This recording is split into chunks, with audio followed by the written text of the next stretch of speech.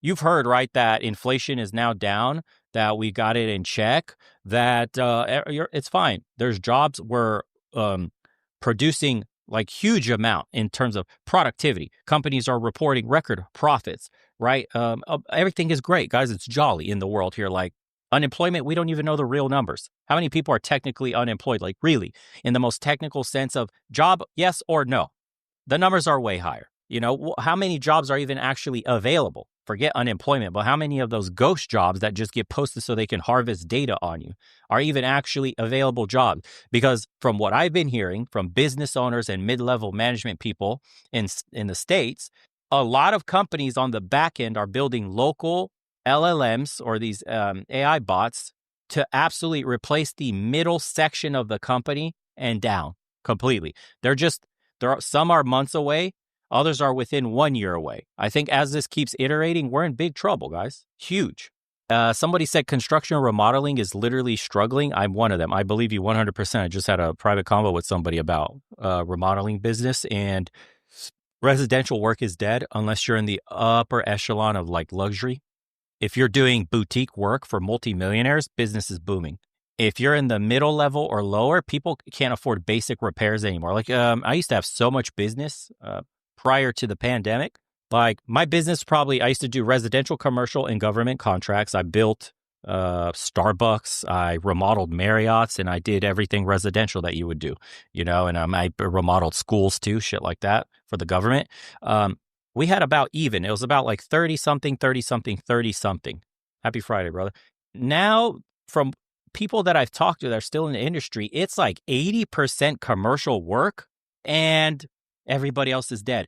The people, a bulk of the lower end people used to do repairs because they were either selling their house or it was minor stuff, guys. Like you got a couple holes in your chimney, right? Okay, woodpecker hole, some bird damage here, blah, blah, blah. And get that fixed up, $750, blah, blah, blah. It depends on how high, the bird hole was and all that shit, but those are gone. People can't afford to do those anymore. The mid-level stuff like, hey, I got a crack on my wall. My house is settling. There's a bulge here. I need to see. There's water damage. Like people would have, roofs, their chimneys, that had the bird holes in there for years. Water kept flowing in there. And it completely ruined all the way down to the foundation. I mean, the wood, when you took apart the chimney, the facade, dude, the 2x4s in there, all of that, the cube board, everything was fucking shot to shit. They needed a full reframing of everything. People used to be able to afford some of that. Still a lot of work, but hey, you could still afford it. Nowadays, all of that is gone. If you're not doing commercial work, you're fucked. The state of the economy is a lie. People are struggling. The small businesses that used to serve customers in the middle and lower class economies are struggling big time. They're lying to you. Anybody here in the chat can feel it. Anybody that'll watch this video later can feel it. It's absolutely shit, guys, and it's way worse. It feels like, you know what it feels like? Like we're hanging on by a string, right? There's a little thread. It's just like if that thread breaks, the whole thing collapses. That's what it feels like. People are on the edge, and rightfully so, because none of this, the reports they have for us don't make sense. And then let's get into this right here. So I told it to tell me all this information. And he says like this, for education, he says, education and debt, the ultimate bait and switch. Listen to this shit. It says, what they said, you get a degree. It's an investment in your future. It'll pay for itself and guarantee you a job, guys. And then what really happened is you got the degree and then some, maybe even a master's. And now you're drowning in a sea of student loans. This isn't just debt. It's a financial ball and chain that follows you everywhere, right? The investment was, the ROI is giving negative for everybody, right? The value of a degree has been diluted. It's a piece of paper. And a bachelor's is now the new high school diploma. Every single job you look for today, bro, entry-level work, mopping fucking floors and shit. Isn't it crazy? They're like, you must have 10 years experience in a bachelor's degree. How the fuck? I just graduated. This is an entry-level job. How am I supposed to have work experience? It makes no sense. Honestly, it's like they're using AI slop to post job ads. It makes no fucking sense. Like, where's the human checking some stupid shit like that? Okay. So now you need a master's degree just to be considered competitive, which means even more debt. Okay, great. And then it says the payment plan. The interest on these loans feel like a personal attack. You're paying thousands of dollars, but the principal balance never goes down. It's a permanent subscription service that you fucking finished years ago. And for some people that did the deferments, you are mega fucked because that interest was adding up. People had no idea the interest was adding up during the deferment period that everybody got, the relief. They called it relief. So much relief, in fact, that when you restarted your payments, you got hit with the brutal reality of I'm mega fucked and I'm never going to pay this off. Unreal. So you go to college to get a job that no longer exists because we shifted off to China or India. Incredible. You could thank NAFTA for that. You could thank everybody else, Dems and Republicans, who shifted our manufacturing overseas so they could make maximum profit. So say thank you for them for that, okay? Because they're always going to try to say it's a Dems' fault, it's a Republican's fault. It's both their fault. They both signed off on this. This is a bipartisan issue that they agreed on, is fuck the little guy, move jobs overseas, CEOs and execs make maximum profit, 7th fucking yacht bought of the week, and while you're struggling, bro, we'll give you a 2-cent raise and a fucking off-brand Dr. Pepper and not even fresh pizza, the shit you have to fucking microwave, and good job. Good little boy for all your years of work. Oh shit, AI just came through. Sorry, we can replace you, Ted. Fuck off. Fuck off. We don't need you anymore. That's insane, bro. That's insanity. Okay? It says it's a constant low-level anxiety. You can't save for a fucking down payment. You can't take any risk. And sometimes you can't even afford to go out with friends because a significant chunk of your paycheck goes to a loan servicer, right? And then we have career in pay, the great stagnation. What they said was work hard, be loyal to one company, and you'll climb the ladder and earn more with time. Put your dues in, young man. You got to pull yourself up by your bootstraps. You got to put in some time here. Yeah, just like I did. I put in 20 years. 20 fucking years I've been here, and you think you can come in here and get paid what I get paid, you young son bitch. What the fuck? That shit doesn't work for us. Okay. Then it says, the loyalty, my fucking bootstraps, boys. You saw what happened to the generations before, right? Who stayed at one company for 30 years and they got a pension. The boomers got their pensions. Meanwhile, we're expected to be, they call us team players in exchange for a free pizza on Fridays and a fun company culture, which is watch your ass around the HR Karens. Any little look at somebody, and that's your ass, bro, you're gone. He looked at me too long. Fire his ass for sexual harassment. Insanity. Okay? Insanity. And layoffs are a constant threat, and loyalty is a one-way street. They expect you to give your shirt off your back in exchange so you can suck them off for drops. And say, thank you, bro, no lube. Yes, again, keep it up. Unbelievable. Right? And then we have the gig economy. Like everybody knows this is the new reality here. You have to hustle, period. Especially for Gen X or Gen Z, excuse me. Especially for Gen Z and Gen Alpha. What Gen Alpha is about to inherit, I feel worse. I feel bad for Gen Alpha. Gen Alpha is, you guys are fucked, dude. It's bad for millennials already. And Gen Z already knows the struggle. And Gen Alpha doesn't know what's coming down the pipeline. Okay? And so they expect us, like, we have to innovate, right? Millennial invention out of necessity. It's not choice, right? You have to make ends meet. People got their main job, their fucking part-time job, and a side hustle. You're delivering shit or fucking Uber Eats or, you know, it's like driving people around. You're taxing people around and shit. What the fuck, bro? This is the sign of a healthy economy. Like, that's insanity. A healthy economy is I need a full-time job plus the side hustle and my own little like fucking artisan shit I'm doing at home. And I'm going to be selling that. I've got to make an online digital business in my own Etsy store and sell my shit, bro. It's fucking insane. Yeah. Anywho, right? So we're full-time workers, freelancers, and weekend gig workers all rolled into one. It says it's giving burnout vibes, right? Then you got housing. The unattainable dream. They said if you save up, you work hard, you're able to buy your own home, guys. They told us this. What really happened, he said, LOL. I shit you not. Let me make this bigger so you guys can see. He legitimately says LOL. Ha! Bro, the fucking bot is laughing at us. Okay. And it says the housing market is a joke, but no one's laughing. Housing prices are sky high and bidding wars are the new norm. You're competing with cash buyers and real estate investors. Insanity, right? It says rent is a scam. It's so expensive that it's nearly impossible to save for a down payment in the fucking first place if you're caught in the rental trap. Okay? You're just giving your landlord money every month and you have nothing to show for it. I will buy a house when? Never. Never. You're a rental cuck for life. You will eat Z bugs and be you will own nothing. You won't even own your fucking car in the future. They'll just rent it. They'll lease that shit to you and you have to bring it back. Unbelievable, bro. This says the vibe. Owning a home feels like a fantasy, a relic from a different time. It's a major milestone that's just out of reach, leaving you feeling like you're stuck in permanent state of transition. Why aren't they having kids anymore? And then that gets into the next section, family and relationships. Everybody has their milestones postponed. Why? Okay, they said if we finished our education, started our career, and then settled down and have kids, right? That was the trajectory. Everybody remembers that, yeah? What actually happened is your life milestones are on delay, like a train that's always running late. Okay, so what actually is happening here? For marriage, it says we're all getting married later because we're all more financially stable later in life.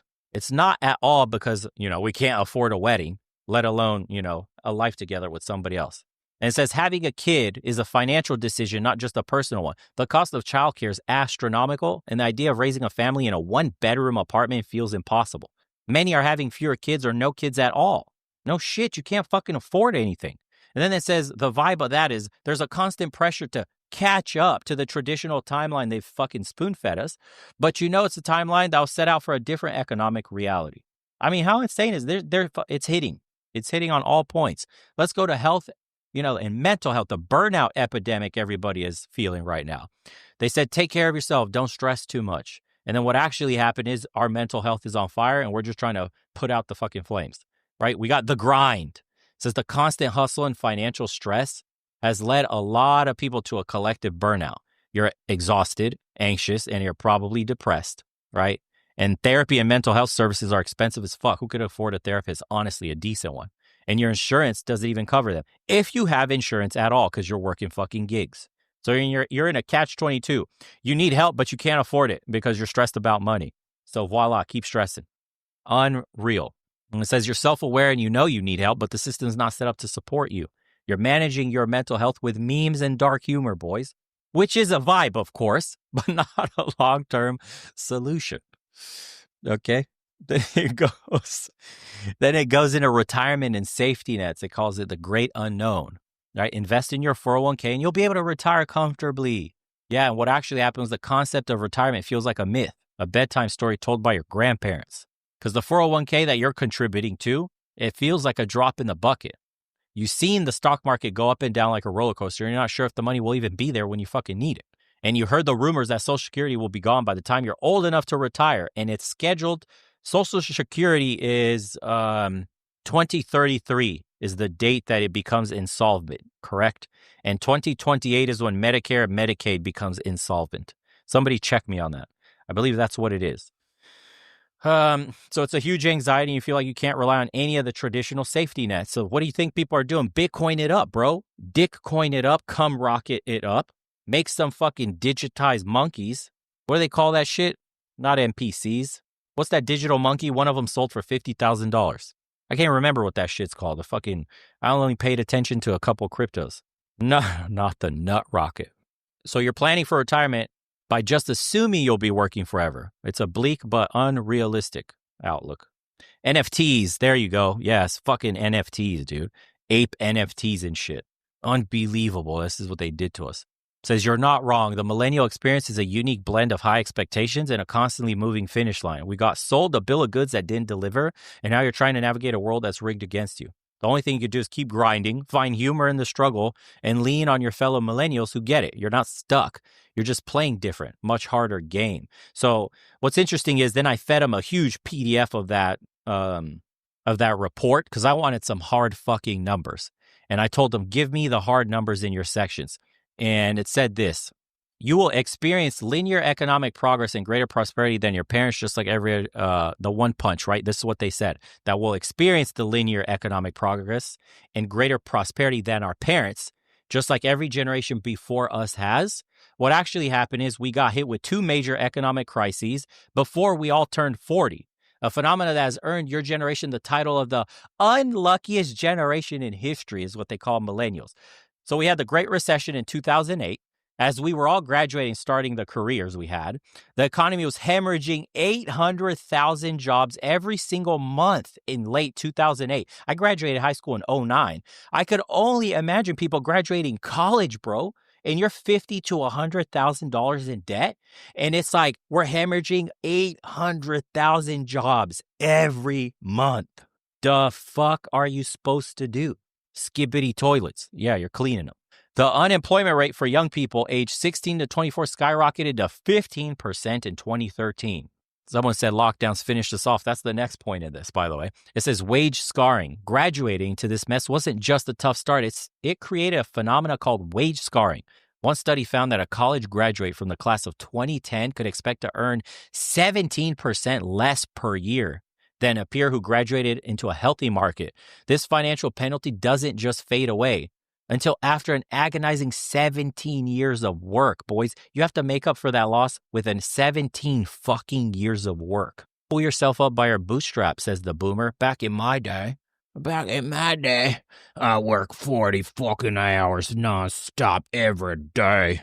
I gave my health for this company. I got rewarded with a pension. You pussies can't even handle a 2-hour shift you talking about. Shut the fuck up.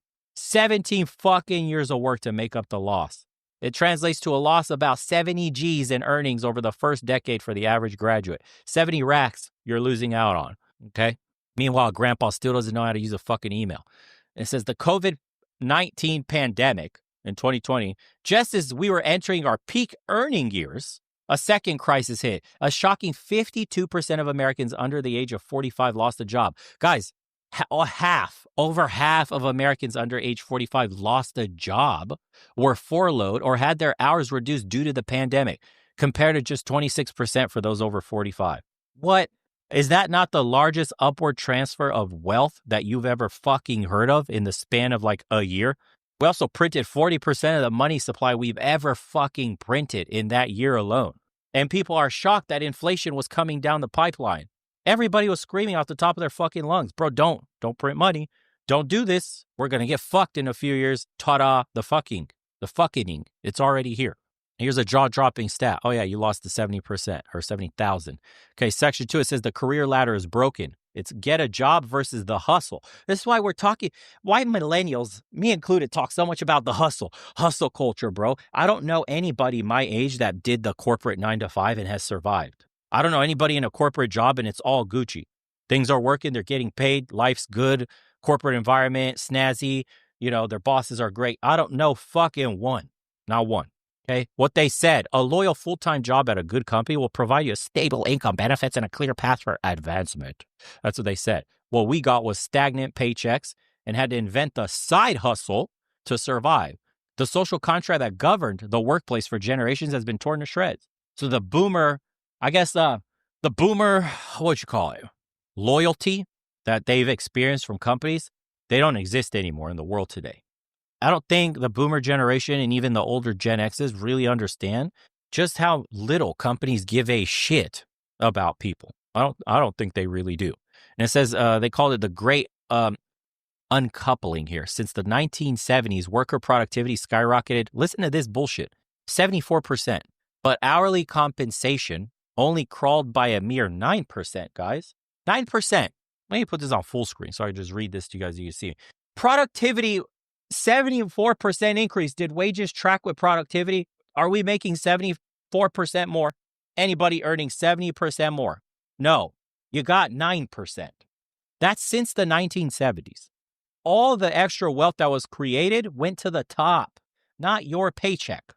Awesome. We have record levels of income inequality. Yeah, it's more like the great cuckolding. That's true. And it says, despite being the most educated generation in history, a 2019 report found that millennials earn 20% less than baby boomers did at the same stage in life. And we're going to go through Gen Z and then Gen Alpha. It's like clown world on steroids for Gen Alpha. It says, this isn't a passion project. It's an economic necessity. And it's talking about the gig economy, right? Nearly 2/3 of millennials and Gen Z have a side hustle. How fucked is that? Listen to this. Despite going to college, despite having a 4-year degree, despite what? Working in corporate America, some fucking how, some way, 2/3 of millennials and Gen Z, so together, that's a huge swath of the working population.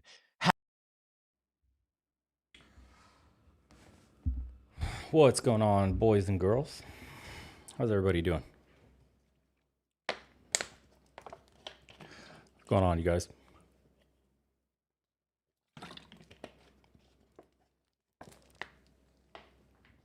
What's going on, guys? I'm doing well. What's up? What's up? Early one today, but hopefully we'll make it a long one. Happy 4th of July for America. It's coming up. Let's see here. Test that out. Just working. Nice. On 4th of July.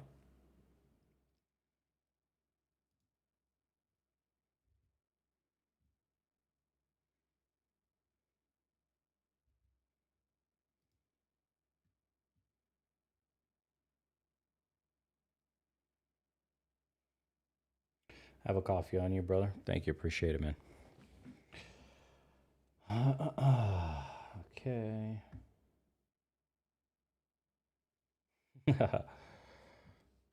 All right.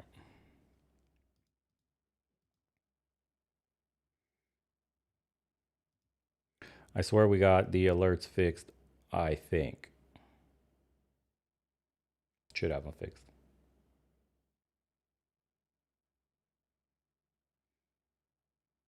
No, we didn't. Okay, Jesus Christ. It's set to, let's see, actually. $4.99. Anyways, all right. Yeah, it has been a long time, actually, since those days, the React days. It's been a minute. Okay, let's double check all of this. Okay, we'll retry this really quickly, and then we'll get started here. Well, a bunch of stuff to react to, and then two big topics to really get into. One is the title of the stream. So, the digital pimp and how social media profits off of men. And then hopefully later on the stream, we'll mix it up. We'll go through the main topic, some reaction videos to, cool it a little bit, reset. And then we have another really long one. It's called the disappearing middle. And that one's exactly what you think about when you hear the disappearing middle, why average men are becoming invisible. And we'll get into that one. A huge outline to go through to basically top to bottom on what the hell is going on with society. So let me double check something here, and then we'll get started.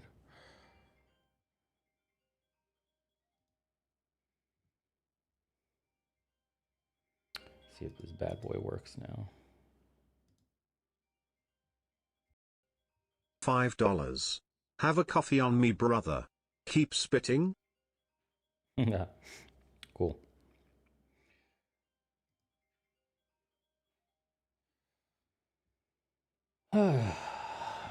Digital pimping in terms of the actual creators of the platforms themselves. The hoes would be the users. So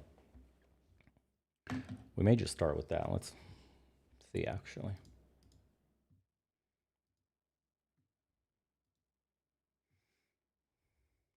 Or we could start, I'll let the chat vote.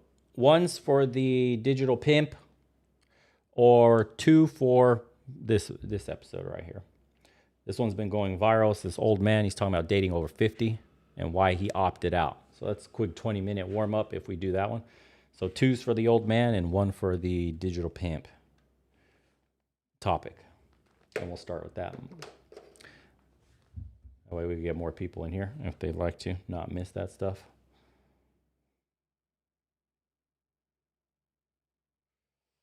One. Lots of ones. What I say was one the old man? Jesus Christ, I already forgot. I got a notification that just derailed my brain. Hose. One was the hose. Yeah.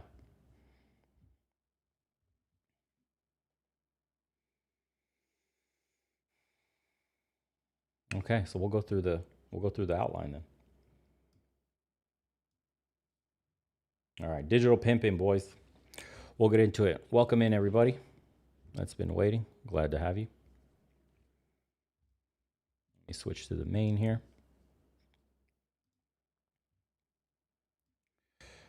And all right, so we pretty much know that every major tech platform is running a digital strip club.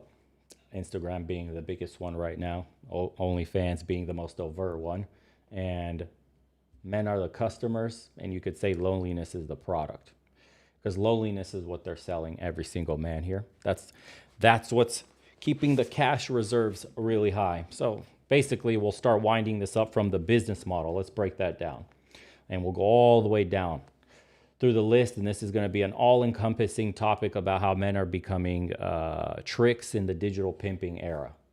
And what's going on? Welcome. So we'll start with the loneliness economy, right? Essentially, the tech companies are playing behavioral casinos. That's what they've become. That's the games that they're playing. So, and they're making a ton of money from the loneliness economy, right? So dating apps today are they range from $8 billion globally. And then Match Group, well, at least they say they're worth 8 billion, but there's this group called Match Group. They own Bumble. They own Tinder. They own basically all these companies. Their market cap is currently somewhere around the range of $40 billion. Okay, and their revenue grew by 300% during our lockdowns when everybody was stuck at home, when we couldn't work, when we couldn't do anything. People were feeling the loneliness epidemic of being stuck at home, sneaking about, getting laid, whatever. That caused this boom for them. They gained 300% in revenue. Actually, that boon was like great for all internet companies, including YouTube. YouTube was doing well, everything. Everybody on the internet was getting paid. Everybody was using every single app imaginable simply because you were stuck at home. So this was government mandated, and tech companies grew dramatically, right? So the pandemic created a captive audience because we couldn't do anything. There was no real world alternatives because, hey, lockdowns. So they started having a monopoly control on dating, if you will. And you've noticed that we haven't really come back from the pandemic and the world today as it pertains to dating. Something changed permanently in the psyche of the world, especially in America. We'll keep this American, but Western Europe as well. Something changed in the psyche of people post-pandemic in the way they approach one another. It almost, I guess you could say, for lack of a better word, soured the mood on dating. And if anything, accelerated the decline. Okay, so this company, we know they own Tinder, they'll own Hinge, OkCupid, all this shit. They basically buy out every single competitor that threatens them, right? They employ the same algorithm. It's the same exact one, their proprietary algorithm, right, across all these platforms. And it's an illusion of choice that you have. You think like, I do better on Bumble. You know, I do better on Hinge. Nah, bro, Tinder's where it's the same shit. It's the same algorithm, the same owner, with the very same revenue model that's built on failure. This is why so many men are getting blown out when they try to do all this online dating stuff, and it seems like a complete wash. You're just wasting money. Why? The revenue model says you cannot be successful. Success is customer loss. Listen to me. The game is, if you find somebody, you delete the app and you don't spend money on there anymore. They no longer get data on the user. They no longer see what you're clicking on and how you're clicking. You don't longer spend time on their application. They can't sell your data to anybody. If you hit the delete button, they lose you for life. So their job is to keep you perpetually lonely, miserable, single, and that for them is profitable. Do you see why 98% of guys usually fail on dating apps? It's not even that the issue, it's so much more demonic, you could call it. It's so much more insidious is the real world word for what they're doing on these dating apps. You are being gatekept from a good match. The ELO system does work. They know exactly who to show around you that's currently active, not some inactive profile. They know how to match you. The algorithm was cracked already on the earliest versions before the paywalls, right, got instituted everywhere. People were getting matches. It was fine. And then it wasn't.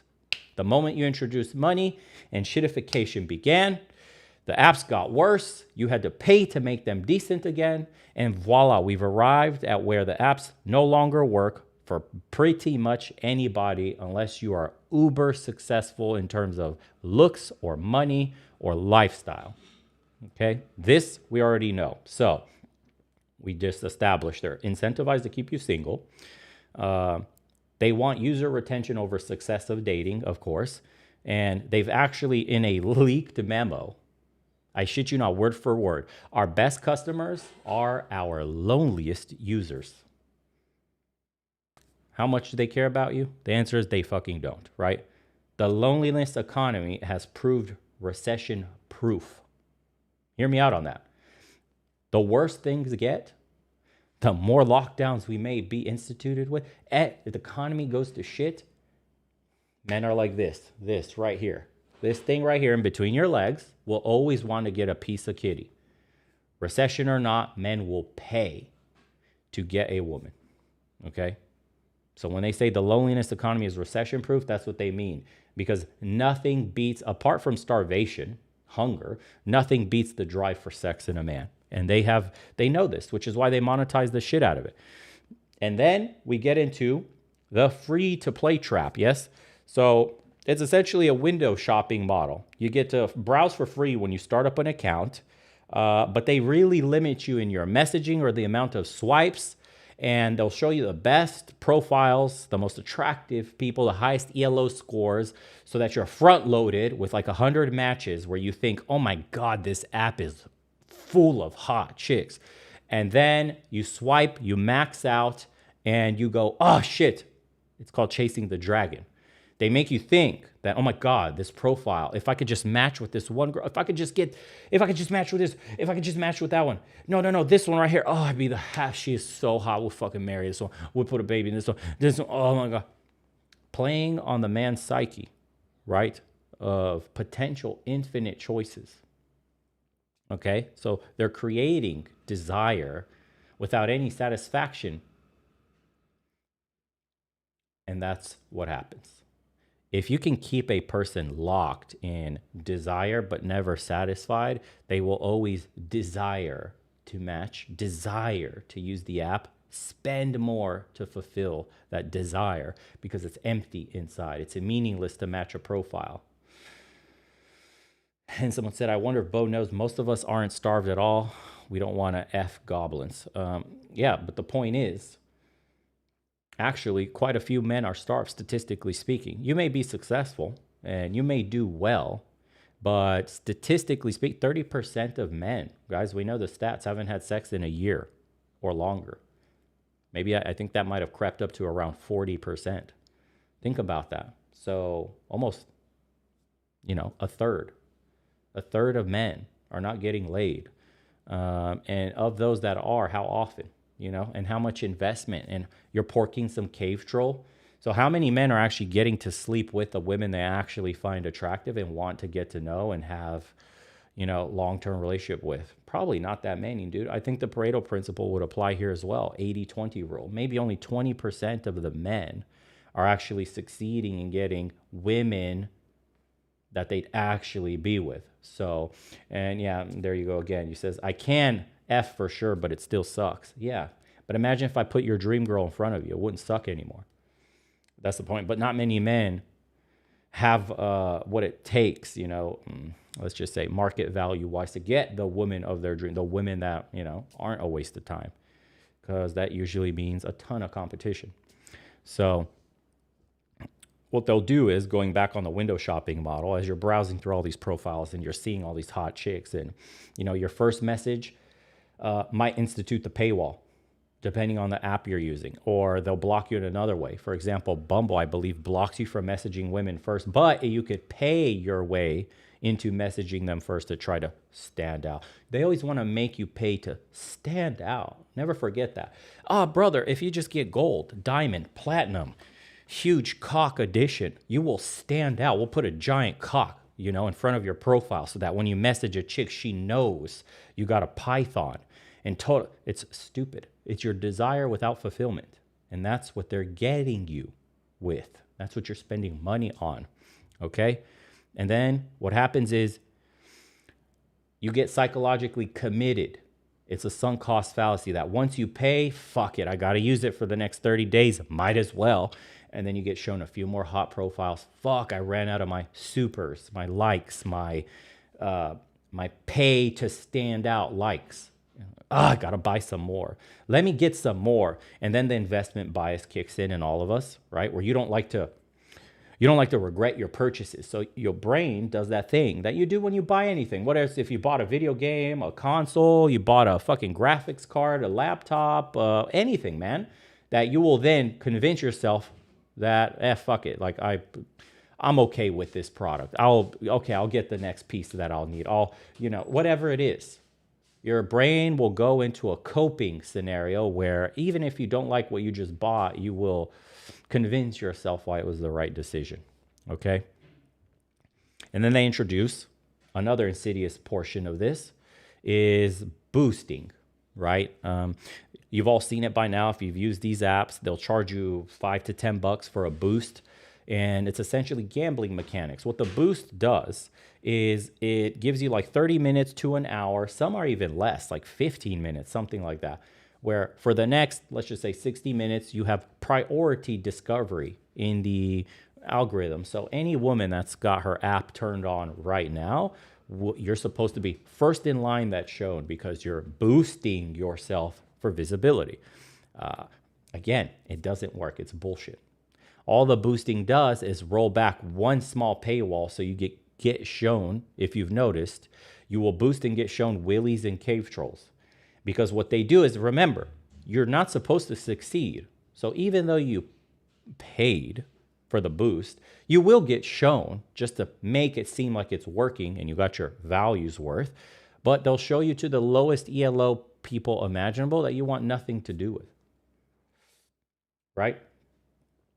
Okay, so then they'll have the premium tier scam that they like to employ where, you got your basic where you can't see who likes you, for example, and then you got to upgrade to something like a gold or whatever the fuck where you can see the likes, but you can't message them directly. And this is the Tinder model. And then they'll have the platinum or that Uber one that costs like $299 either a month or for lifetime. If you hit the top 5 percentile of user attractiveness, they try to put you in this like elite matching category. If you guys remember, Tinder instituted that.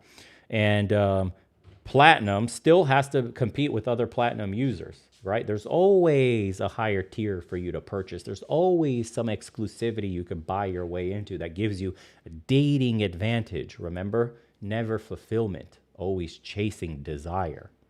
And they've got this down packed because clearly they're making billions of dollars off of this shit. Billions of men's money, right? Dollar value amounts for the loneliness epidemic. Why do you think OnlyFans has exploded the way it has, right?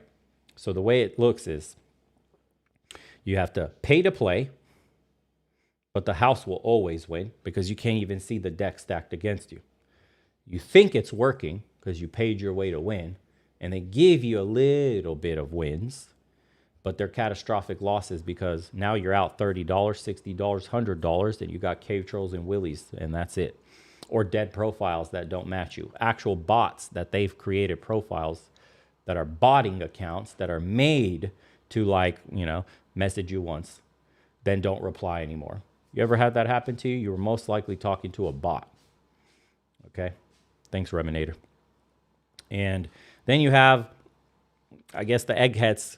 They've instituted the optimization of dopamine on these accounts, right? Think of the perfection that they've managed to achieve with this. They'll do the A/B testing, right? Like notification timing. They'll find out exactly when they should send you that message, at what time in the day you should get notifications, at when you should start liking. Hey, it's peak hours. Peak hours. Peak hours right there in your brain sounds like success. That's how they catch you. You need to do a boost during peak hours to stand where most of our users, can we even verify that most of your users are online at a designated time, you say, during the day? Then you have the color psychology, right? This is the basic stuff, like red dots are urgency. So they've got this perfectly made, guys, by eggheads in little rooms that understand the brain far better than you. Psychologists literally work on these products. Yes? So as you're scrolling down your profile, you see that little red dot. That's that warrant. Oh, new match, new match, new match. Let me check. Most likely a fucking bot or some chick that matched you because what? She has her Instagram in her bio or her OF link and just follow me there. So she's farming simps on dating apps. Has no intention to date you or do anything with you. Yeah?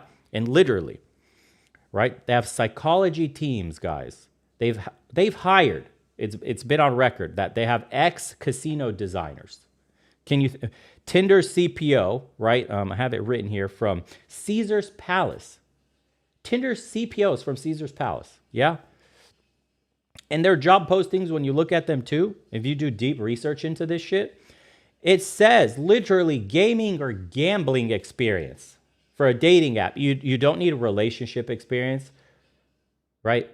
Psychology experience in that sense, right? Matchmaking of any kind. Nothing. What you really need is gaming and gambling experience. That tells you exactly what this app is, right? Engagement optimization departments, entire departments meant to, be like finding out the absolute optimized way to have like rewards sent out to your brain to keep you addicted, like a game does when you open up a loot box and you get a really good item, and then you'll buy 6 more loot boxes hoping you can hit it big again, and they give you shitty common items. Yeah, that's it. It's that same model. It's very predatory because you're predating on men's loneliness while instituting gambling mechanics on top of that.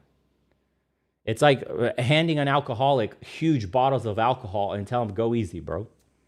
Chill real quick. You're so lonely, I'll show you super hot dime pieces, and then we'll go into the gambling dynamic to make you addicted to the idea that you could one day land one of these. By the way, pay us a ton of money for this too, right? And you can see these kinds of issues everywhere. For example, I think it's called dark UX, something like that. It's known in the software world where they'll do stupid shit like canceling the apps. How much of a pain in the ass? Like there's certain apps, they won't let you delete your account unless you type delete. And then once you delete your account, before you could even delete the account, they'll ask you some stupid shit like, give me a reason while you're deleting your account. And then you give them a reason. It's like, so sad to see you go. Would you like to pause your account instead if you decide to come back? Or, how about we give you another 30 days free premium? Maybe this will work. And what they do is they modify the algorithm if you decide to stay to show you more matches to keep you reeled in. It's a drug. Then the application starts working just a little bit though for like 24 hours. Maybe it's different this time. I should have gave it a shot. It works. This is how they trap you, yes? And other more nefarious applications that, people have used web-based, they'll make you call to cancel, for example. The price, they'll start increasing the prices of the products. If you've noticed on Tinder, Bumble, all these other ones, like the price of the basic entry for the program to be unlocked for you has gone up dramatically. And they even are ageist because if you're past, I believe, what is it, guys? 27 years old. I believe if you're over 27 years old, the app charges you, it went from like $15 to $30, right? Something like that. I can't remember off the top of my head, but I do remember that depending on your age, they charge you extra money. How fucked is that? Okay. Yeah. And because their job is not, they're not selling dating, they're selling hope to you. And there's plenty of hopium on dating apps. And hope is the most expensive drug there is. You can deal hope forever. Forever. And it is so profitable, right? So let me show you guys how they, gamify rejection, essentially, which is a lot of problems that guys are going through. So, we used to go at the bar and get rejected, and now we just open up our phones and get absolutely crushed. So we'll get 0 matches unless we pay for something, and or unless you're an absolute stud 1%er, right? But we're talking for average men, how they're getting digitally pimped, because the 1%er doesn't need dating apps. And if he does use dating apps, he's just rounding up a bunch to pump and dump. So regardless, this the exception doesn't make the rule. And how they gamify all of this stuff, or gamify, is, for example, I guess you call it a volume difference, right? The amount of times that you can swipe on somebody will be limited, of course. Why? Because they don't want you spamming the app with likes, but also it gets you to pay. It's kind of nuts if you think about the psychology of everything.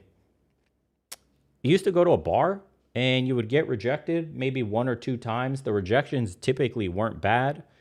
Body language plays a key role in the energy you bounce back from one another.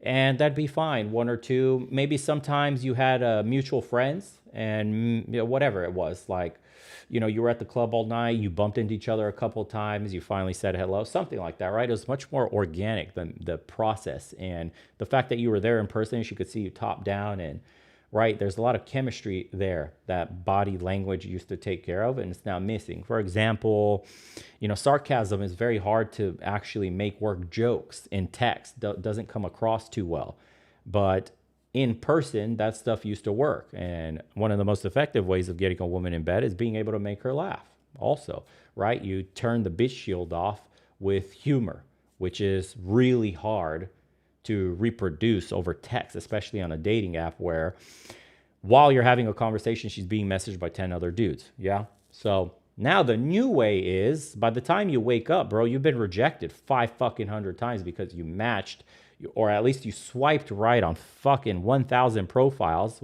with your pay to win plan, and you don't have any matches, or maybe 1 or 2, and they're absolute wheelies, ginormous, diabetes, blood like molasses. So you're going to have to go dumpster diving with the piggies. You're fucked. And you start to think, is there something wrong with me?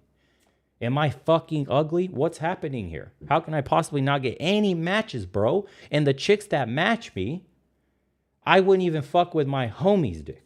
What's happening here? Well, that's the dating apps making you depressed to get you to spend money.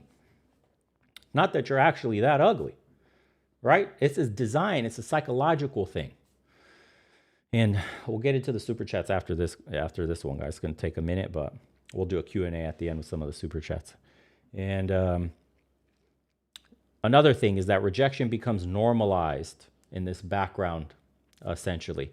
So your day-to-day grinding, doing what it is that you're doing to get ahead, all this other stuff, the stress and the pressure of work and all this stuff. And the issue is that when you used to face rejection in person, it mattered in some sense. But now that you can get digitally rejected, and digitally rejected in an insane way, like I'm talking like he had a fish in the picture, his shirt was red, his hair is weird, like for the stupidest things, but that stings nonetheless.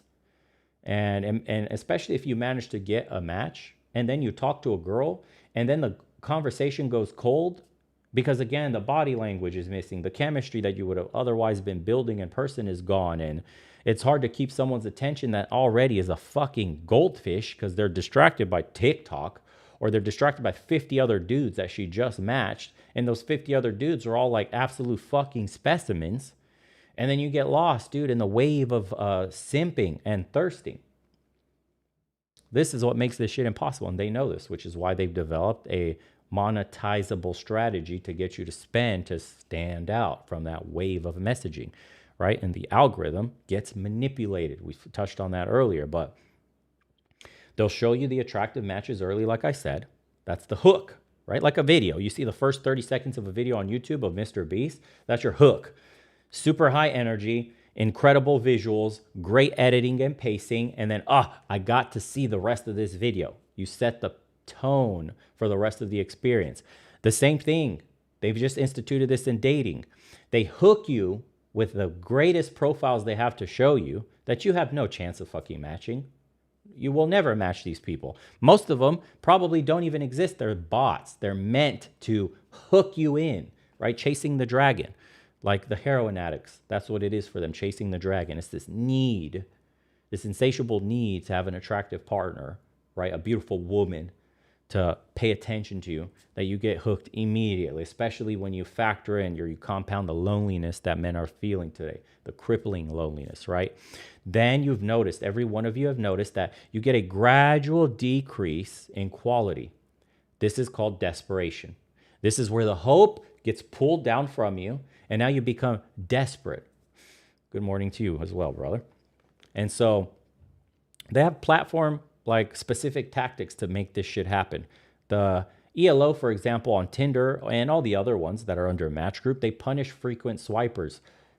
You guys remember in the early days of Tinder, for example, they had like robots with fingers and shit, or auto swiping programs that, a dude would wake up and he swiped 3,000 fucking accounts that was, in his general area, whatever his parameters were set to. And then he would have hundreds of chicks auto messaged also with like, something simple, stupid joke. And there's entire threads and forums talking about like perfect intros, quickest way to like logistics of getting a phone number and a date and shit like this. And it used to be a numbers game for men like that, and they automated it. And then the dating app overlords got pissed when they saw that kind of stuff. And so now you have a penalty for swiping right. Okay, so you have to be picky now, much pickier than normal. And then Bumble will have something called like the 24-hour clock, basically, that she has to message you back, and that creates a sense of urgency in you. It makes you fucking nervous. Like, oh, please see my message. Please message me back. Fuck, she's so hot. We matched. Oh my God, this chick is hot as fuck. Please, if she could just send me a 24 hours, and then you could extend the time on that, so that maybe, hopefully, she sees your message and messages you back. And that's how Bumble reels you in. You see how they create this sense, this like dread, this urgency?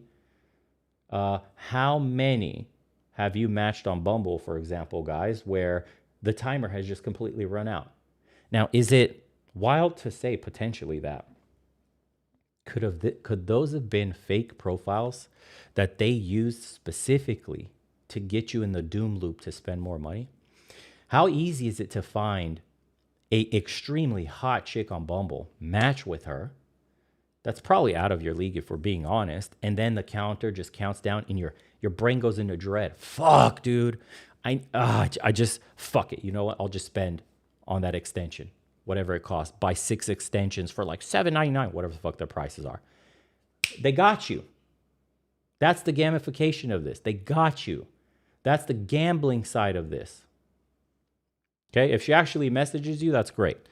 Congratulations. But for the vast majority of men, the average user, this is how they trap. These are tactics to trap you into paying for a product that's broken. It's designed to stay broken for you because that's how they extract maximum profit from you. Yeah? And then what they do is, you've seen, like what I mentioned, dude, you get spiked essentially with one good match. When you're about to quit the fucking, it detects when you decrease usage. And then it'll show you a match that you swiped on weeks ago. So like, here's what they do. For example, you download the app, you swipe, you get no matches. You think this shit sucks. And then you get off the app. It knows your activity time day to day. It sees the decreased usage. And what happens next is that in order to reel you back in like a fish, keep you addicted, they got to show you a good profile or two that keeps you interested. They know what you swipe on, what your type is quickly. Within like 10 swipes, the algorithms got you painted down perfectly. And then what they do, they'll show your profile or match you with one of these. I think they're bots. They'll match you with one of the bot profiles that they keep hot right there ready for an insta match. The moment you try to quit the app, boom, you get a match. And oh no, but the timer. Oh no, but she doesn't message you. and it's game over. And this is the kind of shit that they do to keep you under control. And a lot of guys don't know that this kind of shit's happening. They think like because what you're a man. The first thing you're gonna think is, what the fuck's wrong with me? Is there something wrong with me? But no, actually, the app is designed exactly for this. It works as intended. Guys, don't ever think like this app is shit. These apps don't work at all. It is. It works perfectly. If your intention is money, then it's not, there is no better product. Think about the amount of money you're making. Stupendous amounts, forever, in perpetuity. As long as you're lonely and thirsty, you get paid. Beautiful model.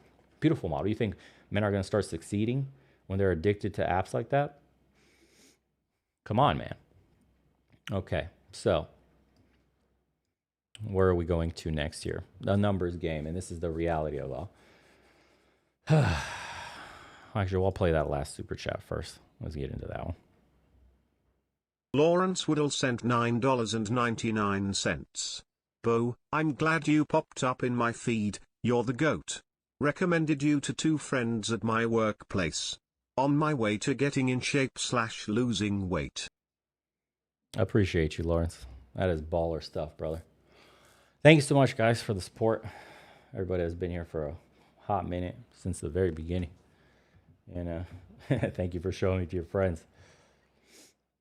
Good shit. Keep at it, dude. Don't stop. Work out. It's for you. Remember, never ever do things for other people. Always start with yourself, because that's how you basically survive for the long haul. If your motivation is external, it's outside of you, whether it's women, money, fame, whatever it is, you're doomed to fail. But if the motivation is internal, that's called discipline. That's where discipline comes in, because you're going to be able to continue because you do it for you. Yep, health is wealth, boys. So essentially, back to what we were talking about here, dating apps essentially turn rejection into, a life lesson. That's essentially encapsulated as a loading screen for everybody with insane profits, right? So what is the numbers game reality if we talk about it? Okay, what do you think the average is? We're going to guess what 100 swipes gets you one match? Or, what is it? 10 matches get you one conversation? Something like that. So essentially, it's 1,000 swipes for one coffee. 1,000 swipes. What is the time investment there, guys? Right? Actually, it's tracked. The time investment is 90 minutes a day swiping. 90 minutes. A lot of you have said in the chat you don't use them anymore and you deleted them, but think about it. 90 minutes to what could you get done in 90 minutes? This is daily swiping. It's 90 minutes. You could train your body to be a Greek god with 90 minutes of high intensity training every single day. Every single day.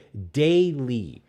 With 90 minutes, bro, you can teach yourself by the end of like 6 months, you could be super proficient in something that starts to earn you money or on the road to making you money, a side hustle. 90 minutes could be spent daily building something, a product that you may sell. 90 minutes daily is unfathomable. Now, if you add in social media use, if you add in whatever other bullshit that the average man spends daily doing, consuming, right? Consuming bullshit, including dating apps, most men are living far beneath their potential. They're trapped in this loop that preys on their loneliness, their need to connect, their sexual hunger, all this stuff that we're talking about. This is why it's called digital pimping, because you're the product, you're the hoe. They're using your time to make money. You're hoeing for free. You're not even getting paid. You're not even rewarding with fucking puss, nothing. You're rewarded with time wasted. All the rewards literally go to them. That's why you're a hoe. That's why you're getting pimped, right? Just like a hoe gives a pimp all her money. Her hole's getting stuffed, but the pimp's getting everything. That shit's great. 90 minutes daily, guys. The potential is absolutely insane. So you're spending, by average calculations, 10 hours a week for maybe a date. Maybe a date, 10 hours a week. What could you learn if you dedicated 10 hours every week for 1 year to something? you would solve a lot of your problems with 10 hours of investment time weekly. Yet you're doing this to get maybe one coffee date with some fucking Willie or straight slag that's been pumped and dumped into another fucking dimension at a maybe opportunity to get a sniff of some shit that's panties has been fucking dog walked by 30 dudes within a 2-mile radius. Unbelievable. Unbelievable. And this is why so many men go, I'm good, bro. I'd rather not at all. Okay? It's not dating. You're being data mined, especially your heart. That's all it is, right? But the real scam is in this ratio. And that moves us to the next section. What do you think the actual ratio of women to men on the platforms are? What do you think the demographics are? I'll let you guys guess. What do you think? Percentage? How many percent are male users? I'll let you guys while I take a sip here. Just so you can know how absolutely fucked it is.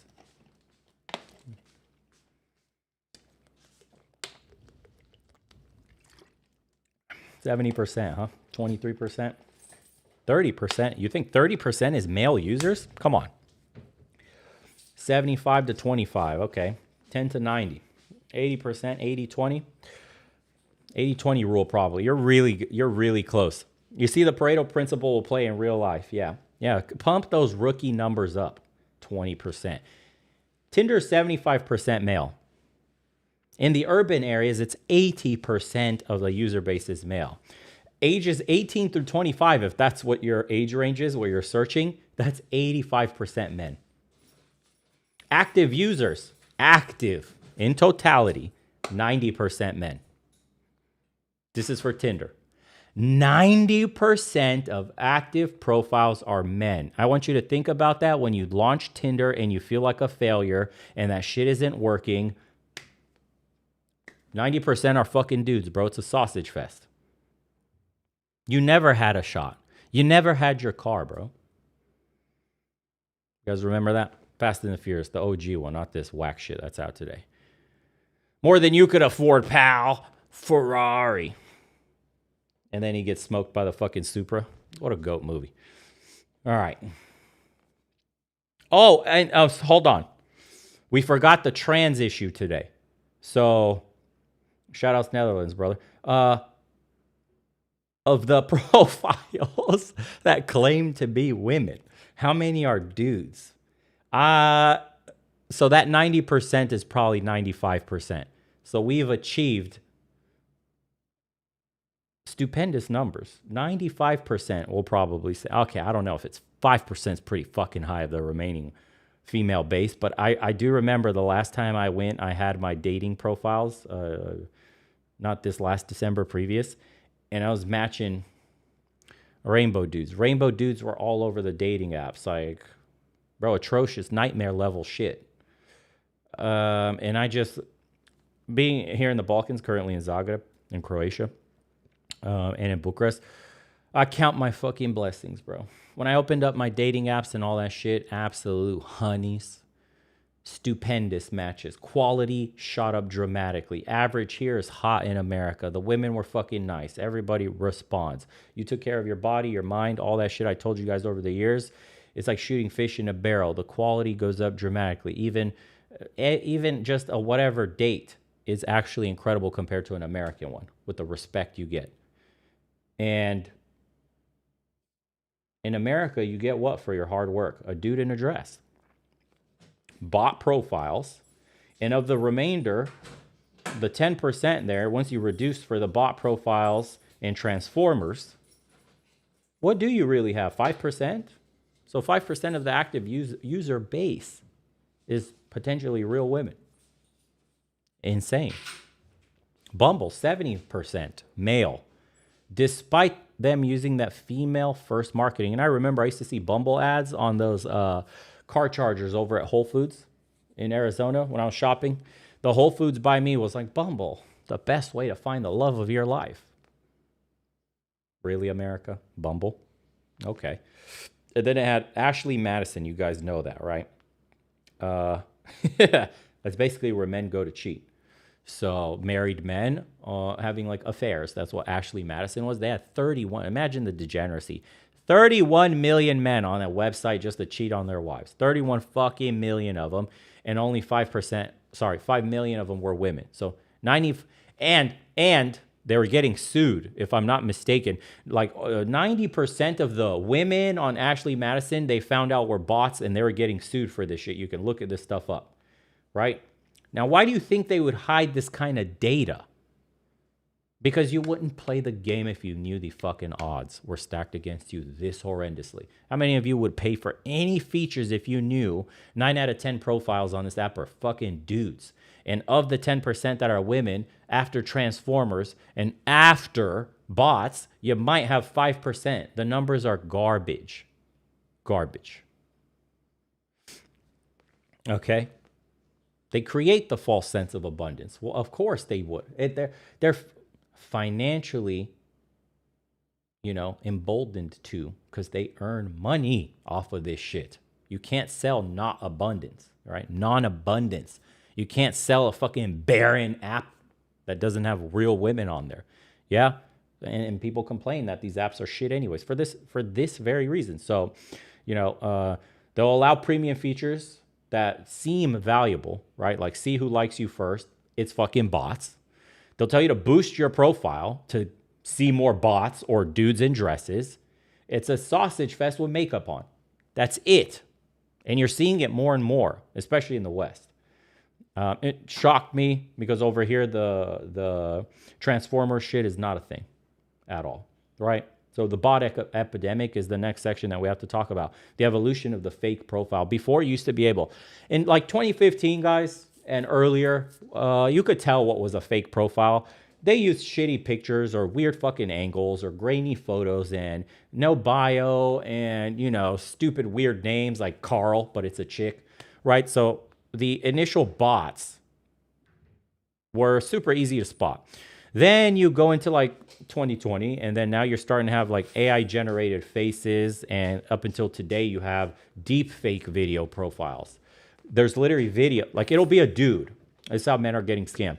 It'll be a dude dancing to one of those like shorts that you could upload to your dating profile, but there's an active filter that puts a female's face on him. That's AI generated, and detection is becoming impossible for that. Whether the applications want that to exist on there or not, they can't detect if that's real or fake. We're getting to a point where the profile looks real bio, real connections. You can't tell. And the person messaging you even speaks like a real person. And then they'll convince you to add them, to send them things, to, blah, blah, blah, blah. And then they scam the thirstiest, the loneliest of people that don't know any better. Mostly boomers and shit that, pay for all these women and send them money and all that shit. But even the younger guys, that happens. And the platforms are complicit in this because it brings them users. The bots literally boost their fucking user numbers, which they then use to pitch to investors. That then makes it seem like their platform is active, which balloons their evaluations, right? And so they get more money. They're literally getting paid to lie about the user base. Do you see how predatory this industry is, right? And it drives the premium features because you need more, like the gold to message back more if you're limited by messaging or by matching, whatever. So they benefit from the bots. Here you go. This is attention economy math. It's very simple, right? If the average woman gets something like 100 plus likes a day, and we know that even those numbers are low, 500 to 1,000, yeah? And the average man gets maybe 2 to 3 likes a month. Average man, remember, average man. Maybe you can say 2 to 3 a week, but let's just go with like average 2 to 3 per month, right? We're sprinkling some extra delusion that fucks with our variables there, right? So the top 10% men, which we already know really has turned into the top 5%, will get 90% of the matches or more. And the bottom 80% have to compete for the bottom 20% of women. Those are your cave trolls, your willies, your transformers, and whatever dredges from society. Absolute fucking monsters just come out of the woodwork, and you're porking demons. So fine, okay. And then men are paying for this. Called chasing the dragon. You saw the pretty girl, but you ended up porking a demon, bro. All right. So it's digital window shopping for ghosts. They don't even exist. That's how bad it is. How fucked is that? And it gets worse with this pricing model, right? Because there's the subscription exploitation that they do. It's not a one-time thing. You don't pay for a lifetime account to unlock shit. You got to keep paying, bro, to keep using, right? That's how you form the addiction. You don't do crack once and feel great forever. You got to keep on smoking that shit over and over again. You're a lifelong user. It's an addiction they're building into your mind. Yeah, so a basic thing would cost you what? If you broke it down monthly, you'll pay, what is that shit? 30 bucks for the basic? 30 bucks for the basic, yeah? Then what's gold? 50 maybe? Then they want you to pay for platinum. That's probably upwards of 100 bucks or some shit like that to get priority everything and all this shit. And then your boost, if you want to start using boost or super likes, something like 5, 10 per instance of a boost. And so you could be spending a couple of $100 a month. Couple of $100 a month to match a Willy on a date, which you spent 10 hours a week investment in at minimum. And you get for your return what? Thank you. What do you get? Yeah, fresh. Team, beautiful tea. What do you get, guys, for hundreds of dollars a month, 10 plus hours a week, infinite levels of depression, and to pork a stank Willy? Talk to me. If it's even real. What if you go on a date and it's a burly ass looking dude? Talking about, that was me with a little bit of filters, got a fucking 5 o'clock shadow, bro. Then what are you gonna do? Talking about, hey Ted, sorry I look rough today. I didn't shave. Oh my Lord, dude. What the fuck? You fucking bigot. Oh my God. The clown show. And you're a clown for participating in it. Yeah, that's true. Oh my God. Right? So let's do the annual reality check. I had this broken down by the numbers. You can spend upwards of $2,400 on the projections that we had to get rejected. $2,400 a year to get rejected. You could do fucking, dude, with that kind of money, check this out. If you wanted to like profile max, right? You could buy a professional photographer with that kind of money. You can hire actual matchmakers that do all the heavy lifting for you, right? Some people are spending $500 a month on dating apps alone.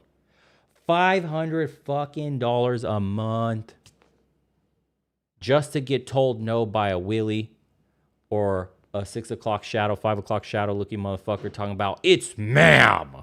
It's ma'am. All right, dude. So, if you're undergoing this kind of shit, what is the hidden psychological cost to all this, guys? Well, I mentioned to you, the sunk cost fallacy, bro. They trap you. Like, you got to convince yourself and cope with the purchase you just made. It's like, holy fuck, bro, I'm spending this much money. I need to get something out of this shit, right? Sunk cost fallacy fully kicked in. You already spent $300, bro. Might as well continue the shit. Fuck it. Why not? Maybe I didn't try long enough. This is your brain talking bullshit to you. Maybe if I do it a little longer, maybe 2 weeks, a month's not enough time.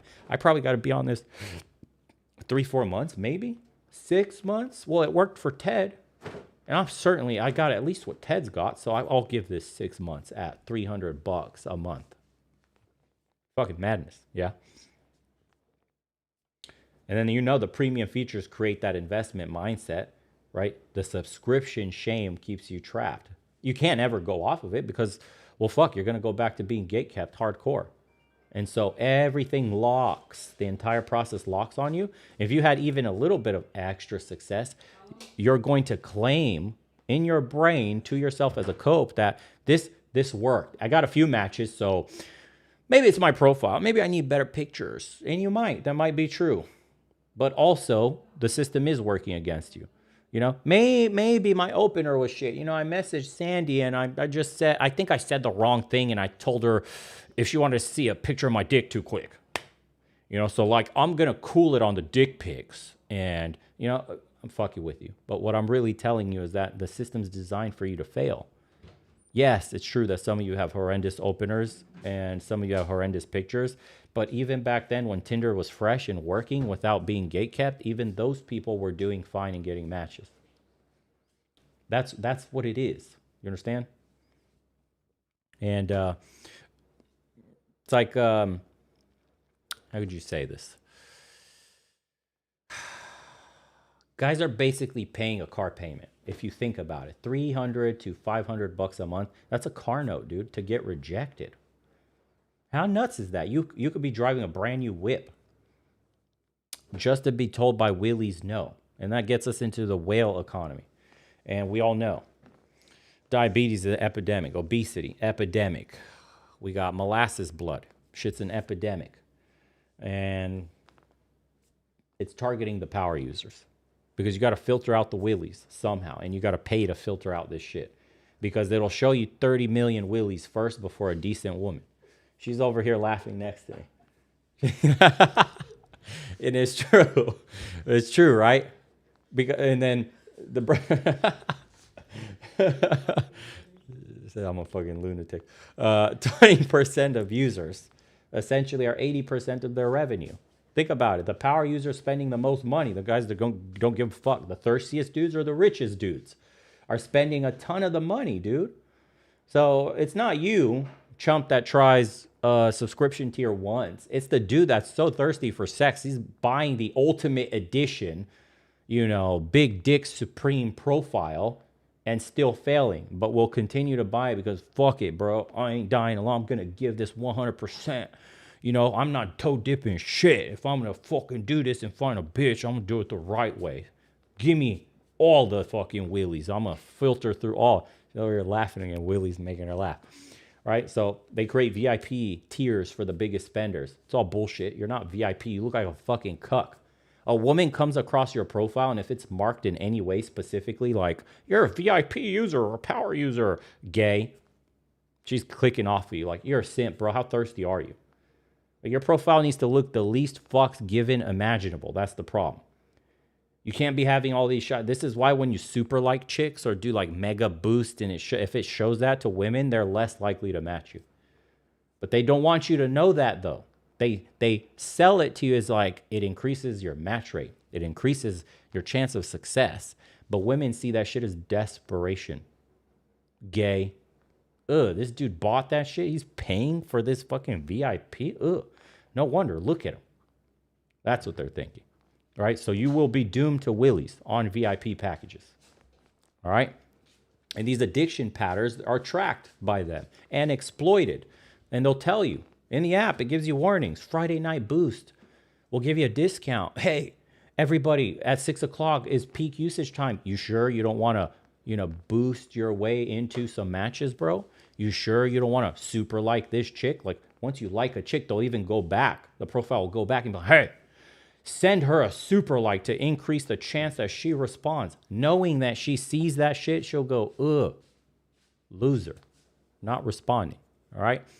The point is, it's retention over success, right? How many success stories do you hear? Do they track success stories? Do you see on Tinder, like they have a little vlog series where they show 2 users that have succeeded? Are they pushing success, right? Or are they pushing monetizable features to keep users pinned in their ecosystem to extract maximum value from them?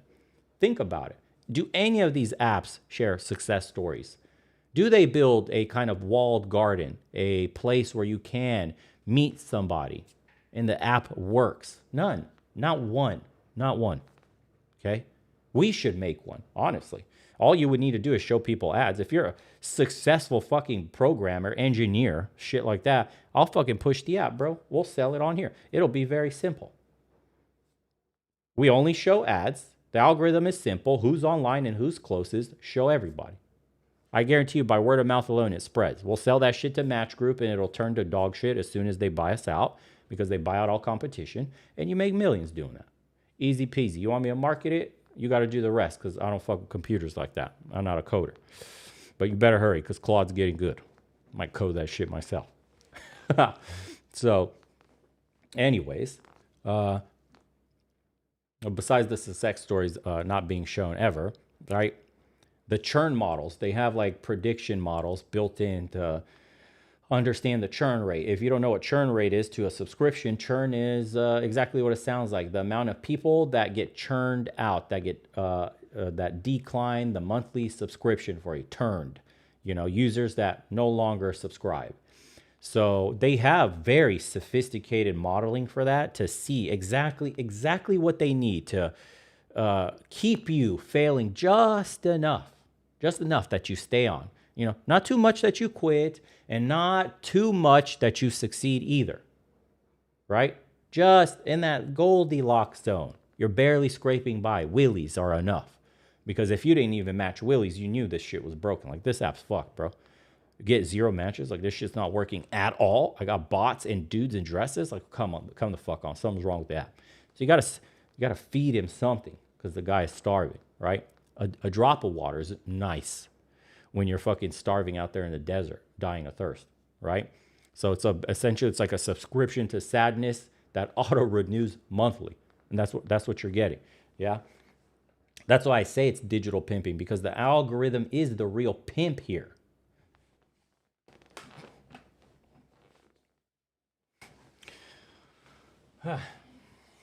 Yeah, we're getting deep, huh? Okay, and then, for example, let's get into Instagram, right? What does Instagram track? So you can understand just how advanced algorithmically the platforms actually have become.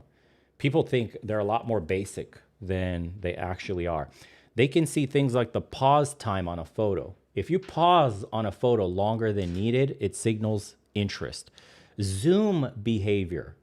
Are you zooming in on a photo, the face or the body? If you're on Instagram and you zoom in on some chick's tits, guess what the next photo in your feed will be? A chick with tits the same as that other chick. The same size, similar size. Let's try bigger size this time. Let's show a smaller one. And then you zoom in more and more tits are shown. And it's got you hooked. It knows, bro, after a few swipes, what you're into, what you're staring at, exactly what you're looking at. And even when you take a little screenshot, it knows. That's the equivalent of like saving a photo. That's high interest behavior. If it's literally screenshots are the highest signal that they have for interest. So when you've ever screenshotted something, like if you're thinking of buying something, if you're thinking of going traveling somewhere, if you're anything at all, and you screenshot that thing, you just signaled the algorithm that super strong interest in this exact thing. It'll keep showing you more and more and more, right? Then DMs. Believe it or not, even that shows interest, and it's a signal. If you DM a model on Instagram, right, it starts building a desperation profile of you, and it starts to show you more models like that chick, so you could DM more, so you could spend more time on the profile. Instagram is the ultimate dating app. Instagram has the most sophisticated algorithm of them all, right? And they do cross-platform targeting too, by the way, because Meta owns all this dating data across all of their fucking apps, right? For example, how you browse on Instagram will affect Facebook dating if you use that, right? It's a tangled web, but they're all connected, right? And WhatsApp contacts get analyzed too. In America, nobody uses WhatsApp because it's strange. But in the rest of the world, WhatsApp is your equivalent of like iMessage. Except they can track absolutely everything you're doing in WhatsApp. And so they use that to build a dossier, if you will, on you, on your behavior, right? That's crazy. Think about how many people know that it tracks how you zoom on pictures. Not many people actually know this kind of shit. So there goes your complete loneliness profile built on you. Exactly what you click on, what you like, who you message, the type that you're into, everything. It knows and sees it all. And that's all it will show you. So you get on Instagram and you swipe through nothing but exactly your type of women, exactly what you're looking for, poses, where they're traveling, the things that they're doing. How do you think that affects your brain as a man? Think about it. And then how do they monetize it? Because yeah, looking at shit's cool, but you get the ad that will target you based on the loneliness profile that was built, right? For example, dating ads. Think about this. They usually happen after 11 p.m. You get dating ads. Why? ED medication. Have you seen those ads after dating app use? They know what the fuck you're clicking on. Self-help content for rejected men. That'll kick you while you're down. You know, it'll be some weird like self-help guru that's like all jacked up, juiced up, saying the crazy shit. You know, like the most toxic of the manosphere, if you want to even put them in that. They're the what would you call these guys? The pickup artist and shit. Tell me why you're a bitch if you can't do this. Why it's like absolute reject, like degenerate shit, straight reject shit. It's cringe, but they feed you that on purpose because the message is extreme enough to make you feel like shit. And when you feel like shit, you use the app more and more. Nate, thanks, brother. Big fan. Oh, you have a YouTube video for me to react to. Nice. Send that shit. Did you send it over on Yahoo? And yes, you're right. Also, Google Analytics collects and sells this kind of information. It's worth a gold mine, actually. You know, they know your type better than you. That's the sad part. Actually, that's how crazy these models have become. Like they model you perfectly. I think there was an episode on Black Mirror where it was a dating app episode, I think, or something, where they had like a predictive model of online users. Was it a dating app episode? Do you guys know what I'm talking about? And this thing knew absolutely everything about the person, everything predictively modeled after them and fed them the like absolutely perfect amount of ads, the perfect, matches with people, everything. It knew everything. It built everything. I forgot what episode that was, but it's absolutely shocking. And then you have this one affects women particularly, but we'll keep it on the TikTok manipulation machine as it pertains to men, right? So you have a content pipeline that they'll feed you. And TikTok really came on the scene because it had the most explosive algorithm that just instantly caught your attention with just how quick firing it was. You swiped up, everybody copied that system now. YouTube has the shorts, Instagram has reels, and they all copy TikTok, like short form content. TikTok is the king of that. You swipe up, bro, and it just knows how to show you everything it needs to show you, right? So it'll serve you relationship content to single men, right? MGTOW content to dudes that are angry, or have been divorced or whatever. It serves you the exact content that keeps you on. So be careful what you're consuming, right? For example, a day in my life, you ever seen those videos? Usually it's attractive women, but most of their viewers is men. Why do you think that is? A day in my life, but comments are all simpy dudes. Think about it. It knows how to match you with exactly the thing you want, right? And then it shifts slowly, gradually to a more like suggestive content, something like OnlyFans. So you went to a day in my life to slightly more extreme, where the chick is just showing as much as she can, although passing guidelines, saying things as much as she can within guidelines, and gets you to subscribe to an OnlyFans link. That's the pipeline. Yeah. Tracks you emotionally. How quickly you're scrolling past shit. Like I mentioned, multiple watches tracked. If the video loops because you keep watching it, that's a strong indicator. Comment sentiment gets analyzed, right? You build parasocial relationships. So how many times are you commenting under those videos you just watched? All of this is tracked nonstop. Dude, you imagine if you could actually see the back end of the amount of information that they have on you, the profile, the little digital dossier of yourself. It'd be like Ted. He likes big booties. This guy likes titties like this, prefers this kind of woman, looks at this kind of content. He likes chicks jumping up and down. This one likes ass videos. This one prefers women on cars. This one, blah, blah, blah, blah, blah, blah, blah, blah, blah. And it never ends, bro. Never ends. Never ends, right? It's reading your mind through your thumb. That's what it is. It's insane. What's going on, Oscar? We'll see you on School 2 later on today, bro. So it says, we all have the ELO. We already know that. It's a quick way to give you a score, how many times you get matched, and how many times you get swiped over, right? And that determines who gets to see your profile. So if your ELO score is jacked, it's essentially creating a digital caste system. Like, it won't show you to anybody. What the app is supposed to do is, no matter if you're ugly or not, you're supposed to get shown because you're in the general vicinity. But you can be put into a black hole, essentially. A hell you can't escape. So there is digital caste systems depending on, and you could find these out immediately just by making a profile of some male model and watch the matches he gets at the rate that he gets without having to pay for a single thing. But if you make a profile of an average dude and your ELO gets turned to shit, you literally, even though you pay for a bailout, you don't get the bailout.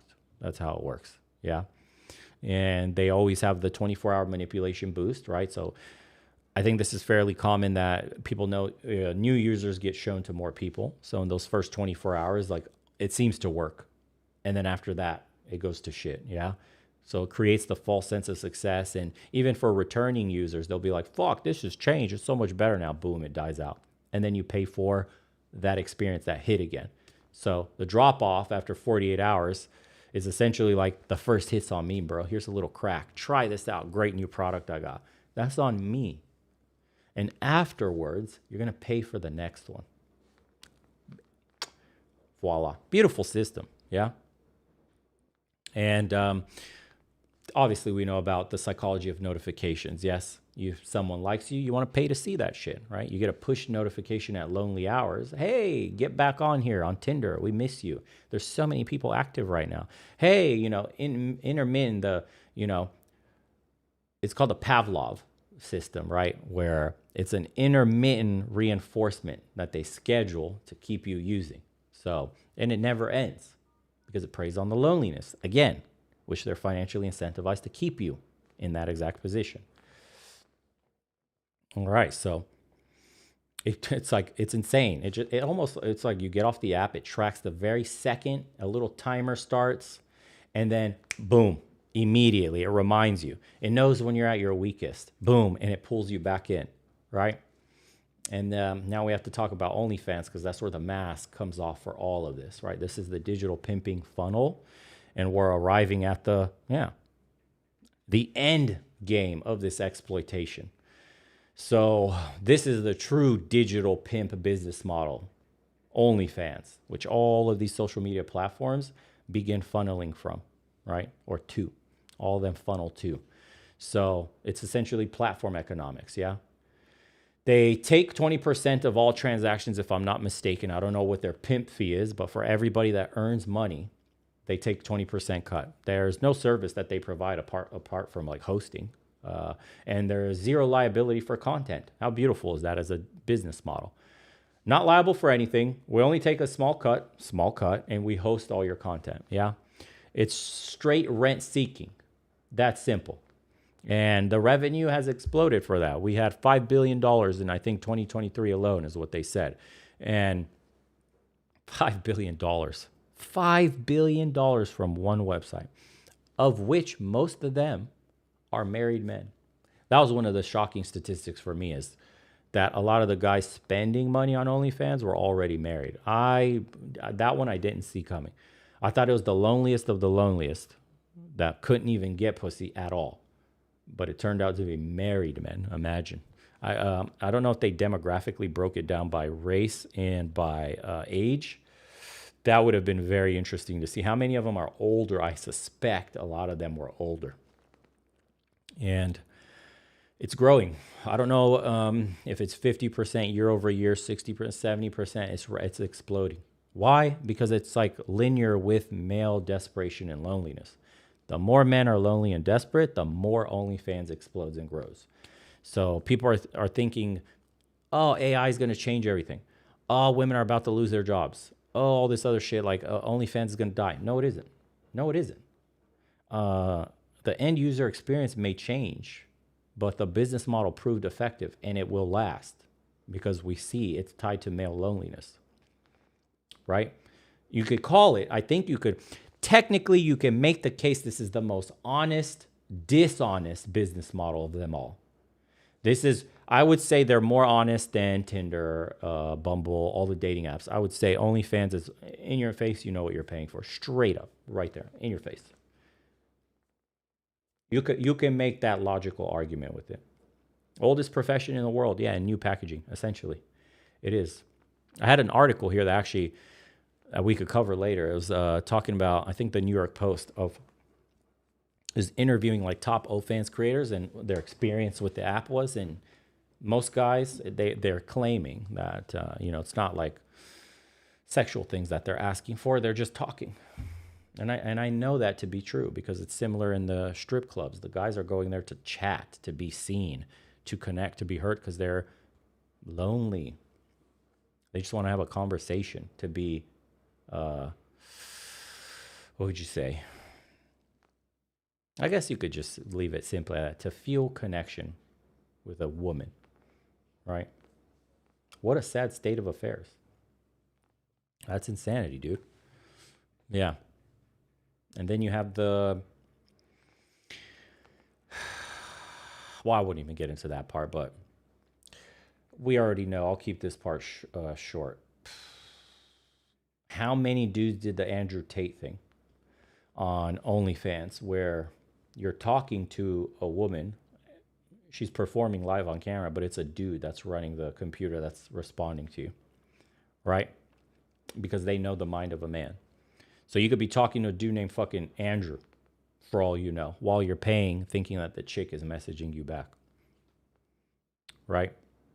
And they've monetized that shit in different ways. You got to pay a tip for attention, pay-per-view stuff, like premium experiences where it's not everybody, it's just a specific video for you, and then you don't even know, like these creators may come off as like they're small time. It's just a girl in a room, but it's like she's part of a media conglomerate, a huge company that's like managing a studio of like 100 of these chicks. I've seen these studios in Bucharest. They have entire studios where there's like 10 girls there working and shit like that. And the management companies will take, like, obviously if you're Andrew Tate, all their earnings, but if you're normal management companies will take like half or more, the women's earnings.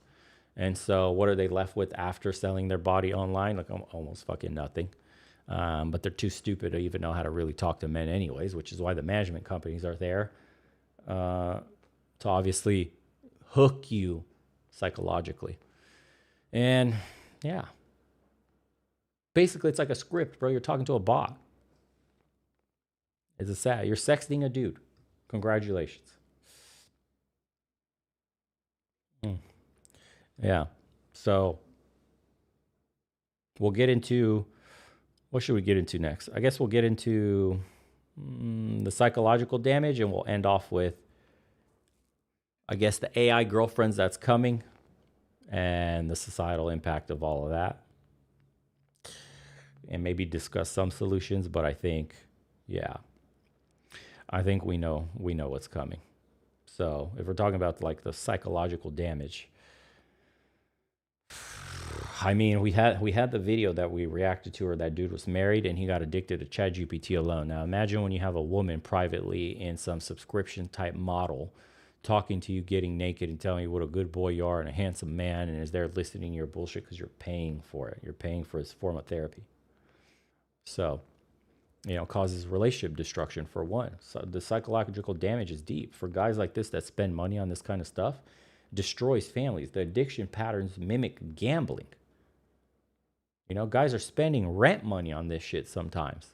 It's not just the $5.99 or $4.99, whatever fuck the basic subscription is. They're spending for the extra stuff too. Right? They form parasocial relationships that aren't real. They think these people care about them, and it'll replace real people in their life. She knows me, bro. She knows me.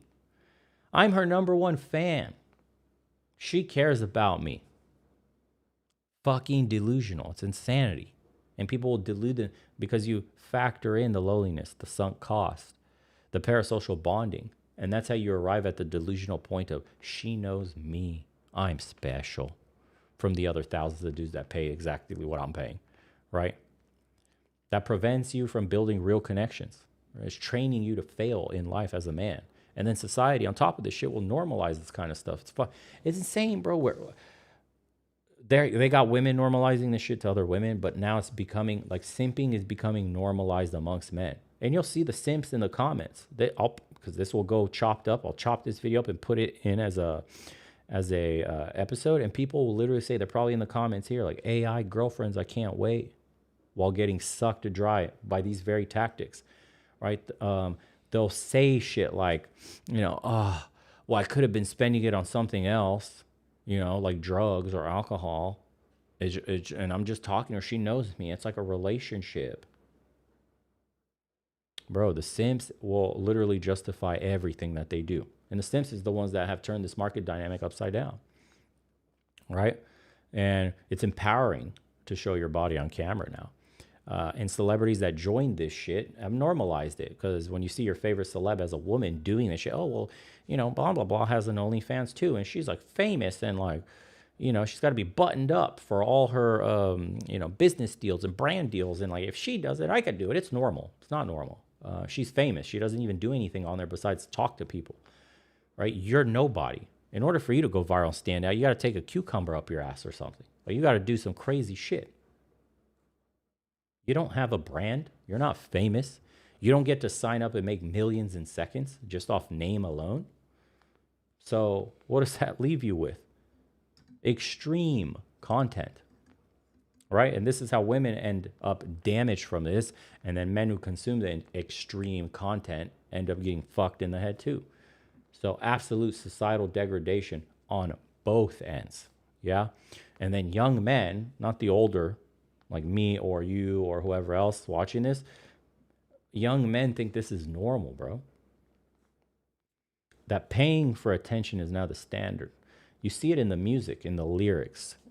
Rap is a great example. In the 90s, it was about breaking bitches. It was about pimping. It was about selling, making money, multiple women. Now you hear your, quote, they call them their favorite rappers today, talking about buying bags for bitches, icing out their wrists. It ain't simping if you got it. Tricking. It ain't tricking if you got it. Simp talk. Commodity. Rap got turned into a commodity that's feeding the young men simp behavior, normalizing being a wallet, normalizing giving your resources for nothing. You see, this shit goes deep. Same with movies, same with shows. Chicks are now, there's shows telling where women are talking about, what their men are buying them, what their men did for them. Constant comparisons on social media with toxic female dating advice, right?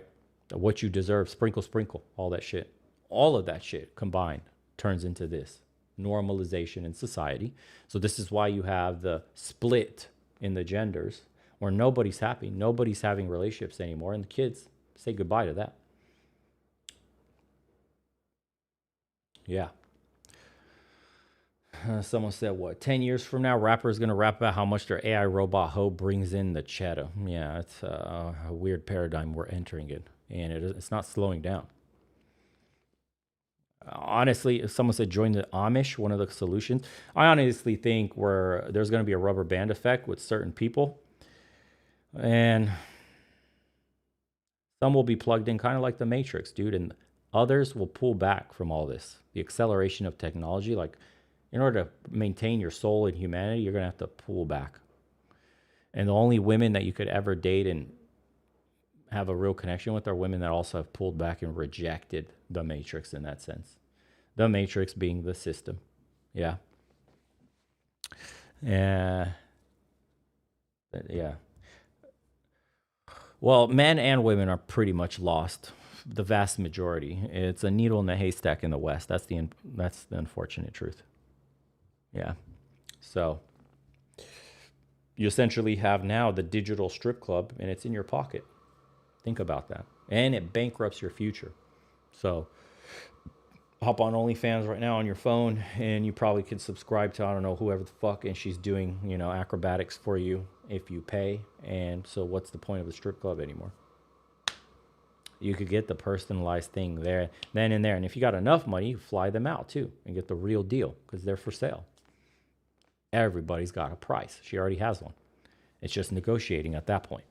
That's the thing that they won't tell you. They're always saying like, no, I just do shows. Like, no, it's only for the public. No, I've never done anything crazy. But yeah, when one of the guys gives you a $100 donation or where the fuck it is, and he goes, hey, here's my email me, I got an offer for you, I'll fly you out, here's 2-3 grand, 5 grand, blah blah blah, whatever. Some dudes are loaded as fuck and will just hand chicks, like the Dubai hoes that get fucking defecated on and shit, and the camels put in work, and it's like, here's 50 G's to be a Dubai porta potty, and they're being flown out, bro. Where do you think those girls get messaged from? DMs. Those are DMs. And AI girlfriends will be the final form of this, because if you're digitally pimping, women are a liability. They get tired. They bitch. They want percentages. They can't work 24/7. A digital girlfriend, an AI girlfriend's available 24/7. 3 a.m., 12 in the afternoon, lunch break, sitting on the toilet, taking a deuce. Don't matter. She's there, ready, willing. So... and the apps will monetize that loneliness you're feeling 24/7. For example, like Replica, right? What's the cost for that Replica AI? I have it quoted at $70, but I don't know if that's actually true. And so just imagine if it is around $70 a year for intimacy. Like, fuck, bro, we're done. Character AI. It's got millions of users, if you haven't heard of these. The user base is like 90% or more male, right? Overwhelmingly. What does that tell you about the state of masculinity, the state of men?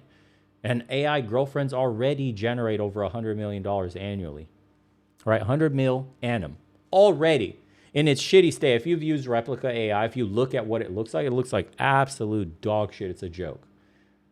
It's a joke. Imagine when they actually get good. Imagine when it becomes physical too, implanted in a bot. Nice advanced robotics. It's over, dude. It's over. And then you can digitally pimp men out that way too. You sell a robot on a subscription model, you own nothing, and you will be happy. You think you're going to own your robot? Okay, cool. You got to pay $1 million for it. Or you can rent this robot out monthly, and we'll take almost everything you make, just enough to leave you with food and water and the basics. And our robot will be your super companion. She's going to be your everything in one. Your assistant, your, helping hand for work, scheduler, whatever, right? So they'll package it to you as this helps me, but also comes with a pocket pussy, self-cleaning, of course, because you're too lazy to do that. So you're nutting in a hole with a silicone holes on a monthly subscription that you must pay, just like the dating apps, extra for certain personality quirks, extra for love, extra for whatever else that they will demand of you. And if you don't, the model shuts down. But now you're addicted. You can't live life without your AI girlfriend. You're too used to her now. You're too dependent. You see the danger here, the dependency? Hey, my friend, we have now moved to a new tier subscription. The old one is being phased out. I understand it was expensive before, but believe me, this new upgraded subscription tier provides you massive benefits. Your new model will be able to do XYZ at a much lower latency. This, already internally tested, has shown us that our users preferred it 87% over the previous generation.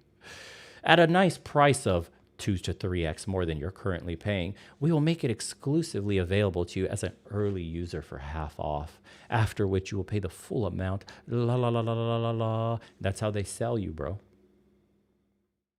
And your life is fucking over. Customer for life. They don't even know what's coming. Yeah, let me take a sip.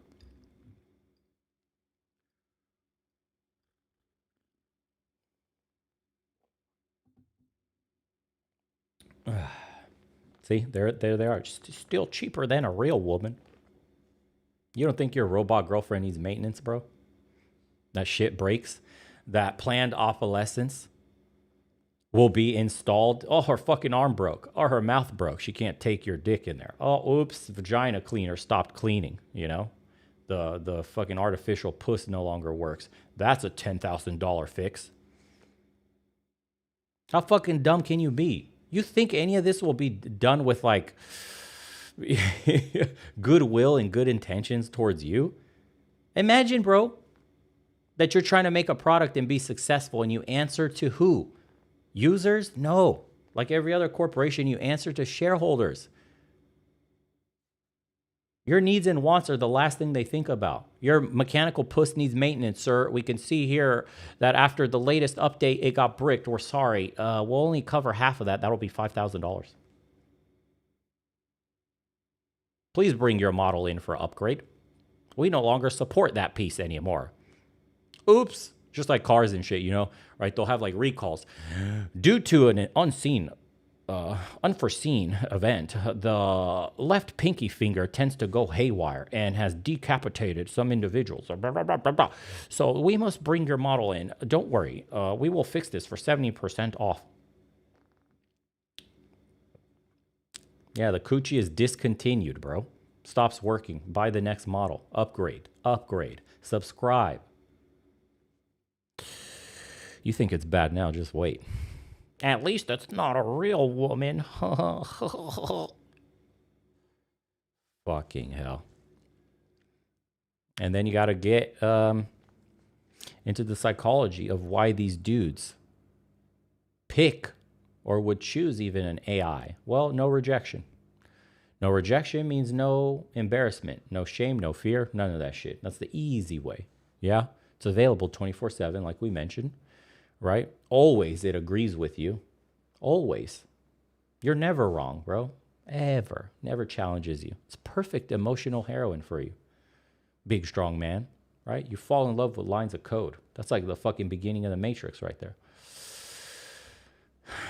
And then you have the dystopian reality of like what you lose in all of this. You get zero human connection. You never grow as a person because there's no conflict. Why would you have a model that conflicts with you in any way whatsoever? It must agree. It must tell you you're a good boy. You're the biggest she's ever had. You're the most perfect, strong boy she's ever seen. This love is true love. You see where I'm getting at, right? You don't develop in any sense any real intimacy, any social skills. Everything atrophies. Because no real person talks this way. It's fake. Right? That's the coming wave, though. All these GPT-powered, or I guess they GPT-like powered companions. They're coming. They're already here, technically. Remember, 100 mil per annum is already being made in revenue. And they will be indistinguishable, at least on the chat side, from humans. And what happens when you integrate VR next? Think about that. We already have Apple's Apple Visions. We already have Meta's little Ray-Ban glasses. Once VR integration gets at a certain level, the Matrix has you. That's game over. You will never have to leave your chair, bro. You're going to be stuck like this, plugged in your little VR game, drooling on yourself and shit. Game over, bro. So, to me, that's peak dystopia, right? You're paying robots to pretend to love you. Is that not dystopian? And what is the societal impact of that shit, right? The dating market collapses. We already know the stats, dude. If somebody said VR sucks, yeah, it sucks right now. Right now, it sucks. You think it'll suck forever? The point is, this is down the pipeline, right? So, 30% of men are fucking celibate, dude. That number was 10% in 2008.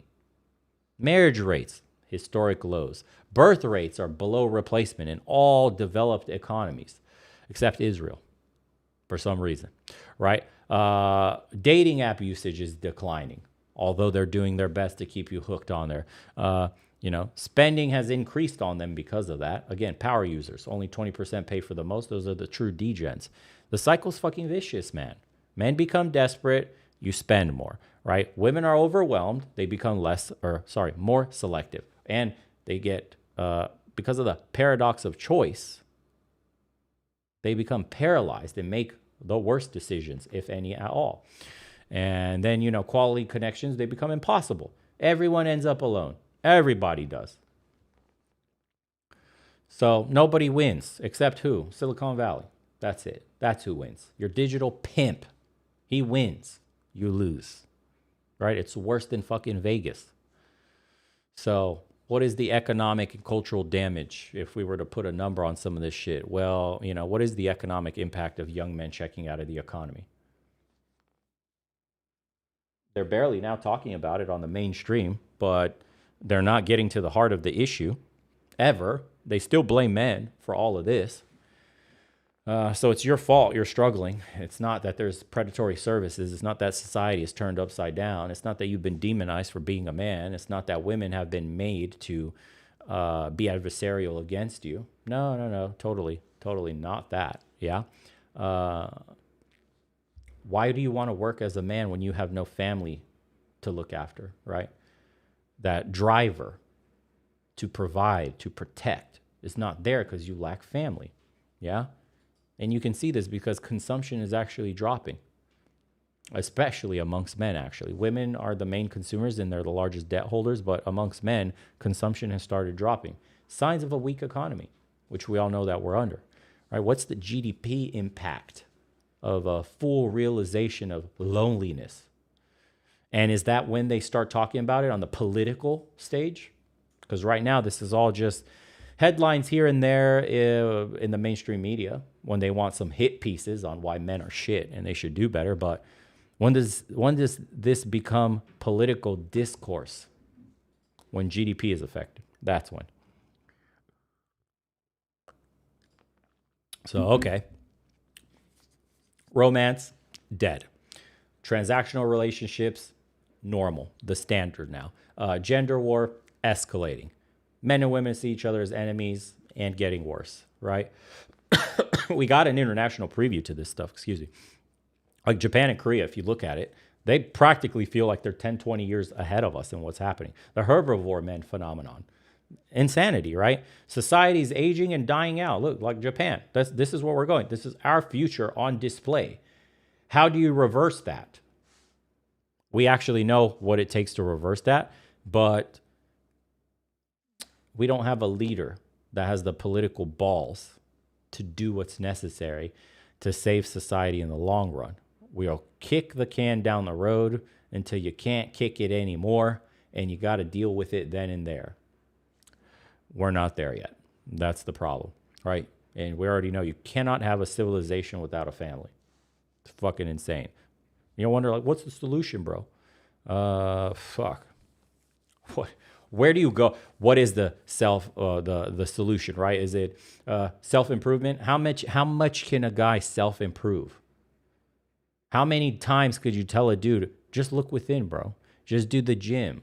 Get some more skills, therapies, hobbies, right? How much better can a man make himself? How much more can he improve if he's still surrounded by a moat of shit?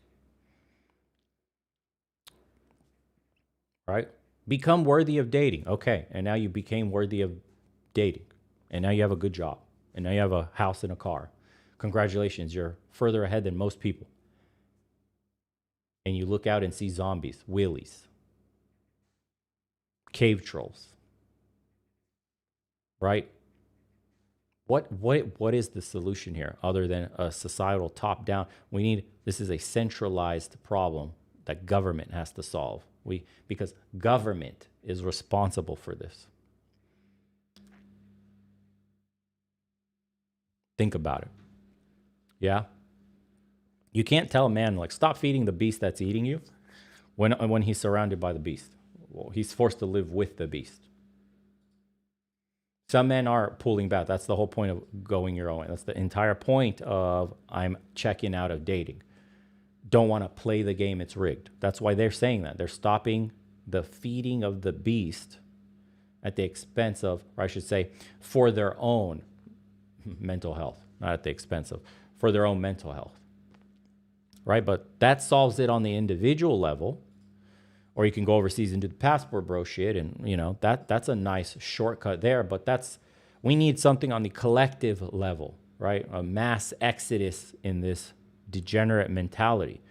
Men have to collectively walk away in such a huge number, dip out of the system that it collapses society, or damn near does, because that's the only way this gets solved. That's when it becomes here. Because most women have fucking daycare jobs, to be honest. They do fuck all work at some corporation mid-level office job.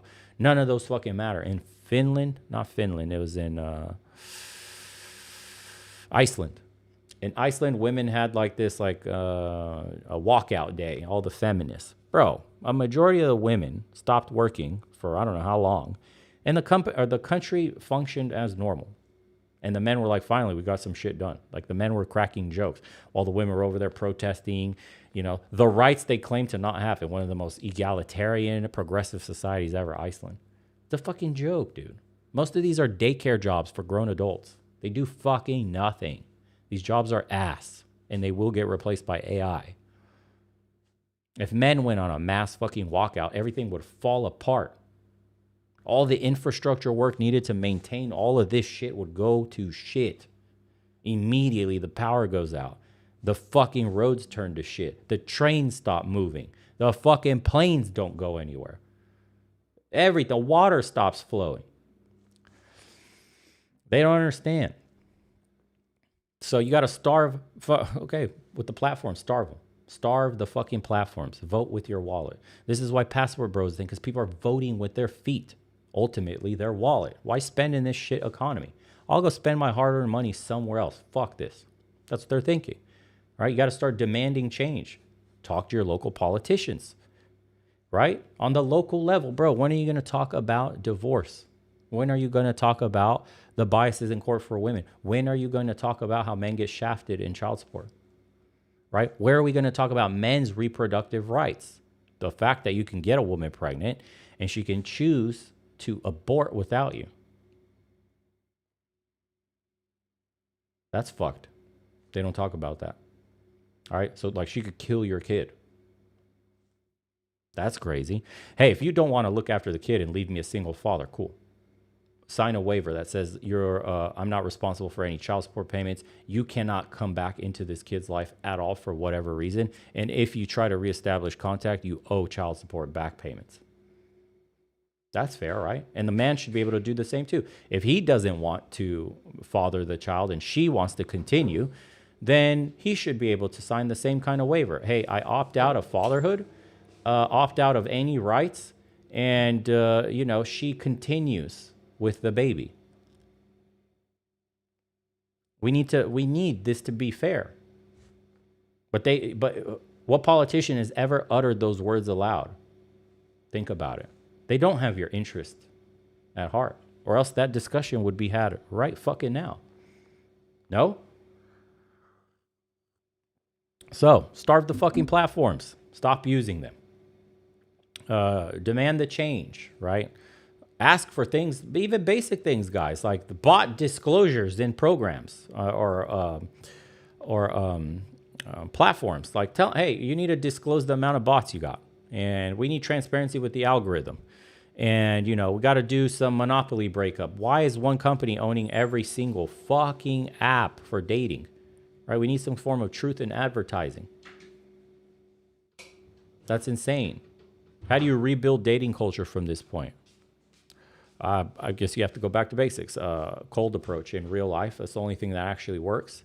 You got to accept real rejection, right? The body language that's missing helps you tremendously. And you got to build some real connections the way good old grandpa used to. But how do you do that when everybody's sucked into the online life? So that's why you have to do a walkout of platforms. Stop using them. Because if the only way you find people is in the real world, then people start adjusting behavior for the real world. Yeah. The future literally depends on men waking up to this scam. Touch grass. Seriously. We're at a crossroads here where it's like Masculinity will die out or simping will reign supreme.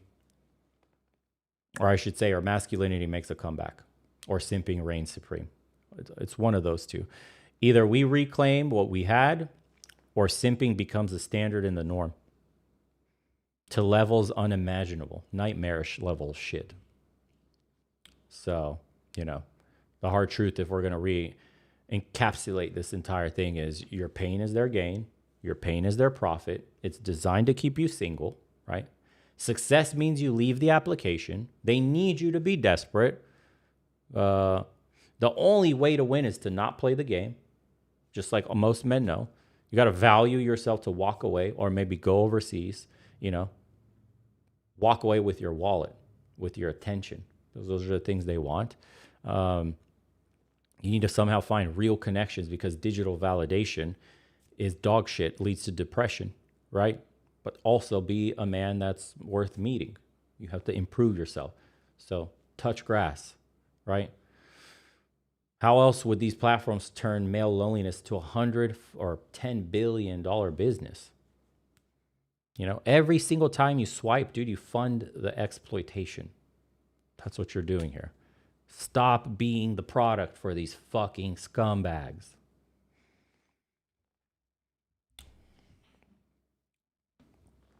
Yeah. Anyways, that was my deep dive into the digital pimp epidemic, guys. And, how they profit from us. From male desperation. Let's get into some of the supers.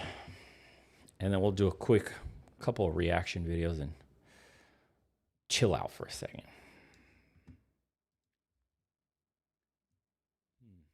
Yeah. Let me sip some tea. Let's see.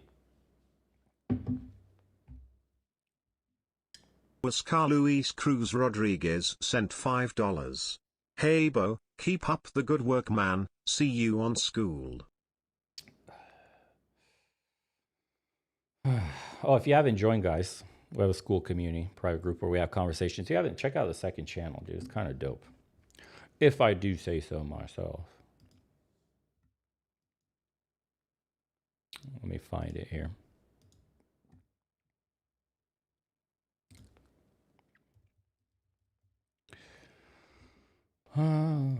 We host private calls all the time. Did this video go live? It did. 92 sent $5. Hey Legion. My ex-GF cheated with you in high school and it motivated me to level up. I now own a great business. Thank you, bro. All right, bro. You're welcome, I guess.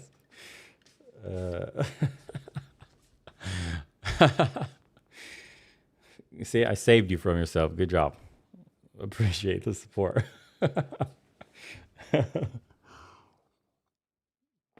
Oh my Lord. Well, check this out. Bo Refik right here. I think I talked about mushrooms with this one. Somebody asked a question. We're talking. It's a Zoom chat, guys. Like 10 to 15, 20 plus people. Sometimes it depends. And all these are conversations from the private community. We get into a lot of topics. Not all of it is posted online, obviously, because some of them get real, some of them get dark. Some of them are just not good for YouTube. But the platform itself has hosting now. So I'll be able to video host stuff for you guys. So if you want to join the private community, it's always linked in every video description. And I'm going to say you got cucked into success. I'm out here saving lives.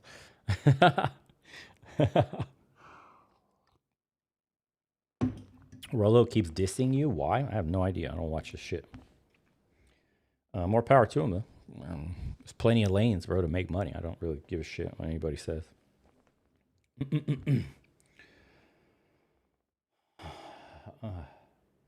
Says, is it double cuck to subscribe to the channel and give him a super chat to the guy who smashed your girl?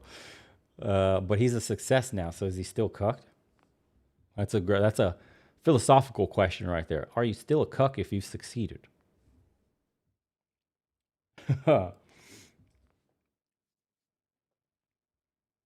Okay. Now we'll chill and react to this old angry man right here. He's Alchita Mountain living. Oh, cheetah. Guys, I'm telling you, if you got something worth sharing, the dude is old. 5 days ago, he's got almost 250,000 views. He's making money.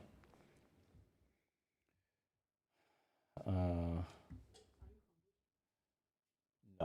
I'll survive another 5 hours. I'm good. You can eat it if you want though. And what else we got here? Francis, thanks, brother. He said, God end my torment now. Amen. Jeez. Oh, I got to the rest. Okay. Cool. Thanks, David Hogg.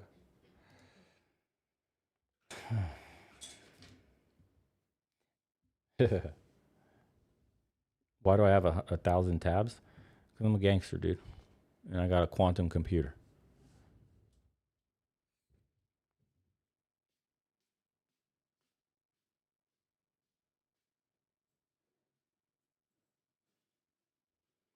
Need that 128 gigabyte of RAM for tabs? I think I only have 64 gigs, actually. Only 64 gigs. Like, they barely got off 8 gig computers. Only 64, bro. Calm down. Elite takes over here. Jesus. Always impressed with your takes. Thanks, Aerostar. Appreciate you, brother. All right, guys, are you ready? Talk about why I ain't in this dating shit. I don't give a fuck about you youngins. Dating over 50, I don't give a fuck. I'll go fishing on my own time. Everybody's after my goddamn money. Let's get into this. Dating over 50. Why you opted out? And I always get people asking me, why don't you find somebody? He has the voice. I haven't heard this. He has the voice. No way he's got the voice. Why don't you find somebody? Well, we're going to answer those questions. I'm going to tell you why. I don't want anybody anymore. I'm happy. I'm the happiest I've ever been in my entire life. My life is more successful now than it's ever been. Life used to be simple.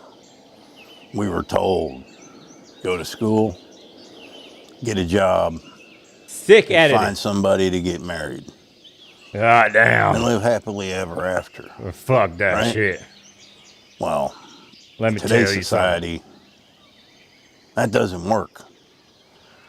So if you're over 40, if you're over 50, and you find yourself alone, in this garbage, well, you're not alone, because a lot of people are doing it. Excuse the traffic. The sun is coming up. The birds are chirping. I'm sure somebody's going to complain about the birds chirping. That's where I live, okay? Yeah. So I am 59 years old. I live in my goddamn 10-acre property. There's something you youngins don't know, you fucking tards. It's called birds. Nature. If you touch some goddamn grass once in a while, you'd know that on your goddamn iPads. Huh? I hate you. I hate every one of you. I have been living here alone with my dogs. Actually been alone for 13 years. I've been here 11 years. And I always get people asking me, why don't you find somebody? Why don't you find somebody? Well, we're going to answer those questions. Today. I'm going to tell you why. Tell them. I don't want anybody anymore. You ready? All right. Well, I, like a lot of people, went through many relationships. I was married twice, divorced twice. A lot of that was me. I was selfish. Okay, I drank. I worked night shifts. That will kill a relationship quicker than anything. Working nights, God. Especially if they're working days, your spouse is working days. That is brutal. That does not work. So you have to really find somebody that's really compatible, which is very hard to do. It can be done, but it's hard to do. Especially at 50, bro. I guess I didn't. See, this is real MGTOWs right here. This is it encapsulated. 2 marriages, 2 divorces. Dude is 50 plus. He's over it, bro. He's opting out. Might have kids, don't know. Probably has kids. And he even admitted he was the problem. Obviously, it takes two to tango. This is why I don't get why dudes are like 19, 17, whatever fuck saying, yeah, I'm going my own way. You're too young, bro. This is the real people that are going their own way. He chose. He's done. And back in my day, I mean, he really did explain like what the fuck's happening. So I feel for him. He's over it, bro. What do you think a guy like this is gonna? You think he's gonna fire up Tinder? We just did a whole fucking dissection of digital pimping. You think this guy's gonna pay for premium Tinder and shit? I'm gonna take these goddamn pictures right here. He's gonna take a fucking old man selfie with this shit in the back. You know those selfies where it's like face down, they're like looking at their fucking camera and shit that old people take. He's not for this shit, bro. Of course, for him is like, what the fuck you mean dating at 50? Wild. I get it. Although we're clowning, I get it. And then my 40s hit. And I don't know what happened in my 40s, but it was like my wild years. Okay, chasing women and goddamn partying, going to the nightclubs. That lasted probably till I was 46. And then I grew tired of that and started staying home. Okay. And I'd date women and, you know, and on and off till I was probably 40. That ended when I moved here. I want to tell you why. The pickings are slim here. Let me tell you, they're very, very slim. The attractive women are almost non-existent here. I know, I'm going to piss off some women. It's all right, I'm going to be brutally honest. There is just not an abundance of attractive women here. Do they have to be attractive? Not necessarily. But there's nothing here. And I've been here, I have not dated one single person from this area in the entire time I've lived here. Not because I couldn't. But it's because they're busted. It's because you know, everybody is attracted to a certain type of person. So listen. So the whole premise of this video, why he opted out, it wasn't because he's done with the shits. He wants to get his pickle wet. It's just he's not fucking no willies. That's what it was, bro. You see, even at 50, it never ends for you. I don't have the energy. I got 2 dogs, 10 fucking acres, birds chirping. I'm not getting up out of bed. I ain't putting in extra effort on some heifer. I got enough heifers on my property. God damn it. Person. Well, that person ain't here. Okay. And I don't go out looking. And I have adjusted very well to living single. And we're going to go over the cons, pros and cons of this. And let me tell you, the cons are very few, very, very few that I've found out. I don't know how to say this and without hurting some feelings, and I guess there's no way to say it without hurting feelings, but the problem today is women and men, and I was one of them, are just too overweight. I don't find overweight people attractive.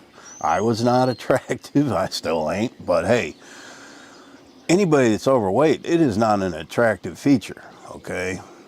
You do not want to wake up in the morning and roll over and grab your spouse and have to open your arms this wide. That's just one thing, okay? And it seems, I guess it depends where you live. I mean, there's two kinds, there's several kinds of women. Hold on, we got a serious one here. I just saw this one.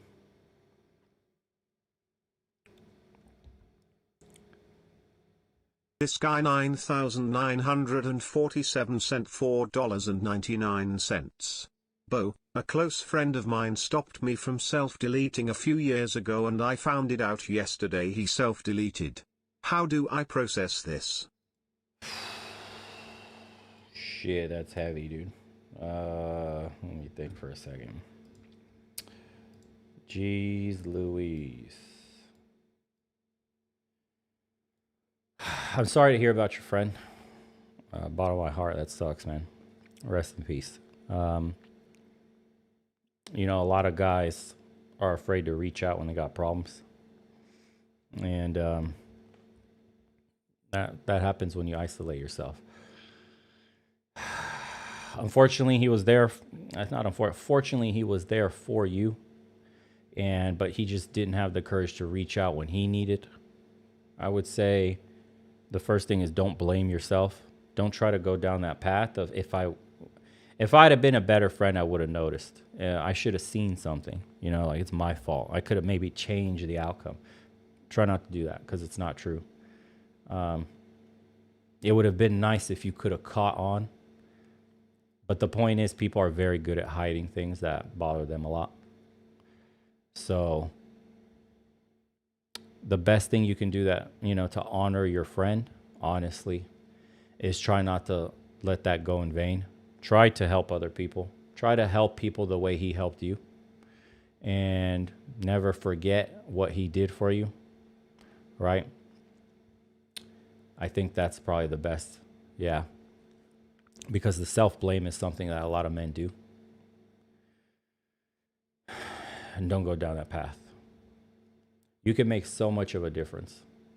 And it's never worth it, leaving everyone behind. Imagine how hard it is for you to hear that news. Imagine how hard it'll be for other people if you were to do something, God forbid. Yeah.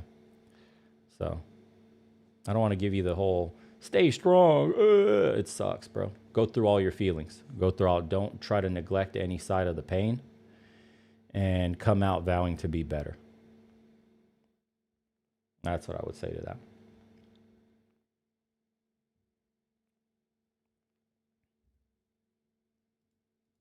Several kinds of men. I'm also not attracted to the type of woman that always has to be in the beauty parlor, getting their nails done, constantly messing with their hair. It's fake. It's fake to me. Yes, they might look good, but is that what they really look like when all the makeup's off and the hair's down? No. No. You're putting on a mask is what you're doing. And that never used to be so much of a issue in the 40s and 50s. Yeah, in the 50s, women, they all wore dresses. And women get mad about that. Oh, I ain't wearing no dress. But they look nice. Yeah, I don't want to derail the video, but somebody say you'll never know why. And that's true. Like, you don't know what the reason could have been. Because it could have been any reason. The point is, how many people knew when you were in the same position exactly why you were doing what you were trying to do? So, yeah. It's tough, brother.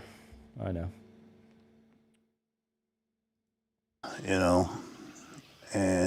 But I think a lot of it is, I grew up in a different time when people weren't overweight and the abundance of people that were not overweight were out there. Now there's not.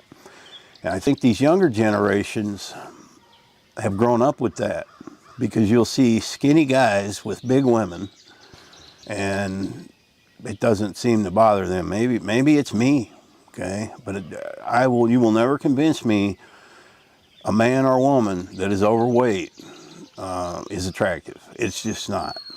And this isn't one of my carnivore videos. This is me telling you why being Fuck yeah, this dude's a carnivore? All right, respect shot up. alone Plus, he doesn't like fat bitches, so double respect. He's not playing. is the best choice for me, and it may be for you. If I'm not looking for a beauty queen. I'm not looking for anybody. But when I wasn't really looking for that. I'm looking for somebody who was real, who didn't have to get up every day and slap on $500 worth of makeup just to look good. Yeah, well, back in your day, people were eating fucking tallow fried food. You weren't being poisoned left and right by big pharma and fucking the food industry and processed junk. Milk was real. There's no fucking GMO everywhere. Fruits and vegetables had a real taste. Yes, There's always like there's this picture that goes around that shows like the state of America and like what was. And I think it's 1970s is the picture, 1960s, the beach. Bro, everybody is skinny. The chicks all look hot. Like life's great. The guys looked good, healthy, hormonal profiles. You look at a beach in America today, bro, whales have transformed legs. They're on land now. They're crawling everywhere. Inescapable. You know, if you use natural products, you could probably look better with natural skin than you ever would with makeup. But women are plastering this stuff all over their face, and that cannot be good for the skin. Cannot be. Do you think, I mean, look what they're putting in our food. What do you think they're putting in that makeup that you're putting on your face? What are you going to look like when you're 60, when you're 70, you know? I've noticed, you know, one of the issues I have, and I don't care, I'm not ashamed to say it. I mean, I have problems with my teeth in the last 5 years. I've had a middle tooth fall out. Just, you know, what happened was I had a broken jaw and I left the wires in my gums too long and it gave me a lot of bone loss. So yeah, I need new teeth. I'm aware of that. I don't need somebody commenting. That's just one thing. But if you don't feel good about yourself, and like I said, when I was overweight, not the time to go hunting for women. And just because I was overweight, well, that doesn't mean that I became attractive to overweight women. I didn't. My taste in women did not change because I gained weight. And so that's a reason I did not seek anybody. And even though I've lost all that weight now, I have no interest in living with somebody. There are just so many downsides to that, okay? Maybe I'm selfish, but there's so many downsides to that. Financial. Yeah, but you know what, dude? All these dudes change their fucking tune if they were to go overseas to the Philippines or Thailand. Like so many boomers go and retire over there, just like this dude talking about never again, never fucking again in my day. I'm getting fucked by the system. And then they have like 2-3 kids with some fucking small ass Asian woman. Talking about I got a new gusto for life, a new lease on the world. I came here and I feel alive again. Not with these heifers in America. I got her barefoot cooking in the kitchen, pregnant. Back in the days, this is what it was like. This is missing from America. Yeah, that's the kind of shit. And they come back alive, bro. Colors in their face and shit. Life's cheap, affording families, just popping kids out with these tiny Asian women. You know what I mean? So it's like a lot of this my own way is bullshit when the correct environmental variables are applied. That's what it is. So, on a real level, yeah. On a real level, it's what's happening. Just, you know, I don't like answering to anybody. Call me selfish. Some people are just not meant to stay married or be with somebody. Doesn't mean I'm a bad person. That's just the way it is. Gotta take a sip of coffee here. Dog dad. But that doesn't mean you have to be unhappy. Now what I've done, I got a bunch of dogs. Okay, I'm down to 4 now, just 4. But at one time I had about 9 dogs here.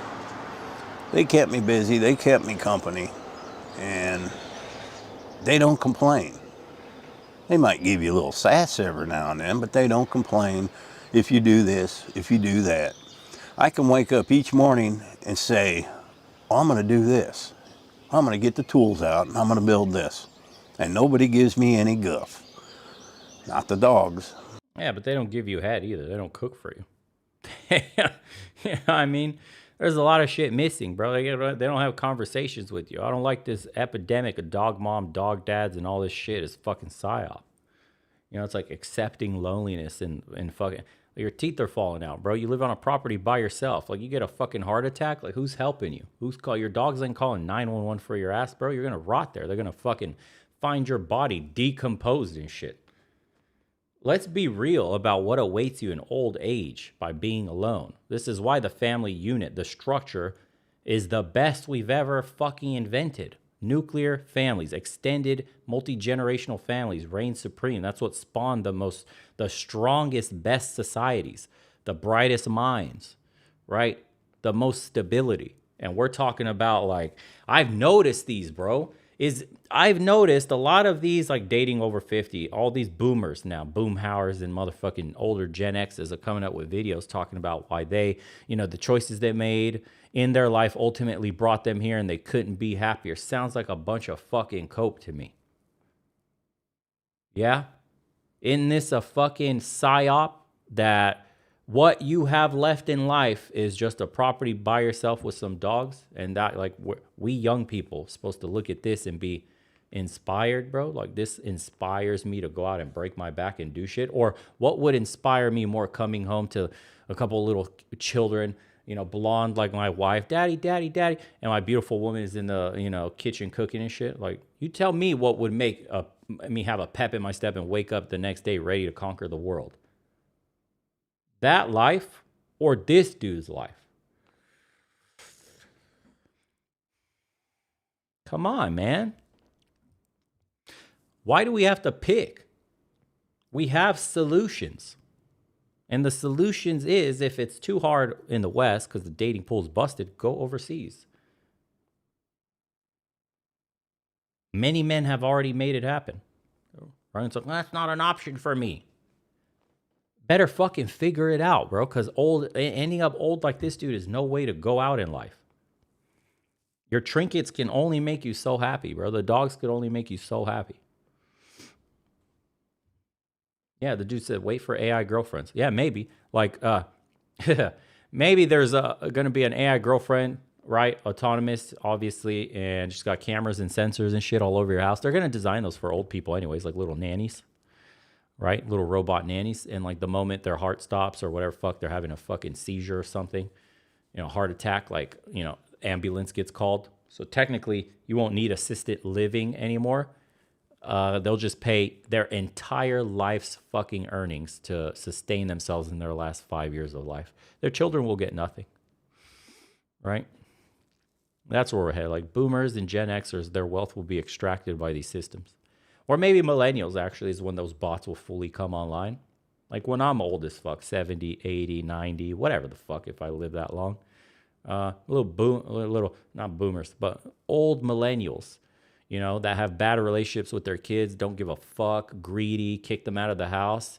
Got my little robot nanny and shit helping me, and my wealth is squandered. Everything I've ever worked for doesn't go to my bloodline. It goes to some fucking bot company so that a bot can wipe my ass. Unbelievable.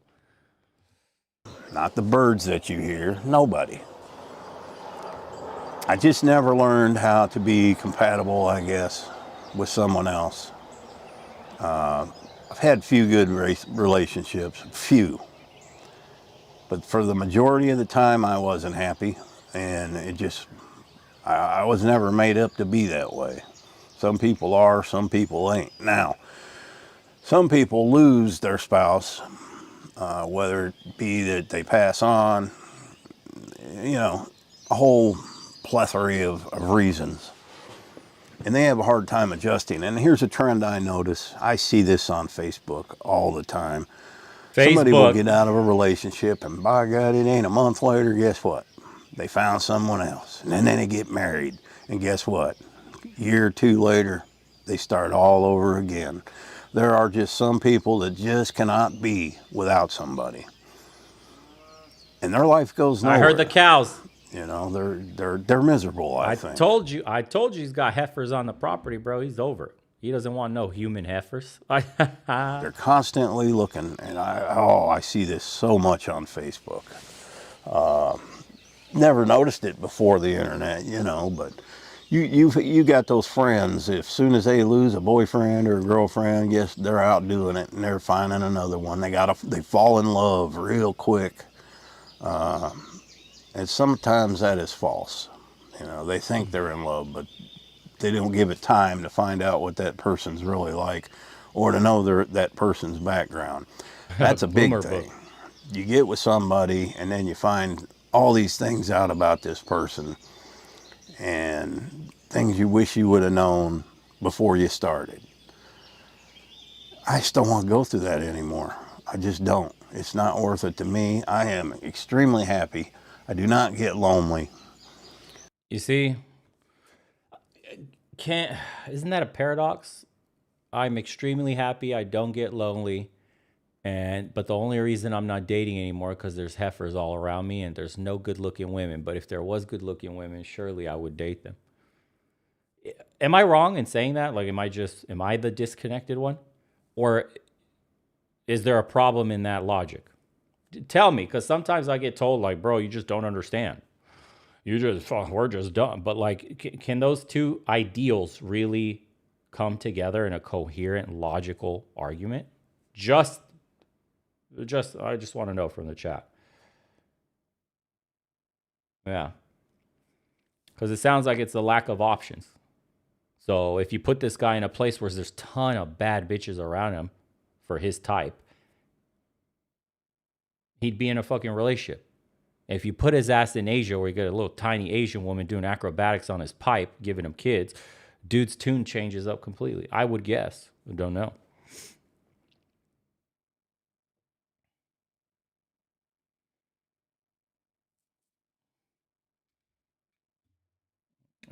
Someone asked, like, should he date ugly women? Fuck no. You need to have standards. I mean, you could knock the rust off your pipe once or twice with something like that if you want to get back in there. I wouldn't recommend that, but okay. I mean, shit. Dudes will do anything to break a fucking drought, so.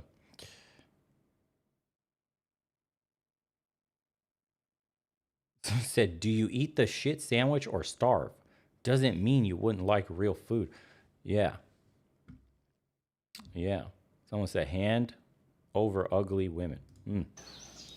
I will never, believe me, I will never, ever get in a relationship again.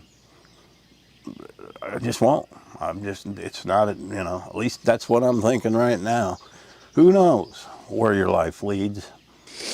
But I'm just not looking for that. And I'm happier alone. I don't get lonely at all. It doesn't bother me.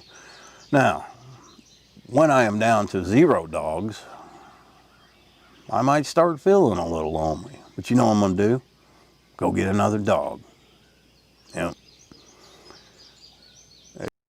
So, using animals to cope with the crippling loneliness. Okay. All right. So, let's see. I have to read the comments now. Sometimes the loneliest and saddest place is being married to a person who resents you, doesn't respect you, and simply neglects you. Alone does not always mean lonely. Bro. Yes, that statement is true on the surface, but how the fuck did you end up with somebody that fucking resents you, doesn't respect you, simply neglects you? Because you're a fucking boomer that fell into the happy life or happy wife, happy life. Let's be honest. You got on one knee and proposed. How could you not put this on the guy's shoulders? You propose to somebody who fucking resents you, doesn't respect you, and neglects you. And then, okay, let's just say chameleon. Some people will say, like, chameleon, bro. She was perfect when I met her. Totally didn't see any red flags because she was fucking sucking the chrome off of my meat stick. Okay, cool. So then this woman transforms years later or after kids. And so, but you stayed. But you wasted decades. You didn't walk away. The power a man has is walking away when he's not happy with his situation. You didn't walk away. Right? So I'll give you the benefit of the doubt, bro. Somebody said narcissists can sneak up. I'll give you the benefit of the doubt, bro. You had an absolutely perfect little unicorn. Then you got married and it magically, no red flags, changed on you. Magically. More likely, the scenario was that you had a ton of red flags that you avoided because your balls got drained and you couldn't fucking see straight. And then you bought into the whole happy wife, happy life. And then you wake up 10, 15 years later to a person you can't fucking stand who can't stand you. That's the brutal reality of what's actually happened to a lot of these men. You know, the boomer era and the older Gen X's, they grew up on that shit. The happy wife, happy life. You got to cater to her and all that shit. And they found out, bro, the hard way that they got fucked, that the system completely fucked them. This guy says, I'm in my 50s, been happily single for 5.5 years, no drama, no stress, no headaches. Yeah. So there's a drastic difference between being alone and being lonely. So then why do you keep having to get dogs? Like if you make this distinction, like I may be alone, but I'm not lonely. So your dogs keep you company then? So once we remove the dogs, then you really are lonely. You do feel lonely, right? Come on, man. Come on. Yeah.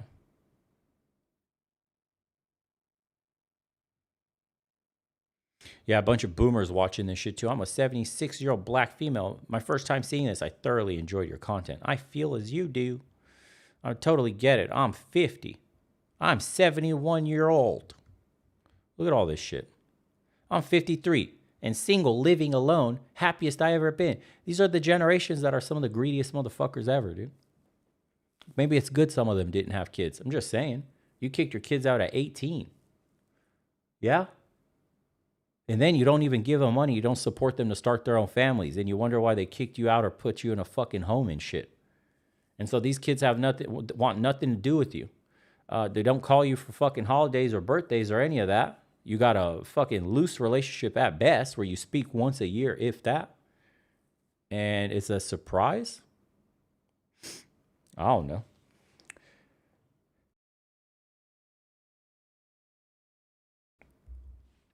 Yeah. Strange. Look at this. I've been alone for 11 years now. Social creatures, bro. Remember that. We're social creatures, but being alone, when we know statistically, leads to a shorter life. More mental health issues. Thank you. God bless. Yeah. I don't know.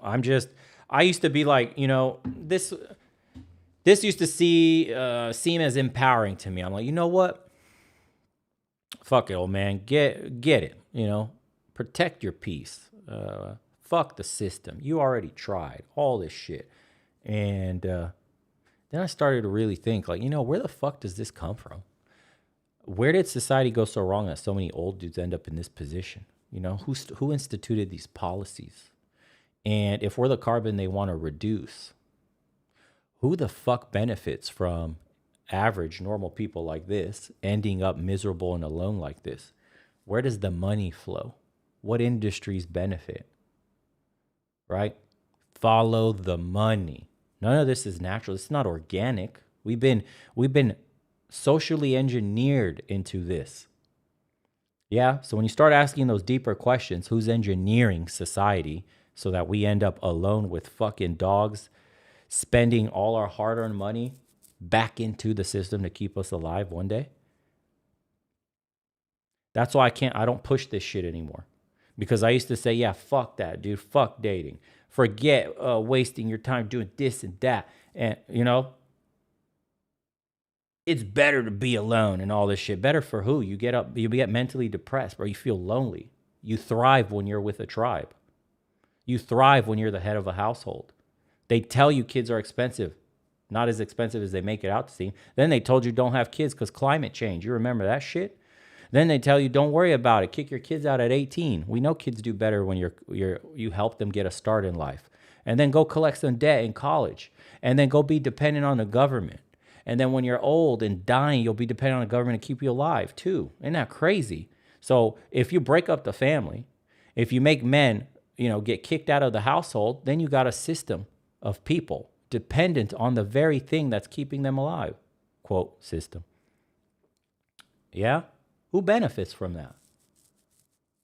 Weird, huh?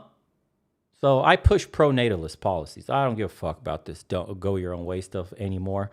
I understand why it happened. I know the arguments about the legal issues and how toxic women have become and, all that shit. But at the end of the day, we have to go a level deeper and be like, well, why the fuck is this happening in the first place?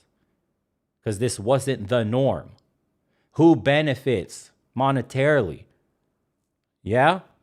And then when you start to dig deep in that shit, you start to see it's a whole fucking psyop, bro. This is designed to eradicate people, specific people too, because it's pushed in specific places. So, no, I don't think men should end up alone with dogs. I don't think that's at your peak happiness anyways. That's not the human experience you were put on this earth. That's not what God intended. Be fruitful, multiply. Shit like that. I don't know. I'm just saying, man. I don't know. I bought into this too. So I got psyoped. I got socially engineered. I got put on this fucking degenerate line of thinking too. Yeah. Looking back on it, I was like, fuck, bro, they got me. You know, they got me to do degenerate shit. They got me to see women as a commodity. They got me to think women are fucking tards from the get-go, that they're not worth anything, that they should get pumped and dumped. They got me wasting all my valuable time chasing bitches. Yeah, society was, the music I listened to, the movies I watched, what was cool, the respect you get, the value you placed on getting puss. They got me wasting my fucking time instead of building my life, building up my family, my bloodline, my legacy. Instead of getting ahead on the social ladder and competing with their kids, I wasted my fucking time doing dumb shit, which is what I try to warn men about. That's why I come against it, because I've got a little older, a little more mature, did a little bit of digging. I'm seeing like where this ends up is in no happy spot whatsoever, bro. What, I'm going to be a bachelor at 50 fucking random broads and doing what, bro? Hanging out with my trinkets and my boats, and I'm supposed to be happy, and that's what I have to look forward to. My legacy is my things that don't come with me in the afterlife. Nothing fucking happens, you know? What is the point of this life? To collect cars, boats, and trinkets? The fuck? You think that replaces seeing your child smile at you? I don't think so, bro. And you're not going to psyop me to think otherwise. That's some fucking goblin shit. So, no thank you, lizard people. Or fuck names you want to call them. I'm good on that. All right. Well, the channel was Ochita Mountain Living. And he probably has some cool shit, some cool topics to talk about. But yeah. See, this was that OnlyFans shit.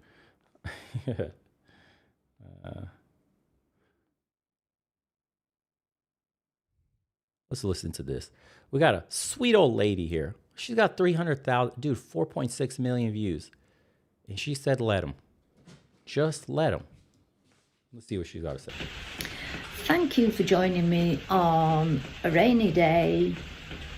Lovely. Nothing new there. So I am in the conservatory, and I want to share a piece with you that is written by a lady called Cassie Phillips.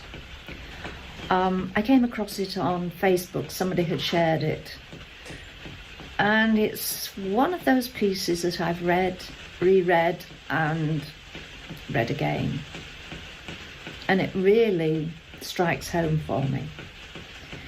So I will share it and then add my thoughts in at the end. So it's called Let Them. Let's hear it. Just let them. If they want to choose something or someone over you, let them. If they want to go weeks without talking to you, let them. If they're okay with never seeing you, let them. If they are okay with always putting themselves first, let them.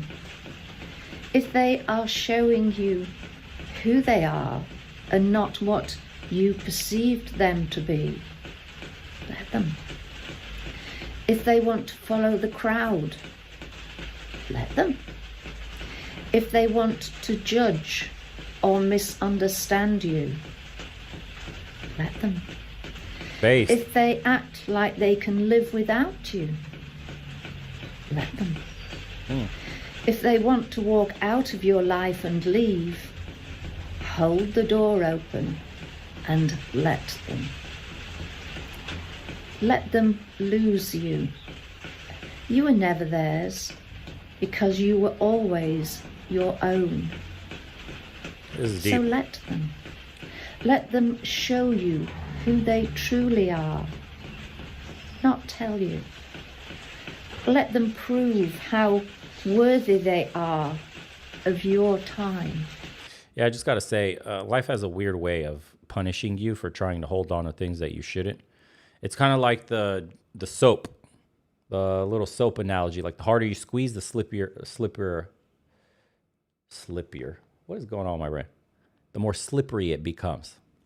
So, in order to get things in life and magnetize your wants to you, you almost have to stop caring and let it come to you. So, I've noticed in my own life, if the harder I chased after something, the more I wanted something in that sense, and the more obsessed I became at trying to get it, the harder it was to fucking achieve, dude. When I finally let go of whatever I was chasing, I finally ended up having it. The pressure came off my shoulders of how to attain the thing. And I finally started, I guess you could say, maybe performing in the way that you would need to, or behaving in the way that you would need to, and finally got the thing. Neediness, yes, unattractive. It is. It's such a weird, it's so counterintuitive to what you get taught too. Let them make the necessary steps to be a part of your life. Let them earn your forgiveness. Let them call you to talk about ordinary things.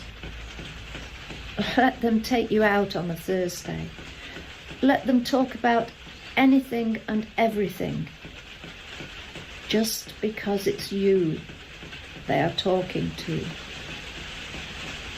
Let them have a safe place in you. Let them see the heart in you that didn't harden. Let them love you.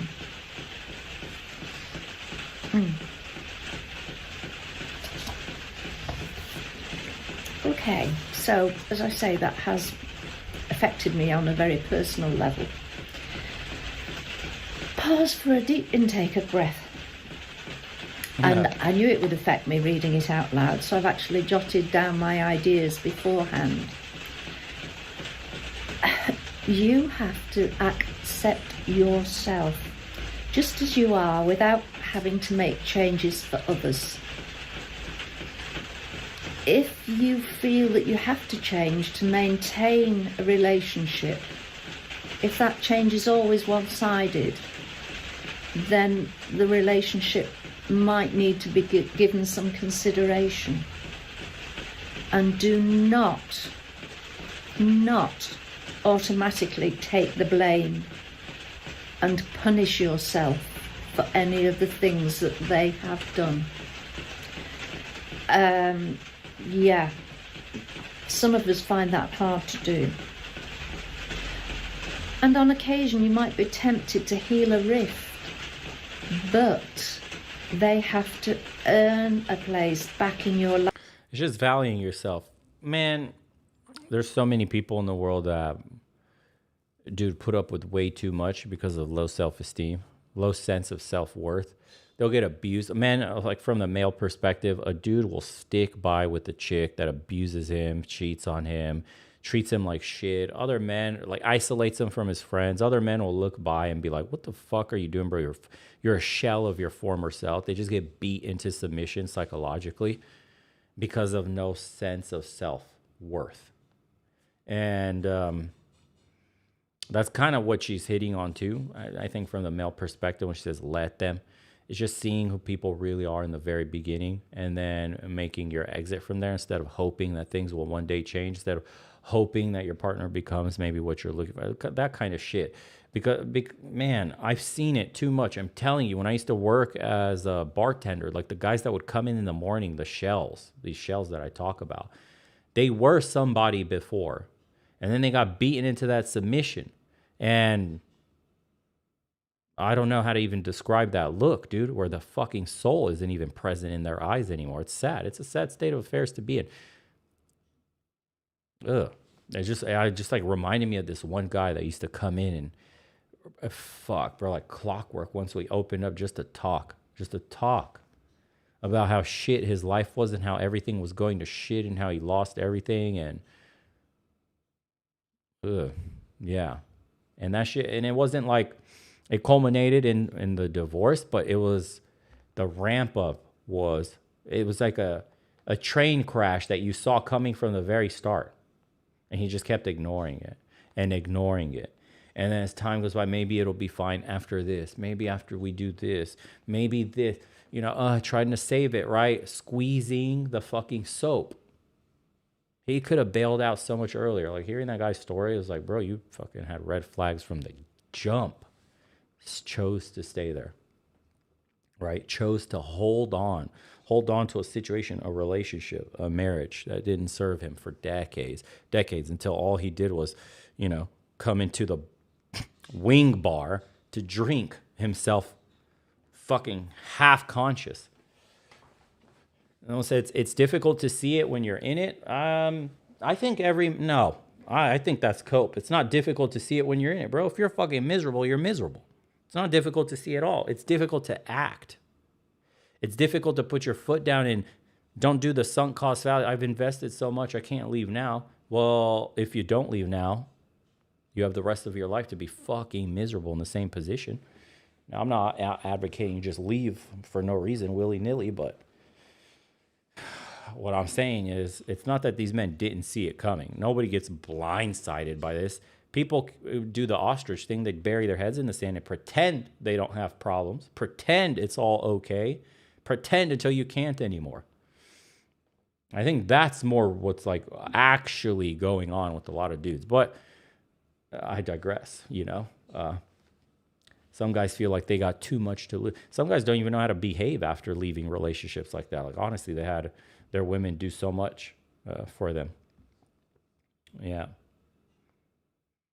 Someone said, I didn't put 2 and 2 together until years after the damage. Yeah. That gets into a deeper issue of even recognizing what the damage is like, because maybe you came from a broken childhood, right? You had a lot of trauma growing up. You had a dysfunctional relationship in your family. And so dysfunction to you may seem normal. That's another more advanced like nuance in this that people don't really touch up on. So I kind of get it. Yeah, true. But still, you're a grown man. So at what point do you assign responsibility and say, well, you should have done the work. You should see this at what age? 18, you're still too young. 25, you're barely coming into your identity truly as an adult. 30, okay, bro, like most of the kinks should be ironed out psychologically by 30, or at least be aware and working on them. So then when you get down on one knee, at what point do we say you're at fault here? Like, you fucked up. Yeah.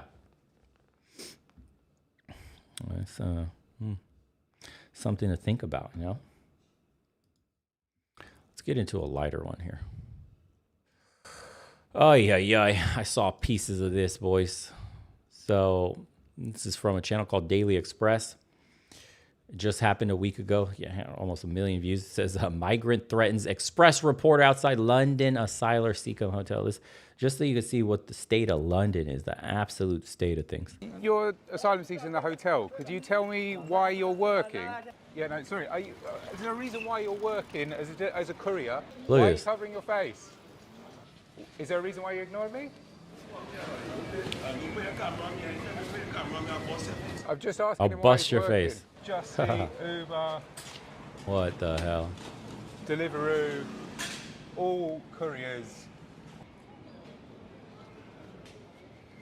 So it says, in central London, migrant hotel asylum seekers are breaking the rules by working as delivery drivers.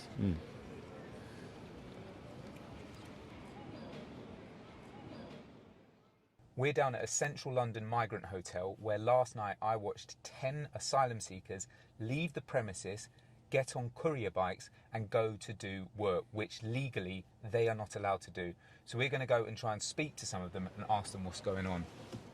Witness the corruption, man. This is So people crazy. in and out of this place like nobody's business last night, and fully expecting it to be the same because we've seen already people leaving on the bikes at exactly the same time. You're asylum seekers in the hotel. Could you tell me why you're working? Could you tell me why you're working? Are you allowed to work? Are the Home Office letting you work? Just gone straight off. No, I don't like that. Excuse me, sorry. Yeah, no, sorry. Is there a reason why you're working as a courier? Are you working? You're working as a courier. You're not working as a courier. So the asylum seekers are getting stipends and aid from the government, but also taking jobs from the people. So they're getting a place to sleep paid for by the taxpayers. They're getting health insurance and food paid for by the taxpayers, and whatever else, a monthly stipend to survive. And then they also got jobs that the locals could be doing. And with depressed wages, no less, because they take less. And so the government is complicit in this. But they, you know, it's okay, bro. There is no replacement. That's just false news, right? Fake news.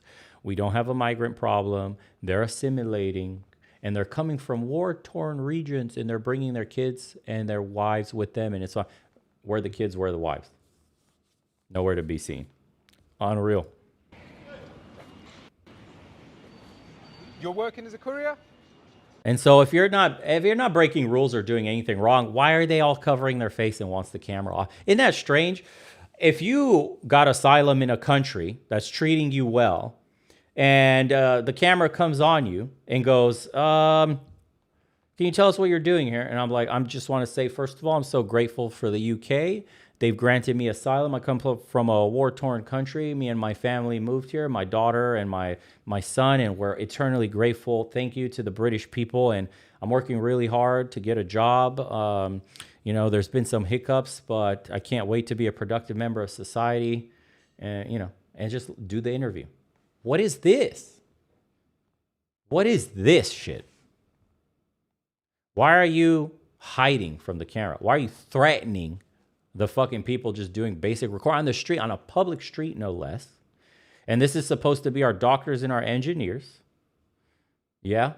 These are the people that are supposed to be, what is it? Diversifying our cultural experiences for a stronger community.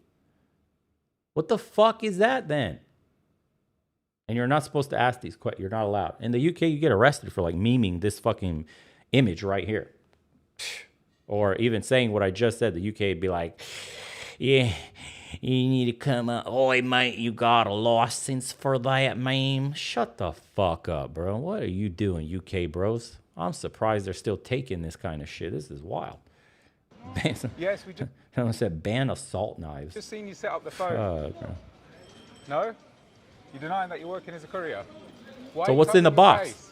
Yeah. Hi guys, you alright? Suppose you speak to security. Huh? Look, security, bro. Hi, how you doing? Do you work for the hotel? Security. You work as security. Hi, yeah. Could we have a word? We just want to find out about the people that are working here. Is there a reason why you ignored me? Why have you put the hoarding up? Any questions? Just directly towards the Home Office. The Home Office. So the Home Office is okay with people working? Look at this, man. How is this not corrupt? Any questions, we've got to go to the Home Office. And for no reason at all, mustaches appeared. For no reason. What is this?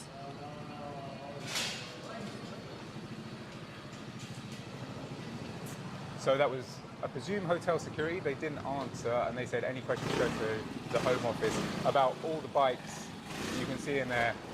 If you have a look, there is Just Eat, Uber. What the fuck? So all the migrants are getting housed in this hotel, footed by the taxpayers, and these are their bikes. Look at the delivery sacks, whatever you want to call these, that carry all the food. Look at this shit.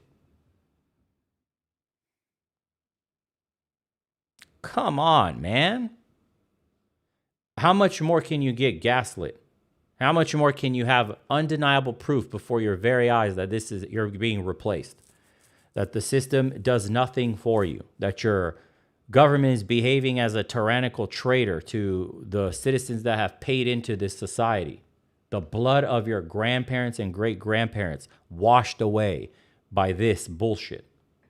And you're supposed to accept it, bro, and vote your way out, right? Vote out, vote. Hey, you want to change? Vote Labor. No. Vote the Tories. Vote this. Vote that. Vote your way out, bro.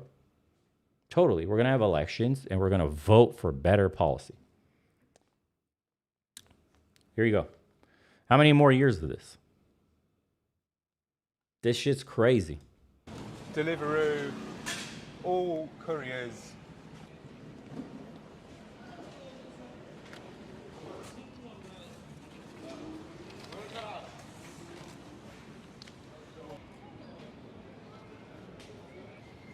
Wow. Sorry, excuse me. Could you explain why you're working as a courier? Sorry, what? I'm just asking him why he's working. But you're threatening me. We just tried to speak to the guy and he threatened to smash our faces. So interested what the Home Office will have to say about that. So since we approached, there has been far fewer couriers that are shooting out. Obviously, word has sort of spread around and everyone has scattered. But behind that hoarding, there still are loads of the Deliveroo courier bikes and Just Eat ones. Yeah, activity a little more subdued. But we saw it last night. We've seen it again today. There are definitely people in there working. The final party command, right? To don't believe your eyes. Fuck.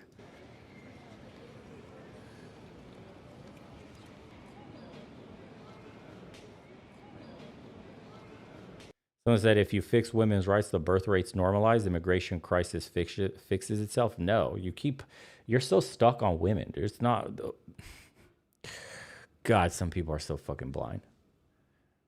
The problem isn't the women. It's actually the weak men that instituted. Who do you think votes in a massive block? Yes, women will vote liberal. Women will vote for a welfare government. Women vote for Big Daddy to come and save them. Policies, all liberals do in general. But there's a huge subset of men that voted liberal policies. You want this to truly fix itself, where low IQ morons that aren't bright enough to be voting for the direction of a nation, institute some shit like, let's see, service guarantees citizenship. You have to serve in the military or some form of civic duty. So like, you know how South Korea has mandatory military for men? I don't know if they do for women, or Israel does. Mandatory service, whether in military or civilian, like civic. Some civil service. Yeah, then you can vote. So if you're willing to die and bleed for the country, you get to vote. I don't even care for, Starship Troopers. It's funny. It's a fucking meme, but it's true. The other way, land ownership, but even then, I don't trust that, because in this post-capitalist system that we live in, land ownership has been reduced down to a select few that don't care about the other 70% of society. So, and then people say, well, if I pay into the system, right? If you're a net contributor in taxes, you should get a vote. No, because there's many morons who are net contributors to taxes too. I think blood in, blood out is the only way to solve this issue. That's how the Roman Republic did it. You had to be a citizen soldier. And I think that civic duty is the only way you maintain a society. It seems to be that's really, in my mind, looking at human history, that's the system that basically brought civilization to its golden age, and then the liberalization and the feminine democratization of a nation then turned it into this tyrannical hellhole that you see today. I think this is the only way. I don't care. I don't care if you are a net contributor to taxes. Why? Or land ownership. Why? Because your safety and security, the money you're allowed to make, the house that is safely protected, is on the blood of those who are willing to die for the nation. That's why I think it's a blood in, blood out system. And the problem is with these migrants and immigrants in general, because they have no ties to the land, if randomly, skin in the game, literally. If randomly there's a war, what do you think happens? The immigrants flee. Why would they bleed for a nation that is not theirs? Think about it. Any of these migrants in the UK, if you think in a hypothetical scenario, Russia and the UK go to war, and there's a massive expansion of the front in Europe, and on some hypothetical level, let's just say it escalates. You think these migrants are going to go fight for the UK? You think they'll defend their host country that they're getting benefits from? These people will leave the moment benefits even dry up at all. Just benefits, forget war. The moment the spigot gets turned off from the government, they're gone. They're the first to leave and then go mooch off somebody else's government. They're moochers, bro. So you want mass migration? Cool. You have to serve in an army then, like a foreign legion, and you're the first in the front lines. Cool, bro. You want to come here? Do it that way. You're like the Zerg rush we send in. That's how, because you have no ties. You have to be the first that goes in, and you die in the worst fronts. Absolute attrition warfare kind of shit. You need to understand. That's it. So it's like you want to come in the numbers that you come into, you're going to have to undergo through brutal training and understand that you'll be the first unit. Your people, your kind, the migrants, will be the first ones to go into the meat grinder. Okay. And in that sense, cool. Then you have an argument. Yeah? Then the mass migration shit, it'll start to make a little more sense to the normal everyday citizens whose blood literally historically paid for that nation. If you want to do it that way, and they accept, right? They're vetted at the border, and they accept that they'll be sent to the front lines first. Okay. What can a citizen say that didn't serve, that chose not to have the privilege of that kind of citizenship by service, voting by service? Yeah. Fine, bro. You enjoy a safe nation. Your house won't get bombed. You won't have to die in a war. You just pay some taxes to help the place run. And the other people that have signed their lives away to the state get to control how it's governed.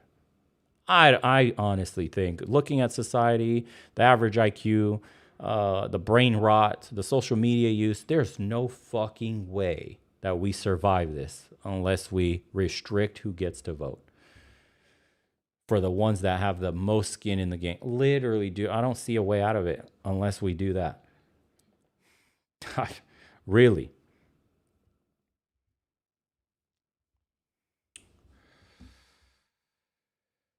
Yeah, I don't know. It's messed up.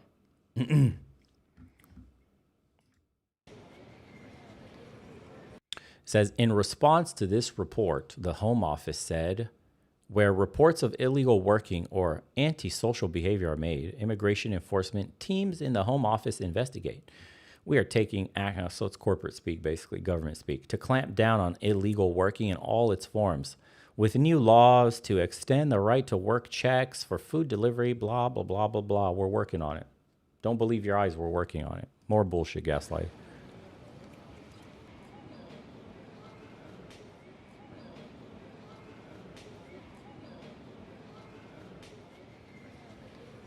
Deliveroo, so that's the delivery app, think like Uber Eats for Americans, says, we prevent riders who are unable to demonstrate a valid right to work in the UK from accessing the platform. We take our responsibilities extremely seriously and continue to strengthen our controls against misuse of our platform. So they know there's misuse of the platform, and they're not taking any fucking responsibility and not strengthening any control. Because if I'm not mistaken, when he showed the camera over that fucking, over here, I saw Deliveroo. There he is. You see? Deliveroo. It's right there. Yeah. All couriers. Yep. So how do you even sign up with this and get a job doing this bullshit? They can track you doing anything online, right? They're asking for digital IDs. They're asking for you to forfeit so many of your rights, your safety and your security, right? All under that guise, under that umbrella. But you can't properly vet someone so they don't misuse your platform. Really? Really? Don't believe what you see.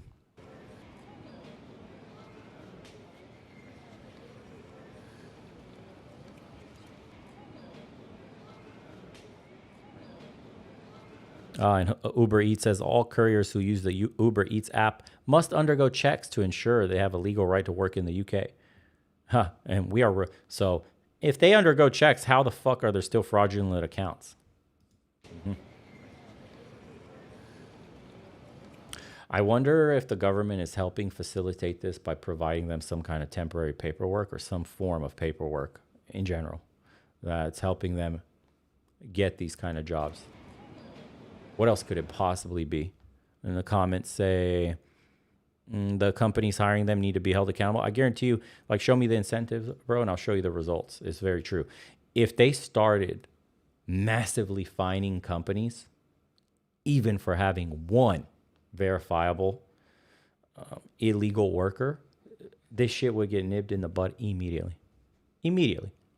This is a Home Office disgust me. Nice to see a mainstream media outlet actually digging dirt on them, respect to the reporter. So let me get this straight. Not only are they getting free hotels, free food, free healthcare, free clothes, free phones, they can also work illegally and tax free. Have I got this right? Shit. Anyone else sick of the politicians' perpetual refusal to deal with immigration? It's all part of the plan. No. This is disgusting, and the CEO should be questioned in jail for hiring workers without the correct paperwork. Fucking hell. Audit these companies immediately. And look at this. I'm 54. And my wife and I are very worried about our future. Gas and food prices are rising daily. We have had our savings dwindle with the cost of living in the stratosphere, and we're finding it impossible to replace them.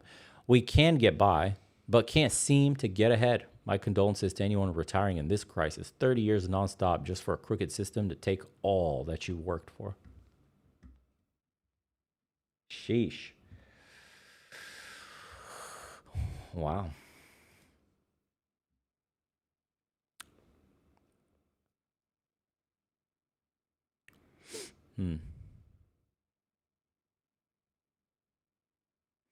I'll read some more comments. Let's chill for a little. Q&A time.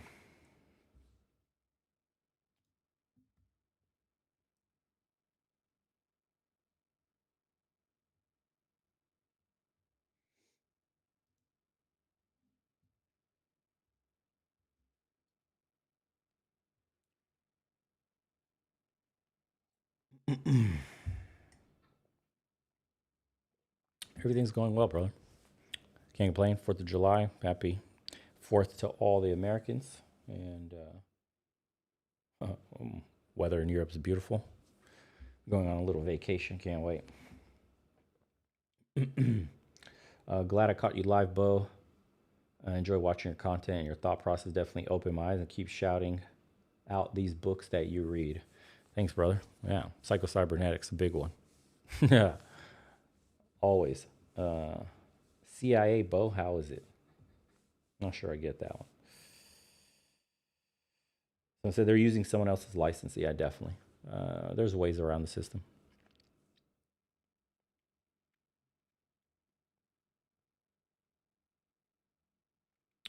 Someone made a question. It says, what about the people that were denied being able to serve due to medical reasons? Do they get a right to vote? Like I said, you get two choices. It makes sense in the system. Military service or civil service, excuse me. Go help build a bridge, go help design buildings, go do, massive public works. You can pitch in to society. It doesn't have to just be military, but if you pitched in by building, whatever happened to that system? A massive civil service corps that builds bridges, buildings, fucking aqueducts, crazy shit, pipelines, all this stuff. What happened to all that? What happened mobilizing our youth for the nation? That's what I'm saying when I mention things like that. Yeah, people get caught up too much in the details. It's like, well, I wanted to serve, but my fucking leg was broken, so I don't get a say. You do get a say, bro. I said that got taken over by the Army Corps of Engineers. Yeah, but still. We need to institute a system that doesn't have young people lost. How stupid is that we have millions of young people that have nothing to do but brain rot over TikTok? Yeah, without mobilizing our, young people to work on massive projects that's where our tax money should be going. Why the fuck are we sending tax money for sex changes in like Ecuador and shit and like tranny story hour in fucking Zimbabwe when we should be having young people mass mobilized, taught skills that society could use, math, engineering, all that, everything that we could possibly use to build a better society and fund that.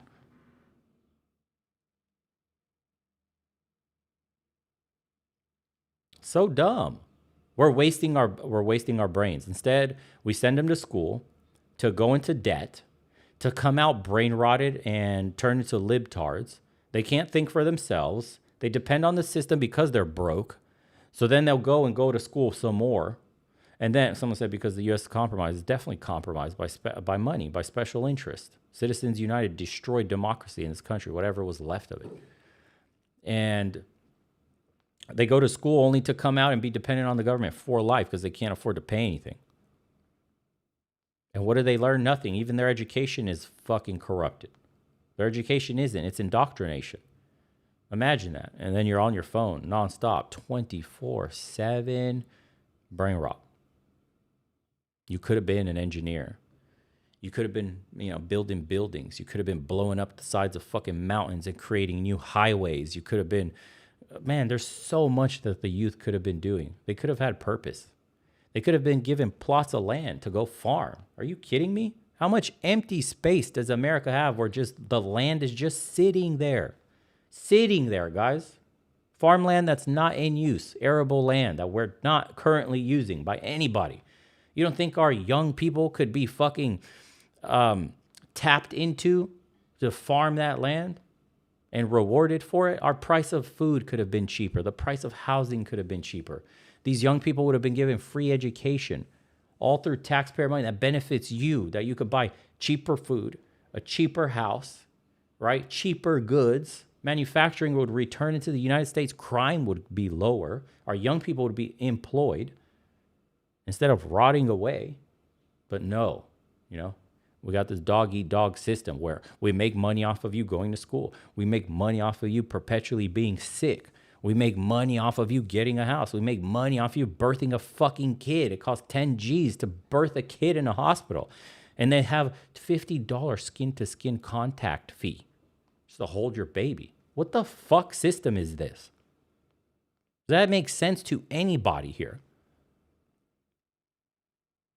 It's insane. Someone says they don't want to work. They do want to work, bro. They have nothing to work for. You think going to fucking McDonald's and flipping burgers is work? If you put a patch on a kid and you drop them in some barracks with fucking 1,000 others, and their jobs is to learn something about engineering or physics or some shit, and then they go and help build a bridge, blow up a fucking mountain, put in pipes, put in steel beams, move water, do shit that matters, actually revered by society, you don't think they want to work? Why do you think gangs exist? Why do you think young men are so susceptible to gang culture, to doing bad shit when they have nothing to do, or play video games all day? Because they get a sense of belonging, a sense of adventure, a sense of being part of something bigger. Nobody wants to work is the biggest bullshit cope ever. Nobody wants to die a slow soul death flipping some shit burgers for nothing. Slave wages. So that after you're done getting taxed, you still got nothing left. They don't want to work. That's a boomer take. They don't want to work. Everybody would like to have purpose. The main thing men search for is purpose. To be useful to somebody, to something. That's the point. Men aren't useful to anything anymore but themselves. So that's why they fucking rot. This whole notion that like these kids are too fucking dumb and lazy. Yeah, well, look at what happened to the damn education system. They learn nothing. No Child Left Behind literally left every child behind. Then when they get out into the workforce, it's dog shit. The companies will fire you in a second at the moment they figure out a reason that they don't need you. And what next? Oh, bro, climb up the hierarchical ladder, the social ladder. How, bro? When jobs don't pay shit, cost of living escaped you having any semblance of a normal life? Where? Yeah. Instead of saying, listen, society failed us. We're not mobilizing our youth. Massive brain rot. These are the people that could solve the next generation's problem, the problems of tomorrow. Instead, we ship them off to college where they learn jack shit and they go party and drink and do dumb shit, waste time, unless it's like the top percentile few, which we're all dependent on. Literally, if it wasn't for the top percent of the graduates that actually have the brain fucking capacity to fix some of these problems and usher in these new technologies, we'd be fucked as a society. Yeah. So how about we mobilize all these youths, all these people that are trapped with no way out, nothing to do in these economic dead zones where the future looks bleak, and put them to fucking work and make them feel like they're a part of something. And then watch the population naturally start booming. Watch people wanting to have kids again, you know? Watch the coffers of the treasury start fattening up with everything that these people are bringing in now. But imagine some politician with the balls to institute these kind of changes. You won't find this is not popular, dude.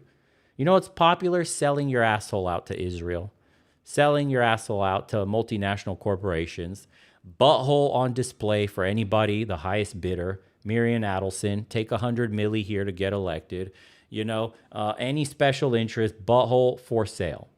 That's what we got. We got management. We don't got real leaders. You think a real leader would have his butthole for sale to get elected, or he'd be fighting from the heart about real change? His energy would be infectious with the population, right? A real populist leader at rallies, bro, by himself, just talking, men and women, talking about making this country really great again. Really, though.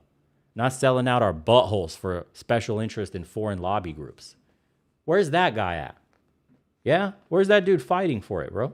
He should be able to reach easily the youth, the middle-aged, the professionals, and the old all together. We all want a strong society. You could reach easily across the aisle, blue or red, it doesn't matter. When you talk about bringing this country back to its glory days and beyond, something better than it ever was, right? Where's patriotism at? Nationalism, protecting our own, right? Our grandfathers, great-grandfathers, the forefathers before bled, died for all of this that we have. We can't spoil what they suffered for. Where is that kind of talk? Is that supremacist language, right? Is that racism? Is America that bad? Can we not have these kind of conversations, right? Can we serve our own? Nah, I almost said big, beautiful butthole just passed. It really did. Yeah. Someone said no one wants to fund that politician, and therein lies the problem. Nobody wants to fund that politician. So basically for sale, bro. You see why you're not voting your way out of this?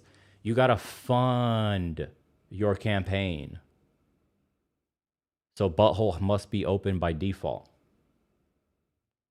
in order to be on the campaign trail in the first place.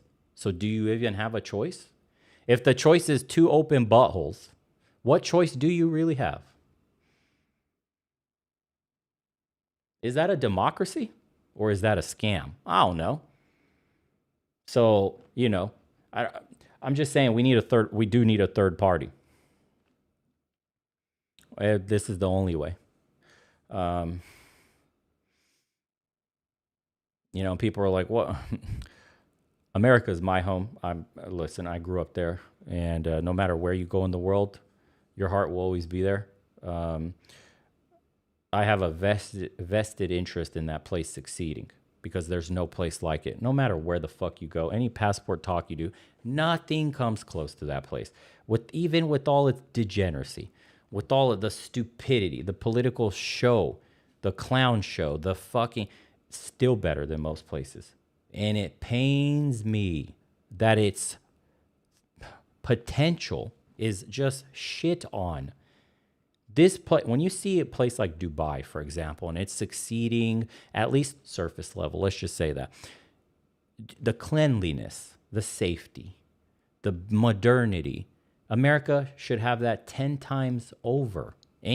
America should look like a fucking space colony with the amount of money and technological know-how and advancement that we have. Why do we have homeless people in this fucking country that are the size of towns. Why do people not have clean water to drink in like Michigan? Flint, Michigan is a thing in the most powerful country on earth. Why do the people whose houses burn down or fucking earthquakes or shit like that only get like a couple $100 to survive? Why? Why? And if you ask these questions or critique the government, you're not MAGA, bro. You're not America first, bro. You wanted Biden, bro. You're fucking Democrat, bro. I can see the drool from the side of your fucking lip, you low IQ tard. Shit is insane to me, dude. I read those comments and like that shit black pills me. I'm like, oh my God, please. These have to be bots. There's no way the average American, no way, bro. Trust the plan, bro. No fucking way that those are real people making those kinds of comments. I swear to God, those are bots. There's no way. Someone said, not MAGA, but I love my country, not the politicians. I'm full-blown MAGA, bro. Make America great again. Make America first, period. Fuck everyone else. Is it okay to say that? Can I just say, I don't give a fuck. The EU, Iran, Israel, anybody else, bro. We have our own interests first. Fix our problems here first. Is that okay to say? Can I say that? I don't like half of the foreign policy that we have. Motherfucking unbelievable. Yeah. So please, dude, show me. Vote your way out of this, right? And then they'll be like, well, it's better than Kamala. And I'm like, that's not an argument. No shit. And the choice, the butthole was still open, just serving somebody else. You think you're going to get richer or poor in the next 10 years? You think cost of living is going to be better from here on out for the next 20, 30 years? You think the deficit is coming down? Just saying, you want to bet? Dude, I'll bet you money the deficit doesn't come down. I bet you money we're going to increase again. By the time, let's say, J.D. Vance is president, we're going to increase the debt ceiling. You want to bet? You want to bet, dude, we're kicking the can down the road? You want to bet the dollar gets debased even further? How do I know that? What's happened in the last 50, 60, 70 fucking years, red or blue? Who's been in there? Ask yourself this question.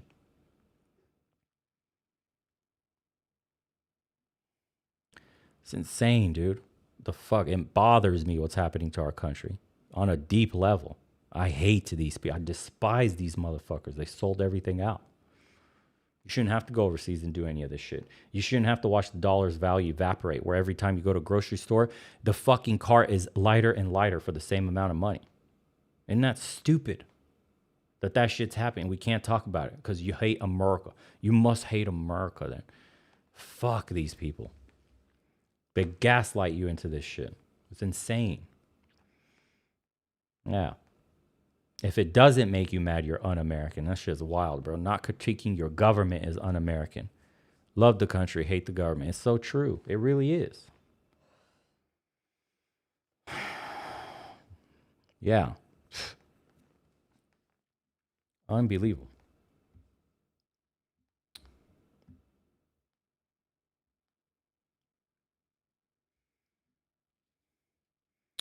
What's going on?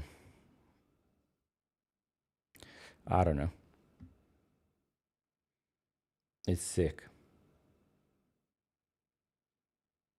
And how much further are they going to push the system, man? They're already fucking looting it. What's left? Right? Is the income inequality going to get so extreme? We're just going to have like a two-tiered system, essentially, a bifurcation of the economy. I think that's what's happening. I've noticed all the small businesses are disappearing unless it's like boutique artisan level things that caters to the rich only, or maybe business to business. I think the middle class and lower class got squeezed out, or about to get completely squeezed out. Yeah. If you're in construction, I talked to a guy the other day, he's in construction. There is no more residential work for middle and lower class families. Zero. It's all upper class, luxury, multi-million-dollar mansions. Is that what we're becoming? Yeah, someone says small businesses are getting cleaned out by private equity. Yeah. Home ownership got cleaned out by private equity. It's fucking crazy. Like, isn't that a bipartisan issue right there that everybody could get behind? Why is private equity allowed to buy and invest in residential homes? Why is private equity allowed to own any home? Period. Companies shouldn't be allowed to buy real estate that goes to Americans. Think about that.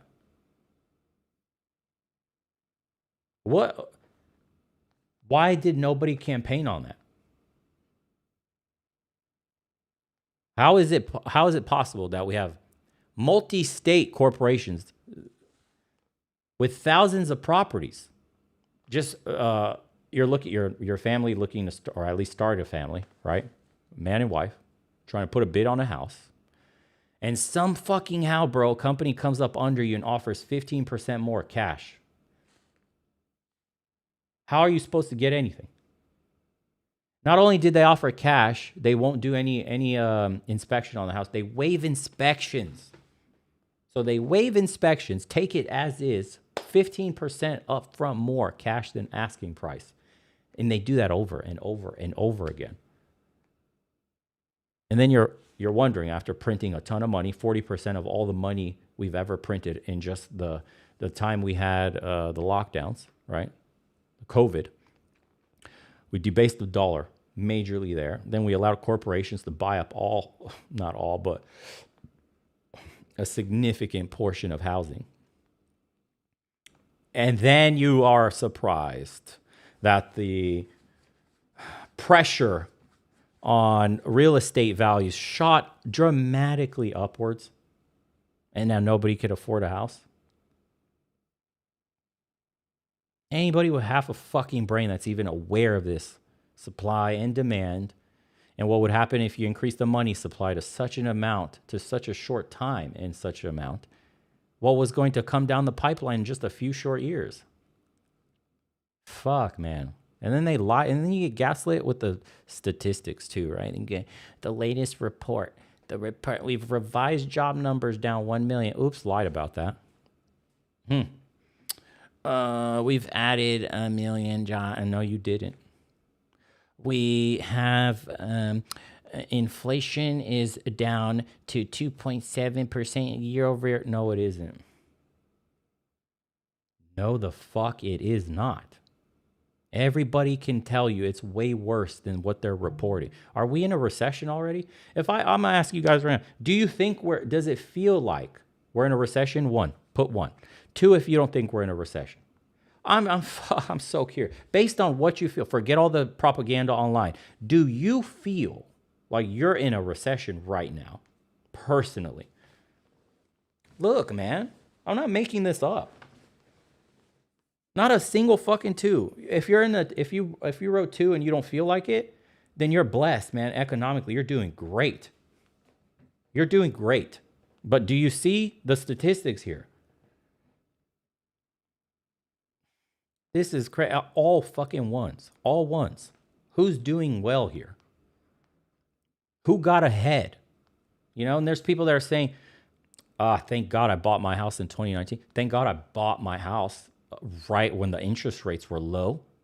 Thank God. Why? Because today you wouldn't be able to afford that shit. So imagine families in your position trying to buy today.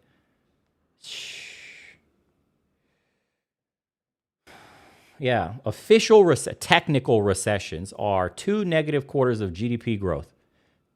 Yeah. When will they officially announce we've had 2 quarters? That would spook the fucking... What do you think happens to the economy when they officially announce America's in a recession? Germany already declared they were in a recession. Okay, but Germany's not big enough to affect world markets like that. The contagion was just in the EU.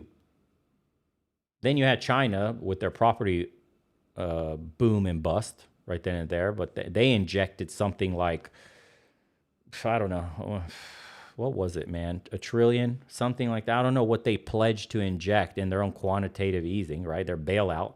So they bailed themselves out like that by printing. Where are we? And where, right? Because if Biden was magically fucking with the numbers to make Democrats look good, like the economy's fine, what are the Republicans doing then? Are they, because the precedent is set to fuck with the numbers. They've been fucking with the numbers for a while now. So red or blue, they're lying to us about the numbers, right? Can't trust nobody. So what's going on here?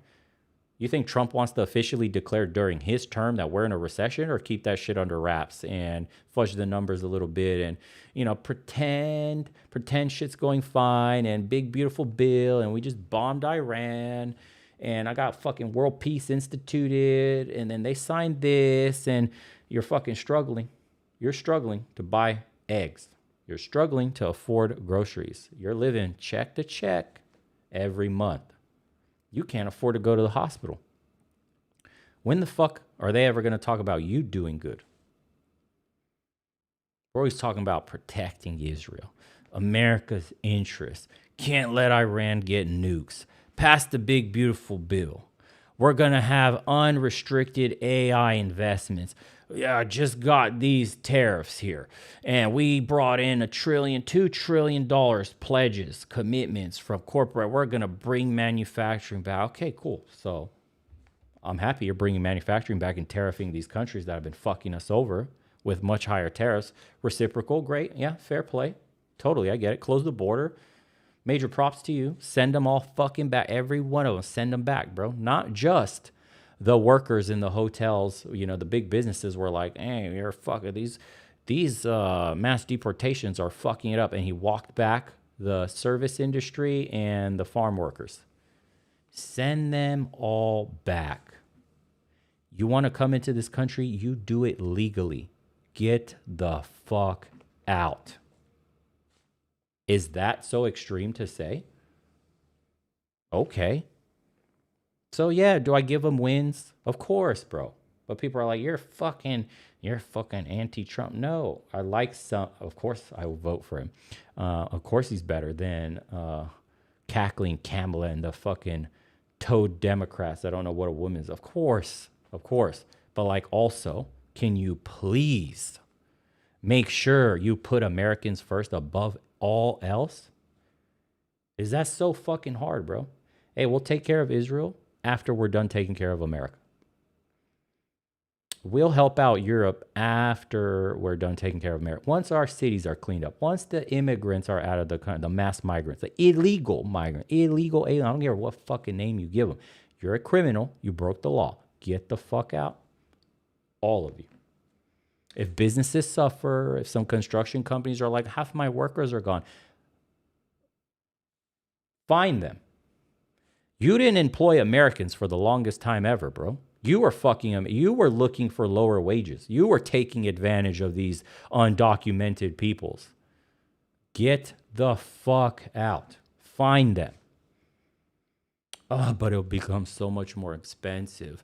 Oh my God, an American won't be able to afford an iPhone that's $3,500. We have bigger problems than that. Fuck off. Bring your manufacturing here. How about instead of record government profits, you eat that difference? So the iPhone stays the same price. You don't have to be a $1 trillion company anymore. You could just be 800 million. You really got to be what the fuck is, let me look up, what is Apple worth? I'm curious. Apple cash reserves. They have $65 billion on hand. Apple, what's their evaluation? Or valuations? $3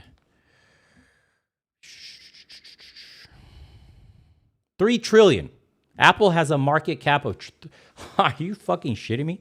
Apple's larger than most European countries. That's like Germany's fucking, now Germany's like about 5. Dude, Apple's larger than Apple's larger, no way. Is Apple larger than Italy? No way. Apple's market cap is larger than Italy's gross domestic product. Apple's around 3 trillion, while Italy is at 2.42. You're telling me Jeff needs his fourth yacht. Yeah, of course, Amazon. Yeah, you're telling me, bro, that Apple can't move their operations in America, hire Americans, fuck H-1B, cancel it, unless it's the top of the top of the top, like rocket scientists, shit like that.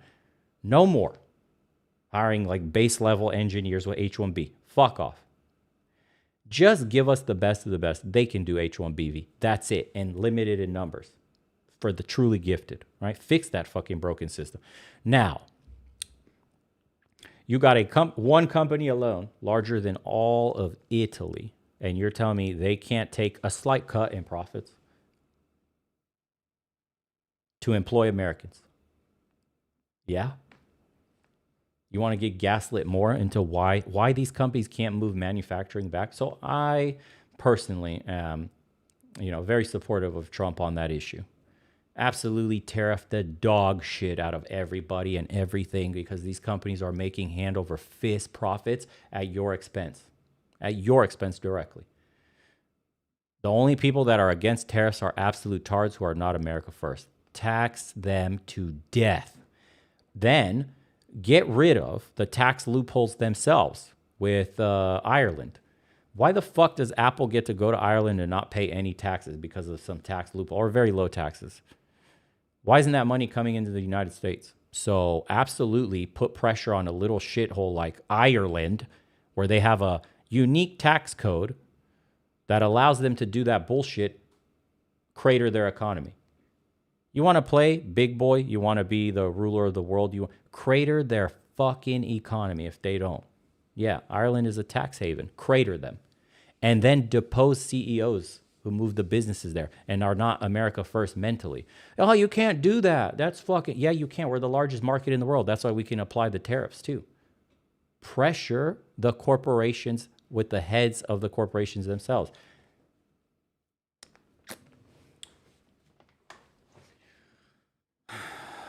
Clean house. Yeah, that's what we really need. We need to clean house. And you know what, dude? I can't wait for the day. I hope. The only thing that sucks is that it has to get worse, much worse than this. But I hope it accelerates. Make it worse. Why? Because one day somebody will have the balls. There's nothing to lose. We'll have the balls to say all of this on a public stage in front of the entire nation. Because right now we're playing the game in light mode. We know the changes we need, but it's like our leaders are like, we'll just here's a little bit here and there. Oh, easy mode. We need nightmare difficulty. We need someone with the fucking steel balls to just come out and say what everyone else is afraid to say. Straight up.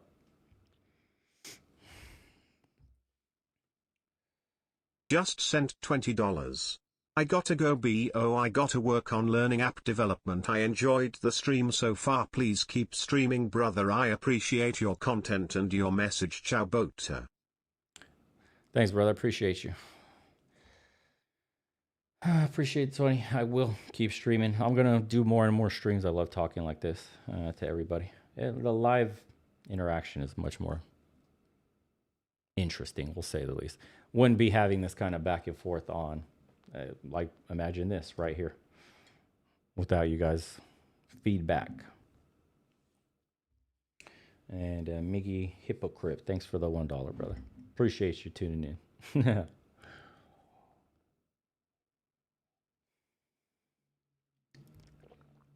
Yeah, thanks, guys. The next show, if I think, should be sometime after this weekend. We're gonna shoot for 2 times a week. Give me some critiques too after the show or right now. How did you like the more in-depth stuff from the very beginning? If you saw the beginning of the stream, I know it's super early for you guys, but I'm kind of trying to time it with the private community. We have a call coming up too, and I gotta eat. But let me know how you like the real in-depth breakdowns of topics mixed in with some normal reactions, and then just off the cuff stuff like this we're talking about. I could ramble on for this kind of shit all day. The soundtracks, I had to cut them, bro, because YouTube demonetizes shit. Start thinking of a solution. We already have a solution. We're just not ready for it. Yeah. You have to take voting rights away. Voting is a privilege, and unfortunately, just like driver's licenses, you got to prove that you have the privilege to vote, and that's blood in, blood out. I don't think I see any other way, honestly. No, you don't have to repeal anything. People say things like repeal the 19th, but that's not looking deep enough. If a woman's ready to bleed and die for a country and fight and be like, they could be snipers, man. They could be saboteurs. They could be a lot in logistics. Like, they could help the military machine. They can defend a nation. Nurses on the front lines and shit. Like, women have value. Don't get caught up in this repeal the 19th bullshit. If a woman is ready and willing and trained to fight and die for a country, she gets a say. She gets to vote. The fat fuck who does nothing and video games all day and just leeches off society shouldn't. Get the fuck out of here. I respect that woman 10 times, 100 times more than any useless piece of fucking mouth breather that would not give his life for a nation. So, and it's a psyop to think otherwise. They want us to hate each other and to say shit like that and blame women in a psyop, bro. Wake up. Wake up.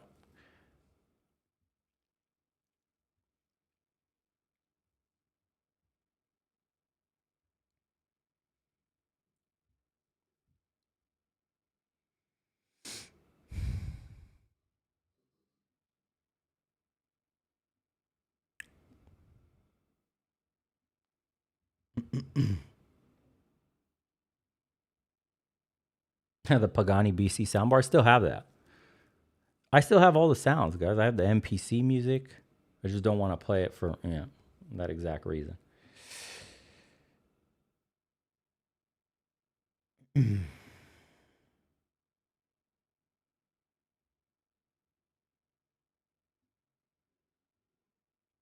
is divide and conquer. Yeah, really, if you look at it, how do you beat America? It's impossible. How do you beat America in war?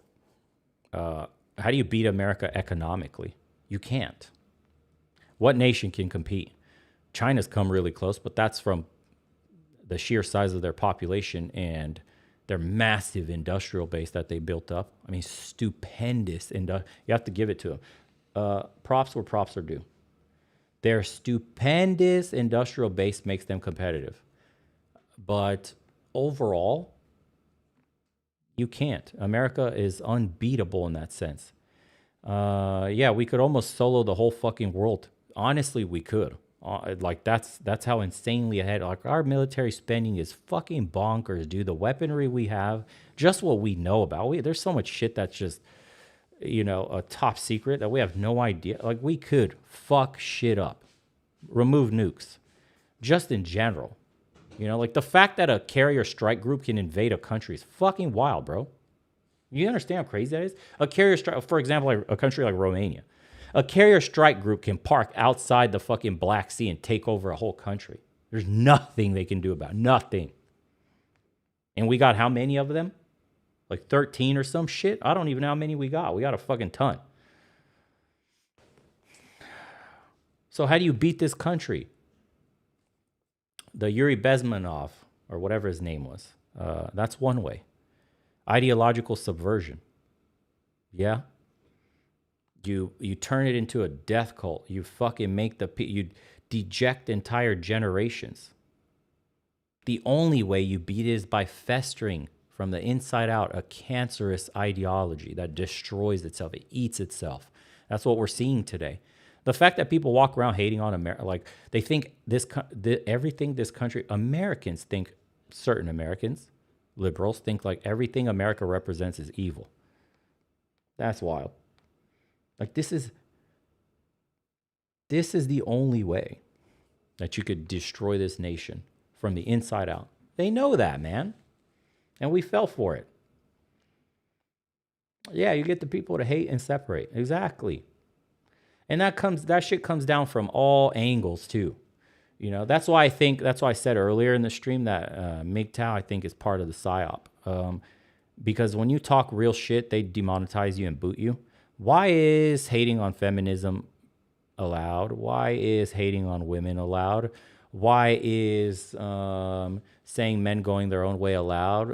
According to them, That's hate speech. That's destructive to society. That's bigotry. That's so much shit, but you're allowed to talk about it. But if I start naming names, if I start talking about like corruption, right? Remember when the jab was a thing and Tribe Report got fucking struck twice and the channel got disappeared essentially? You remember talking about the injections and simple reporting on who got injected from the CEO to like, you know, whatever it was. That shit you couldn't say. Immediate bans. Yeah, there's a lot of money to be made there. They said this spigot ain't gonna stop for nobody. Anybody says some shit, you're gone. Cool story. You start naming some other names, some certain names, certain people and shit, you disappear off the platforms. Yeah, you start to get deplatformed when you say some shit. So you got to keep it in the gray. Yeah, they, them, globalists, blah, haves, have-nots. It's always been the same motherfucking problem, bro. Always has. But yeah, you go your own way. You feel me? You go your own way, dude. And you strong feminist boss, babe. And fucking what else? Laying flat, bro. You go lay flat. You become a herbivore, man. You do whatever the fuck it is that further drives you apart from your biological mission, God's plan, all that stuff. Yeah. All right, dude. Yeah, totally. Mm-hmm. Yeah, so interesting world that we live in, guys. But let's change the subject, okay? We're doing fine here. Change the subject, everybody. For obvious reasons, okay? Let's go into a lighter topic. We will eat the bugs. You'll own nothing and you'll be happy, man. Let's be good boys and we'll change the subject to, let's see. Let's talk about AI and the impact on society, shall we? Yeah? So, you guys remember Andrew Yang? He was running for office. Let me play this topic before we start, or this super chat. Azebel sent 20 Canadian dollars. Was the 20th century middle class an anomaly? Before World War I, most people were either very poor or very rich. We romanticize the past by focusing on the wealthy, but the Romans even called the poor breeders. That's actually true. Historically speaking, yeah, that was a bit of like a golden age. The 1950s were extremely anomalous. That's not normal in any single point in recorded history that we have. We can't speak before then. But it wasn't normal to have a strong middle class and a highly taxed upper class, and the wealth equality that we experienced was a once in a kind of a lifetime thing, you could say.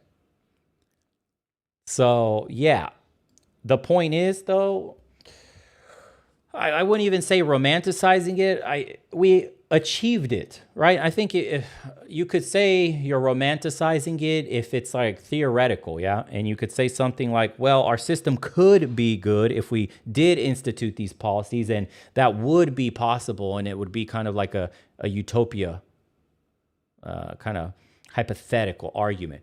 But we did have equality. We did have adequate taxes. We did have our youth mobilized. We did have patriotism, nationalism, America first. We did experience at one point a society that ran better than any other model we ever had before then. We did. So the point goes, it's not about romanticizing the past. It's about why the fuck did we give that up in the first place for whatever the current system is? Because it doesn't work. So we can say we need to go back on some things to get what we lost and build from there a new path. That's what I'm saying. But yes, you are correct in what you said. It was an anomaly, but still, we achieved it in the real world. And so why not fucking go back to that, dude? That's what bothers me. It's not like it was hypothetical, purely just, yeah, hypothesis, like, communism, if like we centralize power and, the workers own the means to production and society will see. We tried it. It didn't work. It didn't work. Anywhere it was instituted, it didn't work. It led to the death of millions. Shit didn't work. Hey, look, but America in the 50s, the 40s, 50s, 60s experienced probably the golden age, and a middle-class family had the kind of wealth that could only be dreamed of. Why can't we have that system again? That's what I'm thinking of.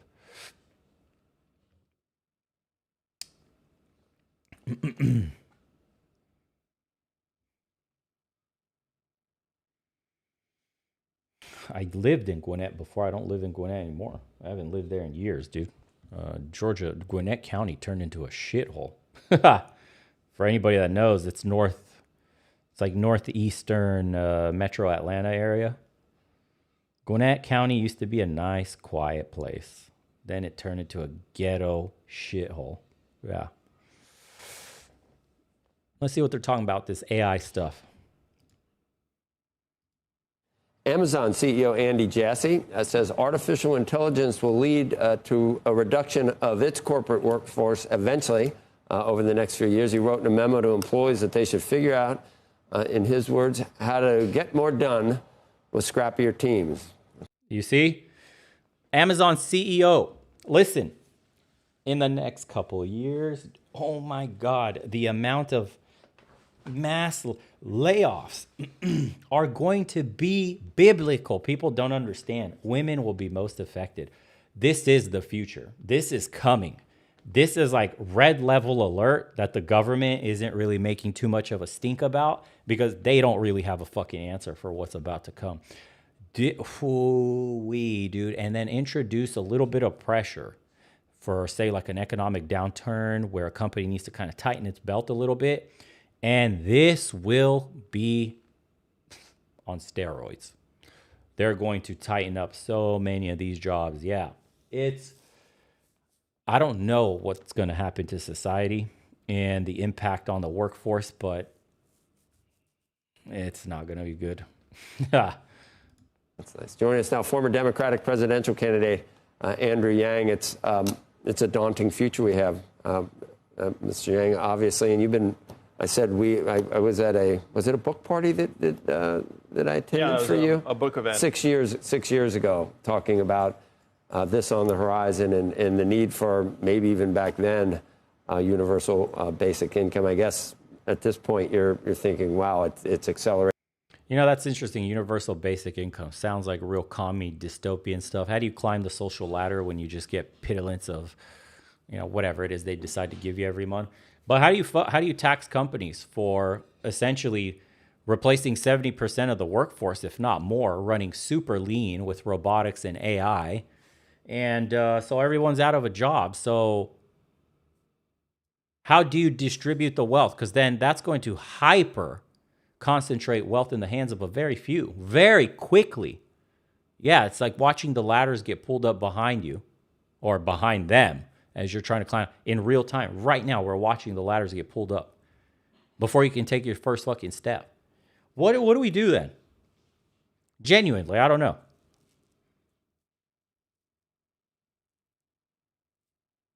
Yeah, I don't know.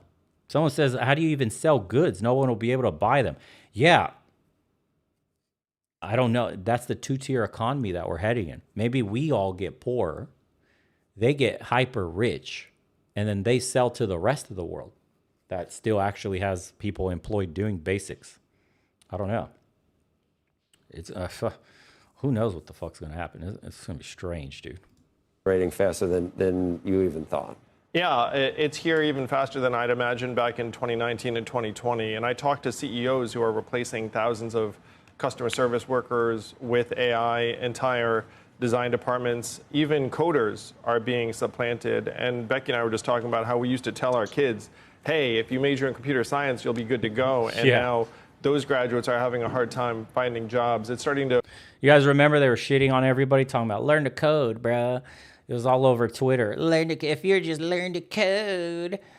They were shitting on everybody. You remember that little meme, learn to code? Yeah, eat it. They're eating it now. Unbelievable. Learn to code, dude. Backfires spectacularly on them.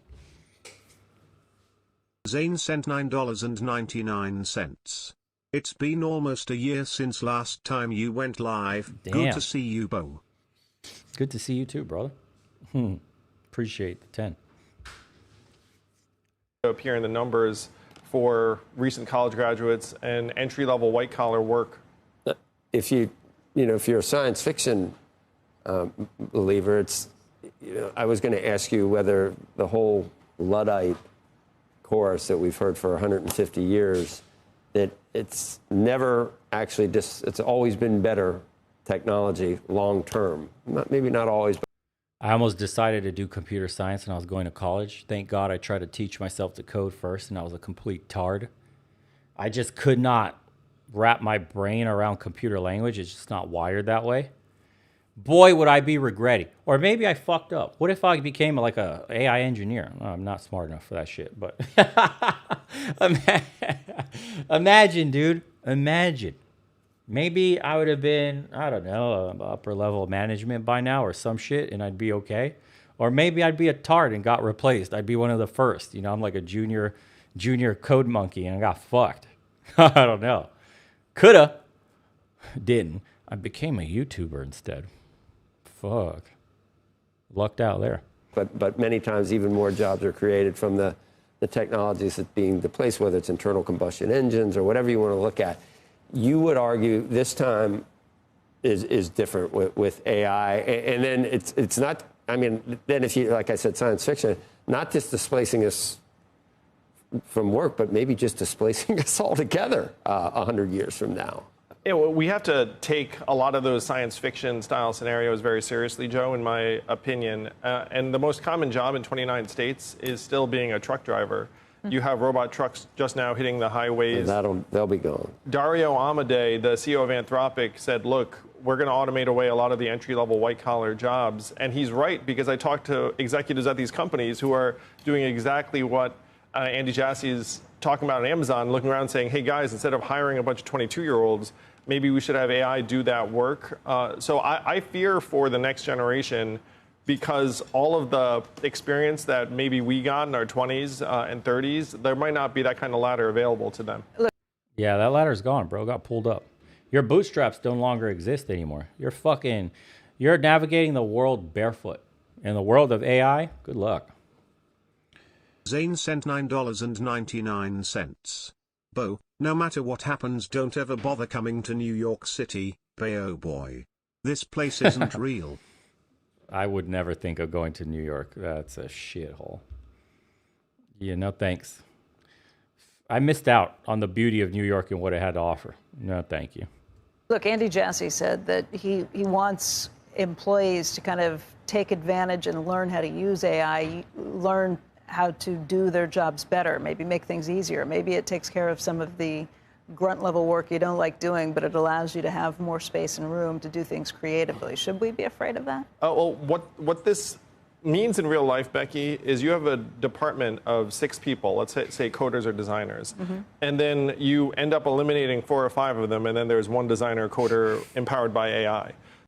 Is that true? Somebody said they're taxing singles in Japan starting in 2026. Is that their way to fix the population collapse, yeah? Is put financial pressure on single people. Get married out of fear you're going to be broke? No way.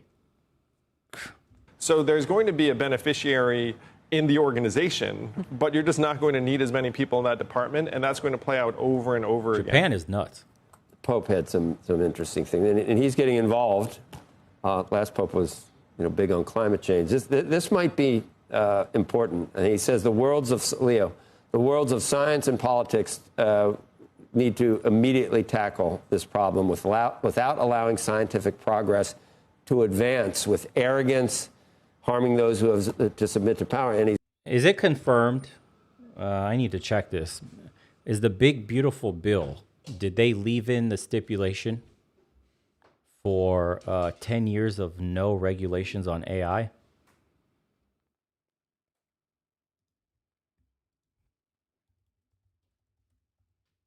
It did pass, correct?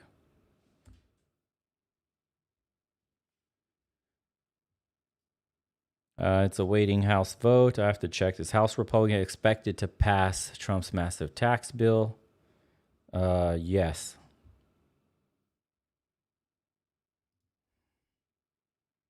Not yet. It hasn't passed yet? Okay. The big, because I saw they flipped Massey and a couple of, they had 3 Republicans that flipped to a yes vote. It says, did the big, beautiful bill keep the no AI regulation?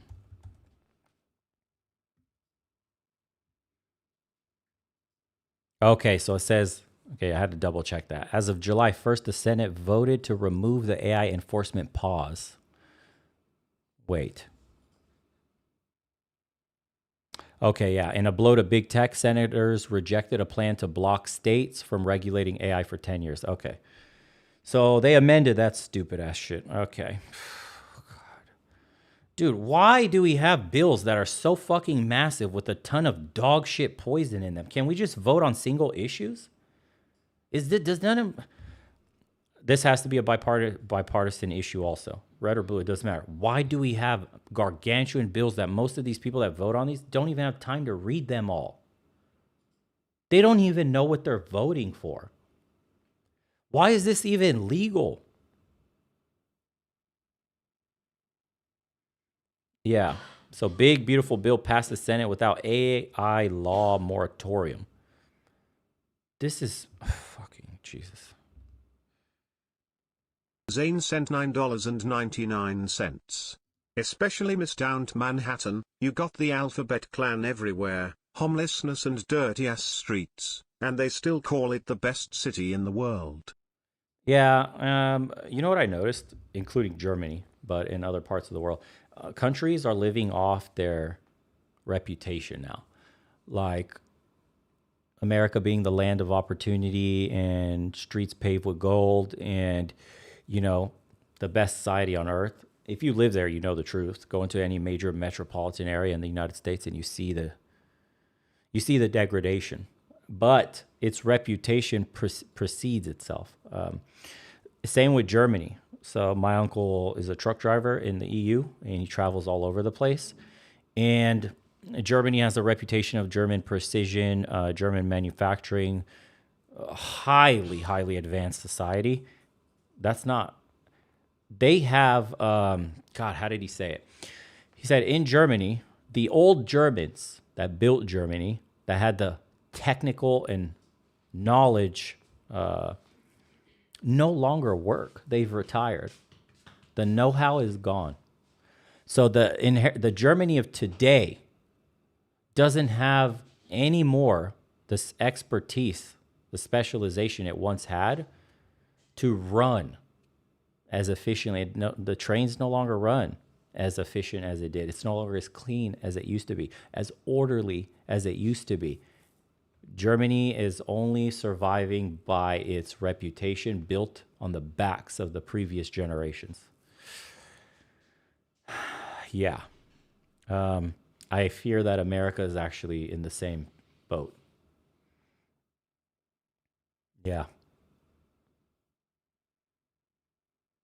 That's a sad state of affairs too, by the way.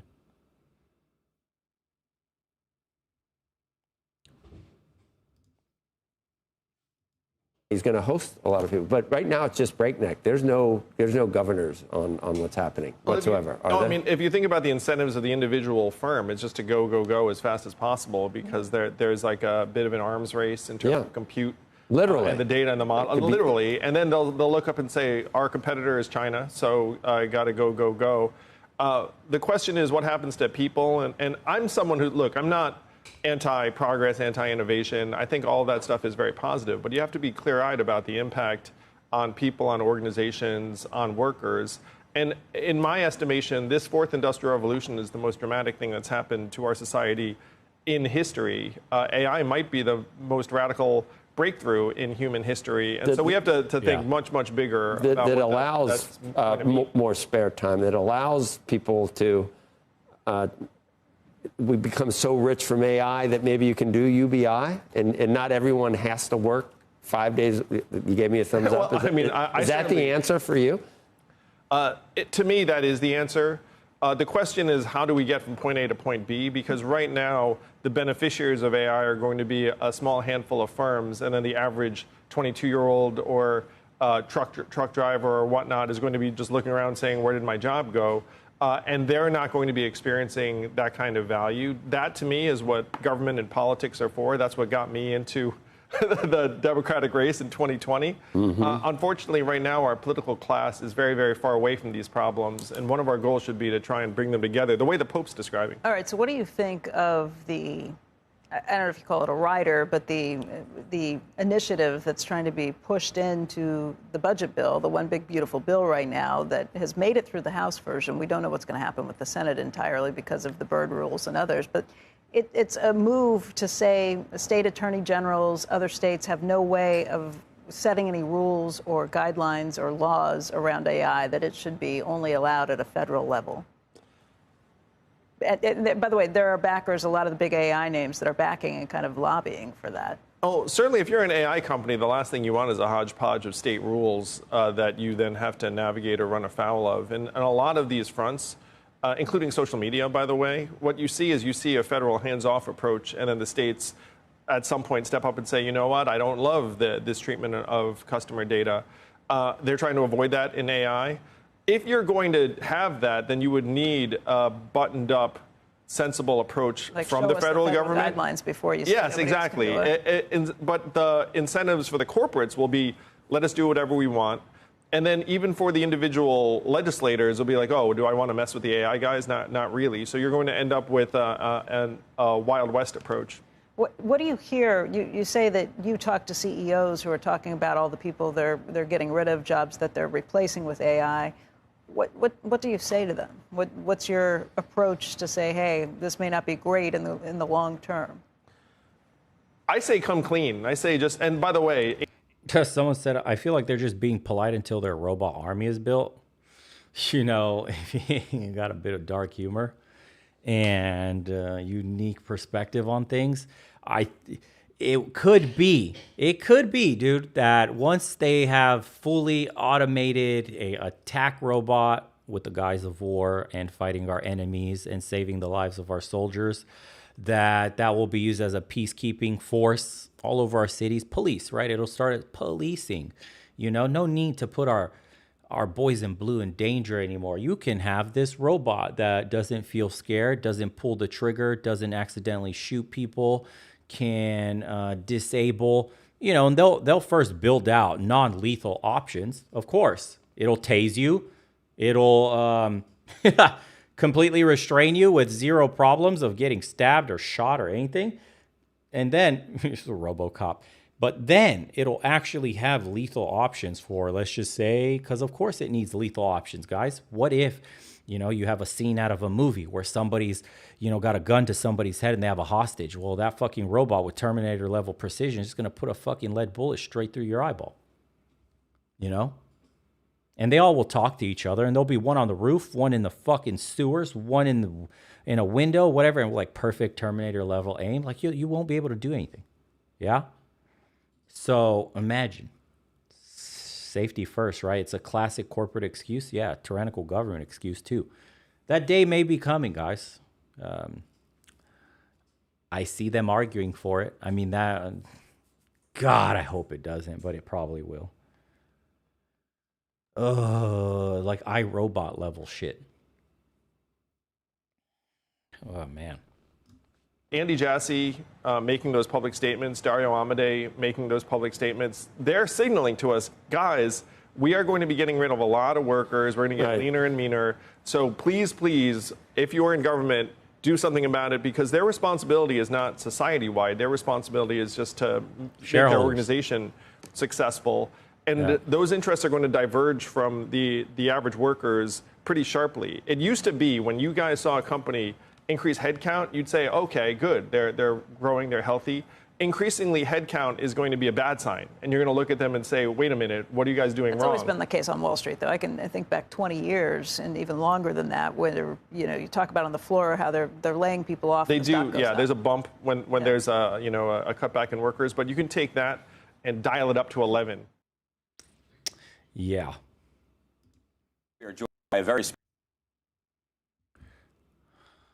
special guest right here at the NASDAQ to discuss the economy, markets, and so much more. Legendary investor Paul Tudor Jones is here, founder and chief investment officer of Tudor Investment Corporation. And he is, of course, the founder and a member of the board of the Robinhood Foundation, which is going to be hosting its annual benefit next week. Always a big night next Monday in night. New York. A lot of money. We're screwed, aren't we? Hopefully we're going to raise $75 million. Well, we're going to talk about that in just a minute. But let's talk markets first. I was going to ask you about the stock market itself, but then you just said something to me which makes me a little bit nervous, which is you're focused less on that right this moment than you are about artificial intelligence. What do you mean? Well, let me just say, I was minding my business. I went to this tech conference about 2 weeks ago out west, and I just want to share with you what I learned there, Chatham House rules, so we can talk about the content. So it was a small one, 40 notables, but real notables, like household names that you would recognize. God, so he's got an exclusive gold nugget of information on household. These are like some of the most powerful people meeting at this little conference. These are the leaders, the business magnates, household names. We're about to get a bad bit of info, huh? Okay, if you could load. Recognize the leaders in finance, politics, science, tech. And they had a variety of panels. I was on one on capitalism. And there was a tech panel that had 4 of the leading modelers of the AI models that we're all using today. So it'd be persons 1 through 5 of each of those 4 models. And the quick 3 takeaways from that are, 1, wow, AI can be such a force for good. And we're going to see it immediately in both health and education very quickly. True. It's going to be fantastic. That's the good news. 2, the neutral news. These models are increasing in their efficiency and performance between, on the very low end, 25%, on the high end, 500%, every 3 or 4 quarters. So it's not even curvilinear. It's a vertical lift in how powerful artificial intelligence. I'm curious, do you guys use it at all? It dominates my life. I use it from research to ideation to basic questions to everything. I have like the pro plans. It helps me with work right now. It makes me thumbnails come up, with everything actually. Ideas for scripting, for deep research too. Like, hey, I need you to fucking check, is this true? Right? Even some simple stuff, like I could snap a picture of outside or whatever. I'm like, where is this? What is that? Tell me what that is exactly.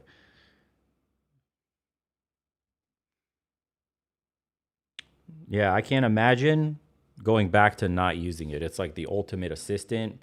It helps build businesses. It helps make ideas. It helps track things. AI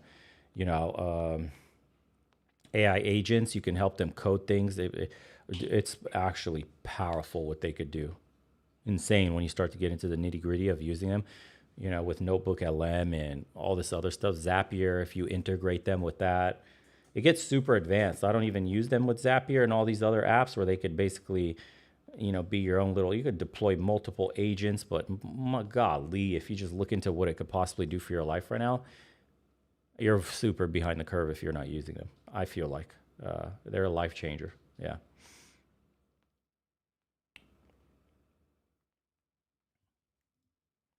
Is becoming. Right. And then thirdly, and the one that disturbed me the most, is that AI clearly poses an imminent threat, security threat, imminent in our lifetimes to humanity. And that was the one that really, really got me going. When you say imminent threat, what do you mean? So I'll get to it. So they had a panel of again, 4 of the leading tech experts. And kind of about halfway through, someone asked them on AI security. Well, what are you doing on AI security? And they said the competitive dynamic is so intense among the companies. And then geopolitically between Russia and China, that there's no agency, no ability to stop and say, maybe we should think about what actually we're creating and building here. And so, and the follow-up question is, well, what are you doing about it? And he said, well, I'm buying 100 acres in the Midwest. I'm getting cattle and chickens, and I'm laying in provisions. Wow. For real? For real. For real. And that was obviously a little disconcerting. I fucking knew it. I told you guys. I called it luxury farming, homesteading. You have to, communes. That's what we're going back to. I told you guys. Any normal job an AI could take will be taken. Anything that could be automated will be automated. And that's almost every fucking job there is.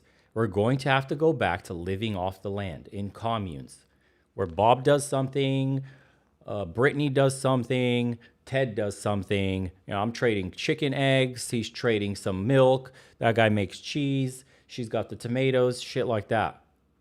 I think we're going there. Dude, the cities are going to turn into fucking war zones if all these jobs are lost. Can you imagine? Massive unemployment. Jeez. And then he went on to say, I think it's going to take an accident where 50 to 100 million people die to make the world take the threat of this really seriously. Well, that was a freaky deek to me, and no one pushed back on him on that panel. And then afterwards, we had a breakout session, which was really interesting. All 40 people got up in a room like this, and they had a series of propositions, and you had to either agree with or disagree with the proposition. And one of the propositions was there's a... We're lagging, boys. We'll call it after this one.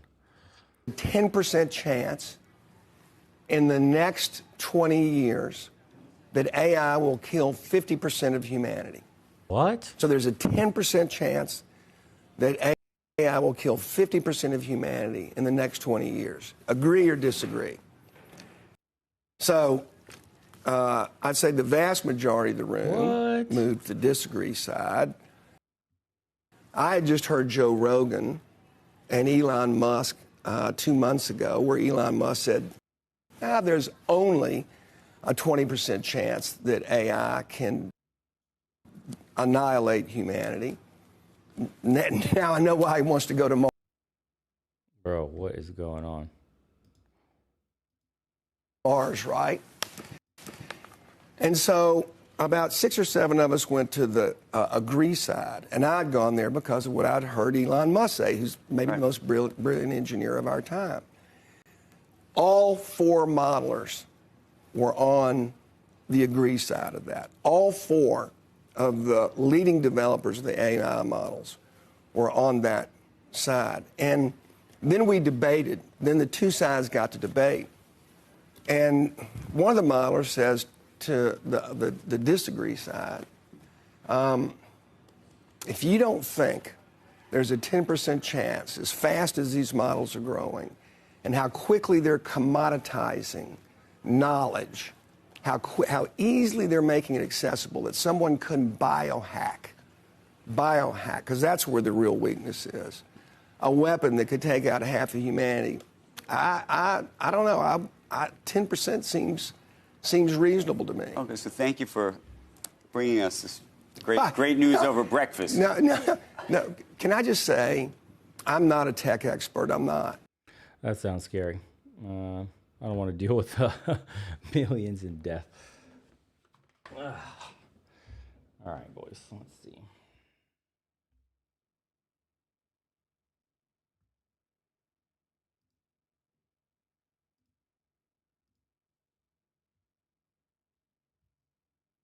Someone said AI is being overblown. I don't actually think so at all, but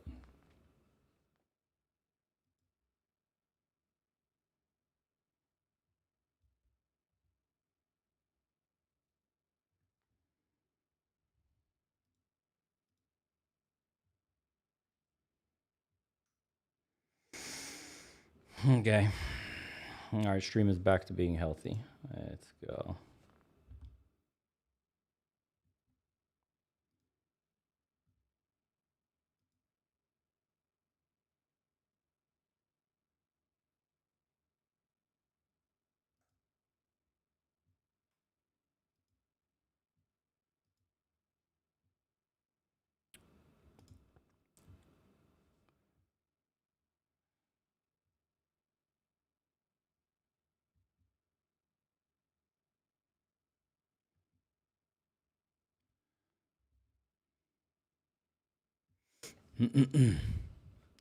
Anywho. Oh, that'll do it for today, guys. I'm going to just hang out for a couple more minutes and go get something to eat.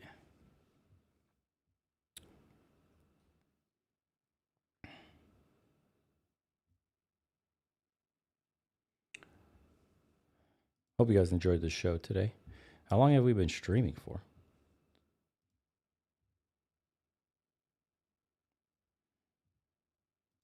4 hours and 30 minutes. I think that has to be a record. A record for us.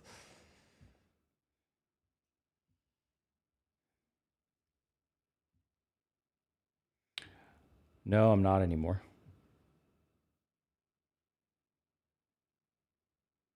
In Croatia currently.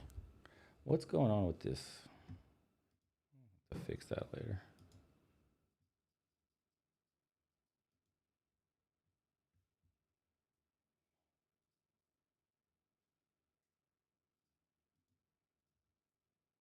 Zane sent $9.99.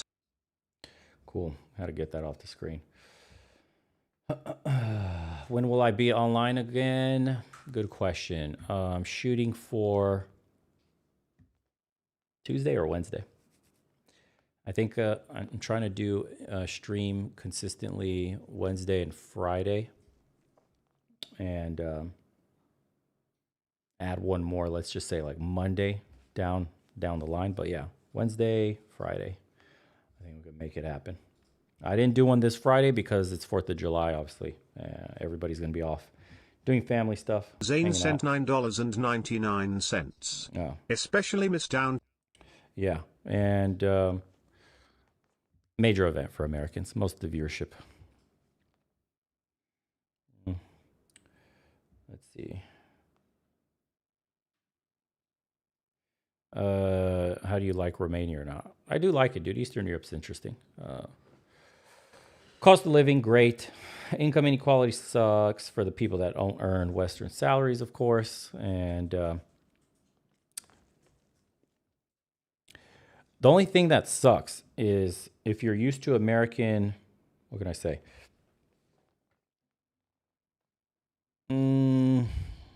Amenities. There are some things that are missing, but what's the word? I'm blanking because I'm starving to death. Where shit comes easy to you. I can't remember. Like Amazon next day delivery or 2-hour delivery, and shit like that doesn't really exist here. And then there's bureaucratic red tape. That's the problem. Getting basic paperwork done, things like that require anything to do with the government sucks. Bureaucracy is a nightmare in Europe, and especially in Eastern Europe. Conveniences, yes. Modern conveniences of America. America is like the king of convenience.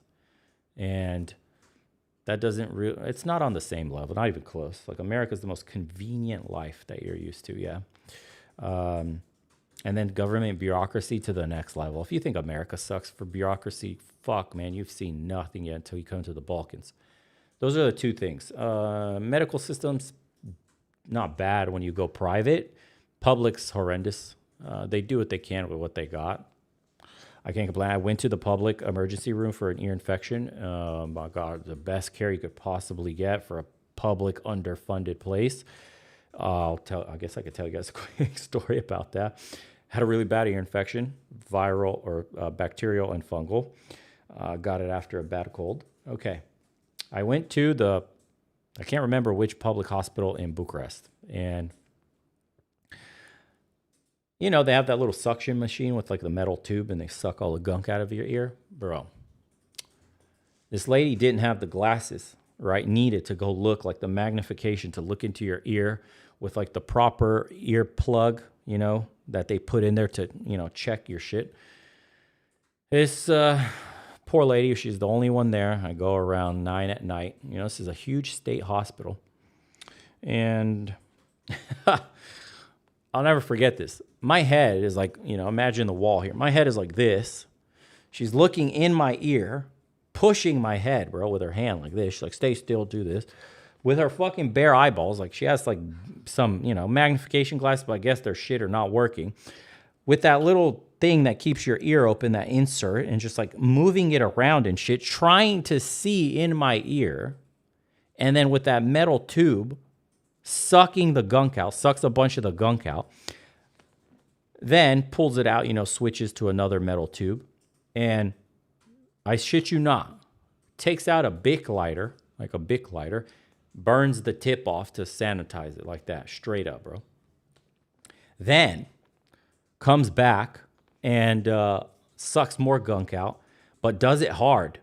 Like my ear hurts, my fucking eardrum's being sucked out of my ear. That's what it feels like, pain. So I'm like, ow, that shit hurts. And she's like, yeah, that's kind of the idea, because she had sucked all the gunk out, got to my eardrum. Okay, bro, I got treatment at least. So fine, my ears got sucked out. I could hear a little better, obviously, cleaned. She's burning the shit and sanitizing it with the Bic lighter. Then she had to do some like, MacGyver shit to the metal suction thing and the vacuum to like keep it clamped shut. That was a whole fucking thing. Okay, great. I'm alive still. That's cool. Then I got medicine. Obviously, she prescribed me a gang of shit, antibiotics, whatever the fuck, some Nasonex, and all this other shit. The tubes in my ears could clear out and stuff like that. Cool story. It worked, but I didn't clear out my infection fully. Yeah, and I go on an airplane, come to Croatia. My infection relapses because I finished my prescription for amoxicillin, and I'm taking antibacterial ear drops too. And I had so much pressure and fluid behind the ear. I had a middle ear infection, not just an external ear infection. So the drops cleared the external ear infection, and then but the middle ear infection, the fluid behind the ear was still building up and like secreting out, and so it relapsed. Okay, fine. We booked in Croatia a private clinic. This guy's like not world renowned, but he's renowned. He's highly rated, and obviously it's a private practice, so he's got the latest instrumentation and tools. And the care with him was stark. Going to the office, everything's super fucking clean. Obviously, the tools he was using was the latest shit, and he has also the same vacuum stuff, but obviously you could tell much more precise instrumentation. The vacuum's better, the tooling, everything. And, he starts to clean the ear, and it's like, his goggles, they're like, variable too. And he's like looking in my ear. He's got the right like silicone little ear things that he puts in there to like open up your ear. And he's like looking and he's like, yeah, you got an infection. Let me just suck all this out. Didn't feel pinched, nothing. Perfect. And then he gives me some drops. He's like, I already know what the problem is. He's like, you got a fungal infection also. So he gave me some drops that I never had before. And boom, it got cleared up. 5-6 days later, hearing's back. And went for a checkup after that. 1 week precisely after. Everything was good. Oh, so then everything was clean, right? His office super clean. I got healed. That was great. Paid for that one. The state hospital was free. Forgot to mention that part. The state visit was free. I only paid for the medicine. So like already a massive departure from America, but Jesus Christ, if they're just funded a little better, like the Nordics probably, that would have been great. So I got free healthcare. I got to see what free healthcare was like. It was shit. But if I had to choose between America's expensive healthcare, where I can't afford to go at all, versus a shitty, underfunded state healthcare, I'm picking the state healthcare. In America, I don't know how much it would have cost to see a ear, nose, and throat doctor and to get my ears cleaned, but it sure as fuck wouldn't have been free. So it's better than nothing. I have to say that. It is absolutely better than nothing. And, well, there was a moth flying around the emergency room. There was fucking mosquitoes around also. She's looking at me like, you're serious? I'm fucking dead serious. I can't remember if I saw a roach or not. I want to get all extreme on you, but there were bugs in the emergency room, totally. And the hospital beds were in absolutely horrid condition. There was one dude laying there like, I don't know, he got wrapped up in shit. He was bleeding. Who knows what the fuck happened to him? And they're severely understaffed. Severely understaffed, man. One doctor handling a state hospital emergency room, and I maybe saw 3-4 beds there dilapidated. Shit, I feel bad. You know, like, damn, people were getting the best care they possibly could with what they had. And that's what state-run healthcare in a former communist country looks like. I'm not going to say all state-run healthcare is bad because the Nordics have probably incredible healthcare. Germany's got incredible healthcare. Switzerland, you pay yearly into the model, and they got world-class healthcare that rivals or surpasses America's best private healthcare, right? But geez Louise, the shit I saw in Eastern European healthcare is a fucking nightmare. Again, what's better? Being an American who dies of a chronic disease that they can't afford to treat or gets denied treatment even when you have health care, health insurance, and basically die a slow death and you never go to the doctor because it'll bankrupt your family. What's better, that or the dilapidated shit I saw? Sorry. I'm picking dilapidated all day, every day. I at least got medicine. I got seen by a doctor. I got treated, although it was garbage. But, yeah, what the fuck else can you possibly say about that? Yeah. It is what it is, dude.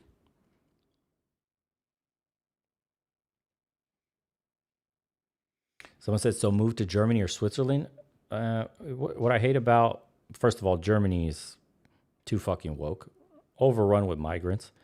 Switzerland is basically like the bastion, but it's expensive as hell.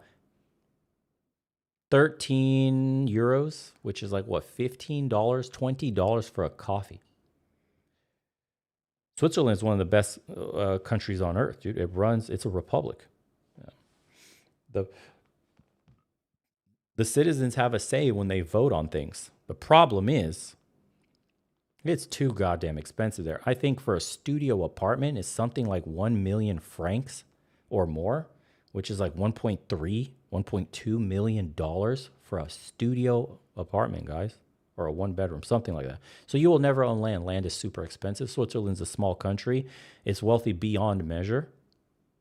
And yeah, where the fuck can you start a family there in a nice property like you could in America, right? Where could you buy a house with some land and some peace and quiet and privacy? That's not going to be in Switzerland unless we're talking you got to own millies beyond. Tens of hundreds of millions of dollars. So it's just out of reach. I don't want to raise a family in a fucking apartment. No thanks, bro. I'm good on apartment families. Yeah. So that's why no Switzerland. Believe me, I was looking. And Nordic countries also beautiful too. Was looking at that. I don't care for the weather being the way it is. And their healthcare is world class. Education's pretty good too. They're liberal, fine, it's okay. Countryside is kind of like America. They're a bit more conservative there. Very quiet, very well run. Infrastructure is world class, but also migrant problem and batshit insane government. So no thanks. In terms of liberalism, yeah.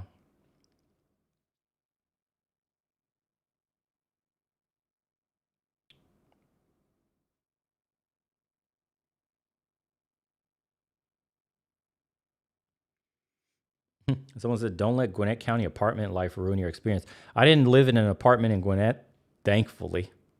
Sheesh, would have wanted to off myself daily. I lived in Buckhead. I had an apartment in Buckhead, and where else, actually? I'm trying to think. Buckhead and, let me see. God, I don't even remember where I lived.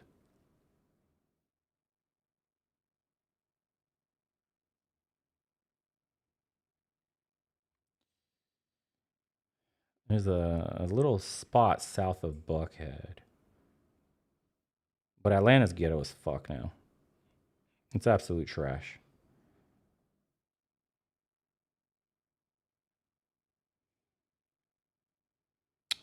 Lindenberg. There you go. I had a place in Lindbergh, close to that Best Buy in the Home Depot, if you know from that area. Yeah. So Lindbergh, and I lived in Buckhead, right there, close by the shops, dude. Yeah, I used to drive by Fogo de Chao and all those places. By the way, Kima, if you're from Atlanta, Kima is absolute fire Greek spot.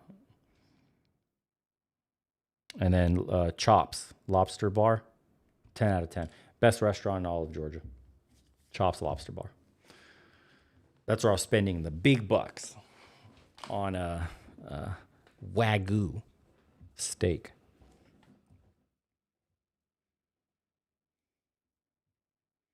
Yeah, but it was showing, Atlanta was showing signs of absolute ghetto, ratchet bullshit before I left anyways. Bucket was starting to be unsafe. No, it's garbage. Yeah, Atlanta's cooked. No, thank you. And then I moved to Phoenix, and Phoenix is a godsend. I loved it. I lived in Scottsdale. Incredible. I love the amount of sun. The people, dude, are so different. The sun is incredible. The people were happy, friendly, smiling all the time. Surprise, Arizona, beautiful. Yeah, Arizona is beautiful. It's a nature state, so the people there go hiking often, camping all the time, sights to see. You can go in Camelback and all the other places, all in surrounding areas. It was incredible. Yeah, I loved it, dude. Changed my mind completely. You know, if California wasn't so woke and garbage, I'd obviously choose that because it was the best of them all. But it's too goddamn expensive and too mega woke and overpriced. So no thank you. But yeah, Phoenix was incredible. I loved it. I used to go up to Sedona and Flagstaff all the time, hiking over there all the time. Absolutely gorgeous. And in the Phoenix Mountain Preserve all over. I lived in Tempe before. I lived in Scottsdale, and I had a place in Paradise Valley right around there, right off of Shea also. And Lookout Mountain had a beautiful little place there too. It was great. Arizona's great because even though it gets super hot in the summer, you just go up north, dude. You just drive a couple hours, and then you're in Flagstaff, and it's great. Yeah, Mesa is ghetto as fuck. Chandler and Gilbert are cool, but totally loved Paradise Valley / Scottsdale. Honestly, the dream would be going up there in Troon, North Scottsdale. Money. Up there in the hills. Yeah. I'd like to be up there in Troon Village.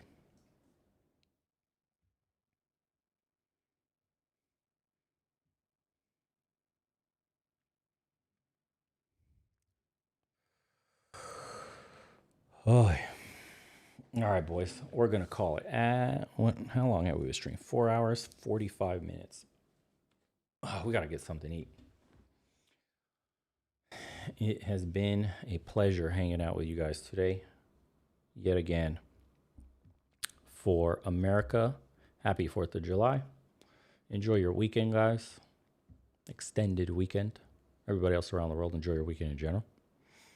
And B-Dub, don't worry. If you missed the stream, it'll be unlisted, fully available. Just watch it. No problem. I'll chop it up for you guys over the next couple of days, too. And get rid of some of the fluff, as usual. I'm trying to find a Pagani chick. A Pagani BC. And take care of yourselves, guys. We'll see you on the next one, as usual. Probably on Wednesday. If I could do something earlier, I will. Yeah, got to go swimming in some nice mountain creeks. Take care, guys.